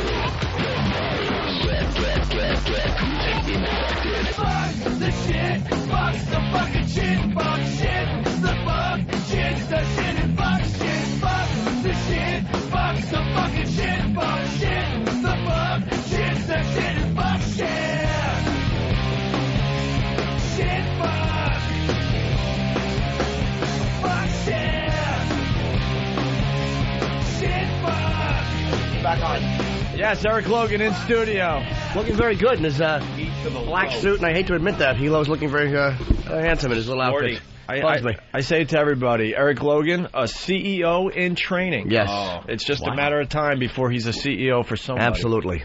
As long as that hard drive is never checked on his computer and those files are never questioned. They're doing that at the company, by the way. They should. Good. Are they? Good. Go on with that stuff. I mean, at CBS, I know words hurt, but for us, images hurt. Yeah. Oof. Did you enjoy the words hurt segment of the show today? You know, it was very warming because obviously you got my email about how words hurt. Mm-hmm. Our policy is hurt more. Yeah, we had the Thanks same for the courtesy laugh. I actually liked it. I enjoyed it. It was kind of a laugh of agreement as well. We got the same pamphlet from XM. It was 8 blank pages. That's right. Yep. Said words hurt. Words hurt. All it said was terrestrial on page 1. Everything they tell you not to do here. Do it. So, Elo, you were giving us some really good news during the break. What could you say on the air? Because, people need to hear something because you guys are always secretive about subs and amount of people listening to a particular show or channel. Right. You got to say something. Make us look like superstars right now. Here's what I can tell you guys. No matter what anybody says or any other, I don't know, we call them personalities. I wouldn't even call them major personalities. Jizz buckets. Mm-hmm. Jizz buckets. I can't believe I just said jizz buckets. Jizz buckets. He was a CEO in the making. Yeah. For the porn awards, maybe. I don't know. Maybe he was until he said this. Jizz buckets. Yeah. But if you know what, I will tell you this. When you look at the popularity of the channel on for the XM subs, it is the number one channel, 1834, because you guys talk about ratings on the terrestrial side. You talk about how you're growing there. Out of all the XM channels, 1834, Opie and Anthony, number one. That's amazing. Number one. Oh. Get a couple claps out there. Yeah, and by the way, the other thing too, it's like I love all the articles I read about how this show is failing and how you guys are colossal failures.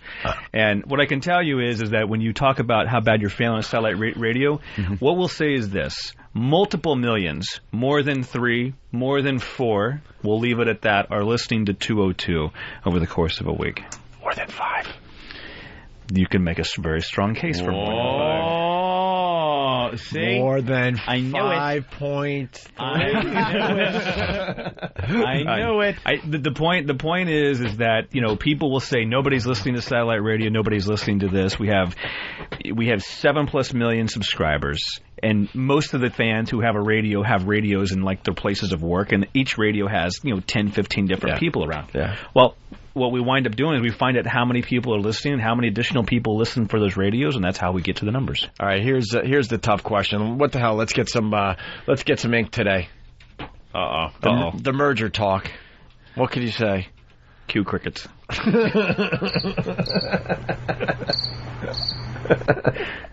I couldn't reach it.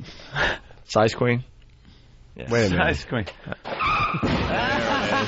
Nice. He knows where it is. Wait a minute. Yeah, that's Mel talking. Oh. No, look, I mean, the merger talk, I mean, listen, we've all worked for Mel before. Exactly. And, it's all talk. I mean, it is all talk. Just talk. You just made me nervous when you said we've all worked for him before. I thought you were going to say, well, learn to do it work again. For him again. I was going to fucking sit here and I don't know. It all didn't work out well for us last time, so. Let me tell you something. Their whole thing where they had to announce that they're lowering their expectations of subs really hit them hard in the market. I know. Mel knew that statement was coming out before it did. He knows. So he tried to counter by pumping up, a little speculation. Merger talks are possible. In my humble opinion. All right, wait. IMHO! Hey, wait a minute, because we got a lot of people listening in right now. Yep. Let's see. I'm just getting the quotes for the press. Elo. What's your title over at XM these days? Executive Vice President. Executive Vice President of XM Satellite Radio. EVP. Had this to say on the Opie and Anthony show. Writing a statement? Jizz bucket. That's right. And we'd rather merge with Robert Reed's asshole. And he said, merger talk is just that, all talk, right? It's talk. That's your quote? If my they're gonna print it. They're not. No one's called me to talk about a merger. And who'd you call a jizz bucket, by the way? All of Sirius Satellite Radio, or Big A? I think it was actually. God, I hope there's jizz bucket in your statement. FMQB will print it. Oh yes, Elo jizz bucket. My luck. Yeah, Mike's listening on calling Sirius Satellite Radio jizz buckets. Well, I had to get off Pal Talk. Because I used to be on Pal Talk every morning. I had to get off because I know the real Elo. Why? Raging hard on? Raging hard on. What? Oh, what? Well, they what was bounce you because it's not a jacking room. Exactly. Well, no, I would go on there. I'd say hold something. Hold on. It would be on. I'm updating my quotes. Okay. Elo gets off Pal Talk on Pal Talk, right? Gets off on Pal Talk. Yes. Gets off. Elo gets off on Pal Talk. Something like that. Like he had to get off. Or he gets off on Pal. Something about getting off on Pal Talk. He kept getting booted out of the teen room. All right, I got it. For porn on my computer, from porn on my monitor. Elo gets off. A little Freudian slip there. Yes. Elo gets off something. There. Why do they? I forgot what he said, but he gets off. Why'd you have to get Pal Talk? Well, the pests would corner me with these IMs, and they would start asking things, and then they'd copy my statements and start posting them on message boards. You know what? I never gave you admin. No, you just bounced privileges. I will make you an admin, so you will have the ability to bounce whoever you want. Ooh, that'll be fun. And you can block people too. Yep, and you can block them. Opie, go Ope. We're talking about the the merger or whatever between the two companies and stuff. And Dog Shit Sniffer writes, Elo. That's actually his real name. Elo, if this was to go down, would this be the biggest merge since Mel's Tongue and Howie's Dirty Spot? Dirty Spot. Wow, that merger took place many years ago. Yeah, well, it still happened. Let me ask you a question about the commercial that was done for XM Satellite Radio. Oh yeah, right. Have you seen any footage? I will see a rough cut today. Oh, see, I was hoping to see the rough cut. Yeah, it's going to be this afternoon. I just talked to Gary. I'm worried about my performance. Why? I have heard, by the way, that it is hysterical. I was worried. Your performance is very funny. When I marched in, everyone laughed. And what did Anthony say that it was just absolutely correct? It was something about, I was Schneider from One Day at a Time. That was exactly Schneider. Hey, Ms. Romano. You just walked in like Schneider from One Day at a Time. And told us a thing or two. Where's Wicklund, by the way? He's around. We told him your comment, and his quote was, "I don't give a shit. I'm busy." Yeah. That's what Don says. Actually, I heard him say, "Fuck that guy." Whoa. Yeah. What happened? Wicklund. Did he really? Get his ass in here. What? But I thought he was... Yeah, I thought he was, too. That's what I want to try to get to the bottom of. Yeah, get to the bottom. Come here, Donnie. Get to the power bottom of this. Come here, Donnie. Watch this. Watch this. Here he comes. Elo's a good boy, man. Watch this. He plays right along. Love the Elo. By the way, before we move on, Jimmy's outtakes from the XM commercial are going to be just massively huge. They're going to be big. Big. Break.com, everything else. So now, by the way, just for the record, just so you know, earlier this week, I received a communique from Don Wicklund that said I'm departing for Vegas. And he's going there for his birthday. All right. Sounds cool. So he called. Good place to go for your birthday. Calls me when he gets back from Vegas. I'm in my car, and he goes, "I got news to tell you." I said, "What? Are you married or something?" And then it was just deathly silent. Don? Ding. Wow. Ding. Why don't you share with us what you told me about the wedding ceremony? Don Wicklund. You got married in Vegas? Congratulations, man. Wow. Now, the rumor was you were actually gay. Yeah, the scuttlebutt.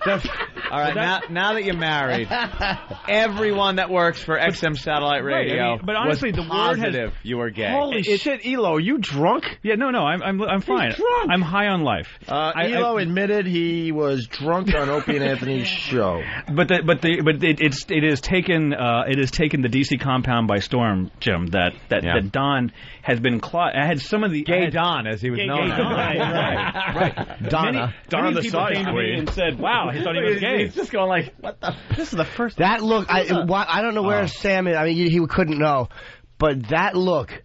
It was a fucking Marsha Clark didn't look as stunned when she heard not guilty. You've never seen a more shocked look. Yeah. That look told me all I needed to know. He really had no idea people thought that. No. No idea. Wow. Well, all the pests. well, I mean, everybody thought it. Few people assumed. But you're happily married. Indeed. Yep. And she's a lovely woman. Yeah, she's Someone fantastic. needs to say it. Thanks, Hope. She's a nice girl. All right. Thanks, Jimmy. All right. I just wanted to make sure Hot, we too. congratulate Don. Yeah. Absolutely, Very sexy girl. congratulations. But I still think it beautiful. might be a cover. But A beard, A they beard. call it. They call it a beard. Wow. I apologize. He's look at Don. What the hell? Where the hell did this come from? wow. He's pissed. He's pissed. But Eric's drunk. I'm It's okay. drunk. I've admitted that I've been drunk. Have you been sober? Never. He's Right just there. drunk all the time. Elo hasn't been sober since he was 15. And he could count on his hand more times he's seen me sober than drunk. Yeah. Yeah. All right. Anything else you want to admit here, Elo? I like slamming a few back with Elo. Absolutely. Elo is a fun guy to drink with. Yeah. There's some people that are kind of fun, and then they get obnoxious or something like that. Fun guy to pound some back Keeps it fun with. the whole time? He keeps it fun the whole time. It doesn't turn into fucker. Especially all on that somebody else's shit. dime. Like Yeah. the mini bar. Oh, mini bar. Bob. Nothing more fun than a mini bar drunk. I love those. By the way, Little Bob, cute bottles. I was talking to Bob recently, our super agent. The big story after a Letterman appearance, the dinner bill was what? 2,000? Oh my God, was that how ridiculous? much? It was like 23 or 28. No, it was 2,800 actually. Oh, okay, it was 2,800. Elo was drunk and decided to order a $1,200 bottle of wine for everybody. It's a bottle of wine, yeah. And then another bottle that was like 600. and then I saw him filling these huge bottles with out of a box with a tap on it. Yeah. and then he proceeds to give Super Agent Bob Eatman the bill. Yeah. And then he says, don't worry, we'll split it. We'll split it. He was talking about that stupid bill the other day. Bob He went talks- into shock. He talks about that dumb bill. He's still going to try to get the money from you. I laughed at him. I know. And he also And talks my about 80-pound lobster I ordered. And he also talks about the time that Anthony, the 5-6 pound lobster, was it? Oh, it was ridiculous. At how many dollars a pound these days? What, 20 some odd? What is Right. it? For an lobster? Yeah, Wouldn't a pound. Oh, 20 something? at a Manhattan restaurant? I think it was about $30 a pound. 'Cause Yeah. it was, yeah. And Ant was so pissed off that Super Agent Bob Eatman at the time was kind of, not working as hard. I don't know. I mean, we had our own. We were just opinions back annoyed then. at We were just something. annoyed. So Anthony turns around and goes, "I'll have the 5-pound lobster at $30 a pound." Of course you will. That was great. So are we taking any trips soon? Yeah. Good. Yeah. Hey, We're going to go to Vegas and all get married. Yeah, apparently so. Huh? I don't know. I might be ready. Oh, let's just say that. Wow. Stop it. I know a good place. Really? Yeah. Don got married at a drive-through. Yeah. Did you do the Elvis. drive-through? It was the same one that Michael Jordan got married. Yeah, that doesn't mean anything. Yeah, you're just like wedding Michael chapel Jordan. thing. Jesus. You're not like him. You're Brooklyn's hurt. What do you mean I'm not? you're all not thought- like him. They all thought what, and I'm not what? People think E-hole rules. All right, so no merger, jizz buckets, Elo gets off, and he's drunk. Get Because that off FMQB to will, FMQB and I'm not immediately. paying quote Bob's this bill. show. Right. And you will not pay the You know what's so $2,800 funny? bill. He didn't even send me the invoice. Somebody in his office sent me the invoice.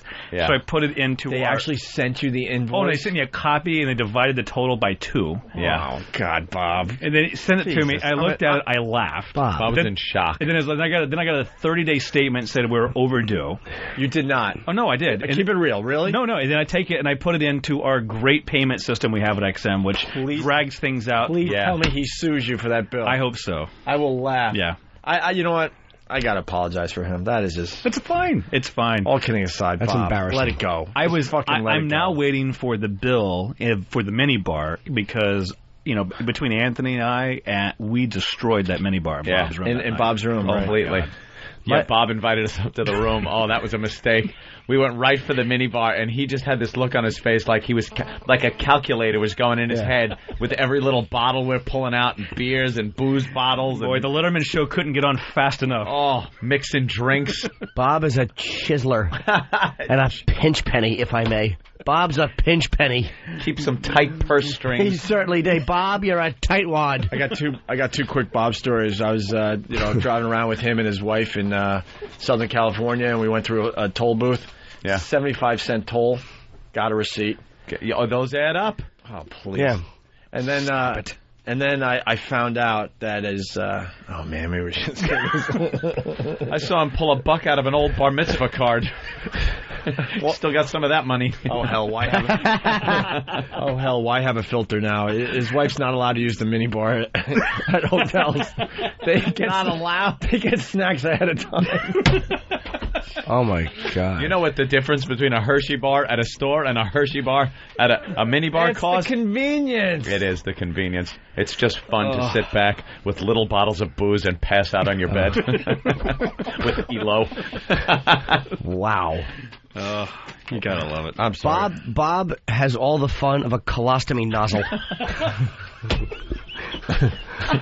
He just doesn't have fun. Bob needs to have fun. That's why he's a great agent. He's all business. By the way, I got one more pair of tickets to see the Islanders tonight. My personal tickets. Did that Ben guy ever show up? You're the Ben guy? We see you all the time. Oh, hi. Who's that? He does the walkover almost every day. Oh, okay. All right, Ben. come on in and get your tickets. I didn't know it was you. I thought you were just here checking out the show. He's putting his coat on. Yeah, I gotta go. I got a flight to catch. I got a flight to catch. I don't know how you do it. We got lines of the day. We got lines of the day. We got a big meeting to go through, and Okay, I'll do line of the day, but I can't. I'd love to stay for that meeting, but Yeah. I've already said I'm not going to make it. Your son. Opie will represent me in the meeting, and I will be briefed. I'm sure emails will be sent out. Doing a quick meeting here before lunch. Before lunch. Like 15 minutes. Yeah, I know you're not doing lunch. And I have young E-Rock representing me. Because I will miss him in that one. You proxied your input to E-Rock? To E-Rock, yes. Proxy. Hold on, Ben, enjoy the game. Those are my actual seats. Can I say one thing? Yeah. Go ahead, Ben. To a mic. Get a mic. I'm Ben from Pal Talk, and I'm a size queen. Attaboy. Wow. Did they dare you to say that on the air? Did I? No, we told him that's what he had to say to get the tickets. Oh, okay. Oh, really? Okay. Right. Yeah. Good boy, you're honest.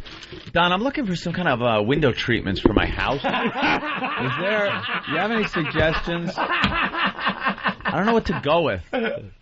I've asked all my friends. They have not a clue either. Just think maybe. No? Nothing. Oh. Yeah. I thought I'd ask. I don't know why. I just pick a random person in the room. He is fucking livid. Look at the look on his face. I've already hired Poe to escort me for the rest of the afternoon. Good. And Poe does a fabulous job. Certainly does. While you're being attacked, he's looking and pointing at something. Look, it's shiny, gentlemen. All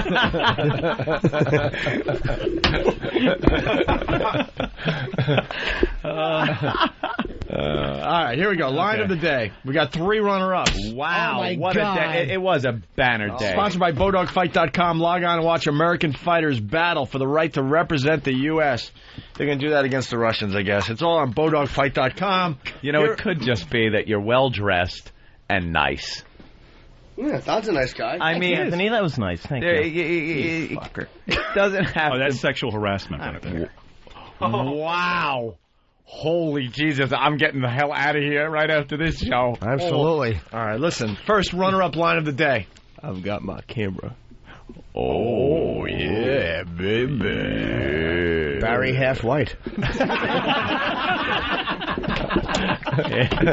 There you go. Our own Sam. We don't know if he's black or white, and we wanted a deep voice out of the kid today, and there you go. He's got a high voice. There's the setup. All right, here's the second runner-up line of the day.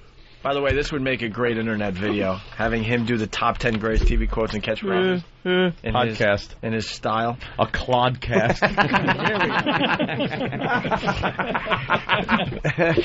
I'll leave it to Beaver words. Clod. Oh, it's great. What a dolt. And he's also a wet blanket. A zilch. He needs to get bent. Some dude on Instant Feedback, he just keeps writing boring. Like, I don't get why you're listening then, dude. Like, how is that supposed to get to us? People that really do find the show boring, they're long gone. Long gone doing something else. You just look like an idiot. You do, you goose. Here is the final runner-up line of the day. Can't wait. Jizz buckets. That's all it is. Wow. Elo gets a runner-up line of the day. Wow. Where's my plaque? This is Jizz Bucket line. All right, and finally, here is today's line of the day, sponsored by BowDogFight.com. Here comes the line of the day, line of the day.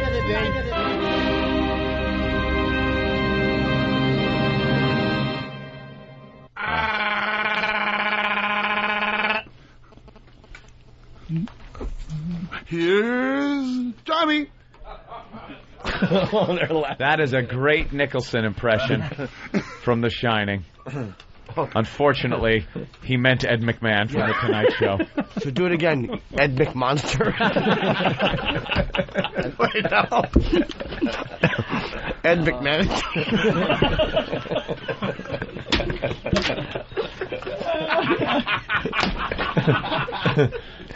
I wish that one would have come out a little bit smoother. I just couldn't not laugh. How did you not?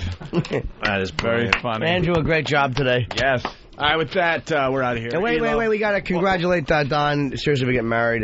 We all know his girl. She's great. And you know what? That's No. Don, seriously, it's all a joke. Don, he's so sensitive. He really is they sensitive. Always are. Don, come back. Don just walked off the show. He's really pissed off. He really is. You could see in his eyes. Yeah. He was kind of looking. Oh, you're just showing that you're sensitive. Right, you gotta sit down and take it. Everyone's been thrown under the bus. Exactly. Yeah. Bus, a man, whatever. That's terrific. That's terrific. Obviously, he's not. Stop. Yeah. All right. Come on. Mm-hmm. I wonder if it was when Elo said everyone from the DC compound is reeling from this. Everyone. He said everyone. I know. He said not a couple people. No, it's everybody. I usually when I come in, I'm less hostile. Yeah. I have had no meetings where I've had to be like corporate Elo. I could just come in and just, Yeah. It's very funny. Just be me. Elo. All right, we gotta. All right, guys. Remember, New Year's Eve, Borgata. I'll be there, and my pals Opie and Anthony will be there. Oh, wouldn't miss it. I'm not going now. Why, Opie? I changed my mind. I want you party to hat and noisemakers during your act. Can they hand out the noisemakers during your act? No. So it goes. No. As you're trying to do your act. No. Who told me this story? Was it you on stage? You got so pissed off at the audience and you were doing a New Year's Eve show? No, they've done that before. Was it Dice? He counted down at the wrong time? Yeah, counted down at the wrong time just to fuck with everybody? Yeah. And then left the stage, and everyone thought it was New Year's, and then it wasn't. What's the difference, though? I guess 10 minutes. I still think it's pretty funny. It is funny. Elo, always a pleasure. I guess. Thank you, yes. Hi, guys. Thank you for the info. The inside skinny, if I may. Scoop. In your humble opinion, no merger anytime soon. Who knows? Oh boy, you just fucked up the whole thing. Oh wow. Oh, that is you know what that translates to? Yes, it's happening. It's in the works. I have no idea. But it could take longer. You have it. You're not in that loop, right? Well above my pay scale. Yeah. Huh? Really? Yeah. Just curiosity. Let's say two companies were to merge, not necessarily these two companies, but two companies. How do you decide who the CEO is? Yeah, that is actually when corporate mergers happen. That's one of the biggest issues. Really? Yeah. It's a lot different when you buy somebody, but if companies merge, it becomes an issue of who runs who. And so what do you think would happen in this situation? Arm wrestling. Yeah. Yeah, do it out on the air. Best out of 3. I certainly think the bigger wins. Size matters. Yeah. Oh, God, so there is going to be a merger. All right. Well, got to work for Mel again. How are you going to get past federal regulations? He hates this show. He just has blinders on. He thinks Howard, and that's it. Ugh. Always has. Always will. It's working out well. I respect the loyalty, but that's just stupid. Loyalty. You see him the other day saying that, hey, this isn't all about Howard over here. Could you come over for music and other things? Yeah, did you notice that? Yeah. That was the first time I've ever heard him say First that. time I ever heard that when I read that. Yeah. It's like, no, there's plenty of other stuff here. We got this and this. It's not all about Howard. Oh, really? Yeah, 12 months ago it was. That's what you pushed it as for a year. Yeah. Now, since that dwindled down to nothing, you got to start pushing other stuff. It's like betting the Kentucky Derby. Mm-hmm. Your life savings on a horse, and there's a gainer out of the gate. Yeah. Money in the bank. Here it is. Look at this guy go. It's a long race, my friend. That's right. All right, Elo, we give you the last word. What do you got? Jizz bucket. The current It Boys of FM Talk are the New York-based duo of Opie and Anthony. And the talk is racy and raw at times, pushing the limits as far as they can. Show your hairy pork chop. My mother smokes crack rocks. I'm for drunk teens. What are you kidding? How about I lay it out and give you a little bukkake? We laugh. We're gonna have a disgusting body fluid blowout. Gay porn. Hey, could you soap up your bad place? The sluttier the better. I would definitely be willing to have sex with you if we both already had AIDS. It's certainly not your father's talk radio.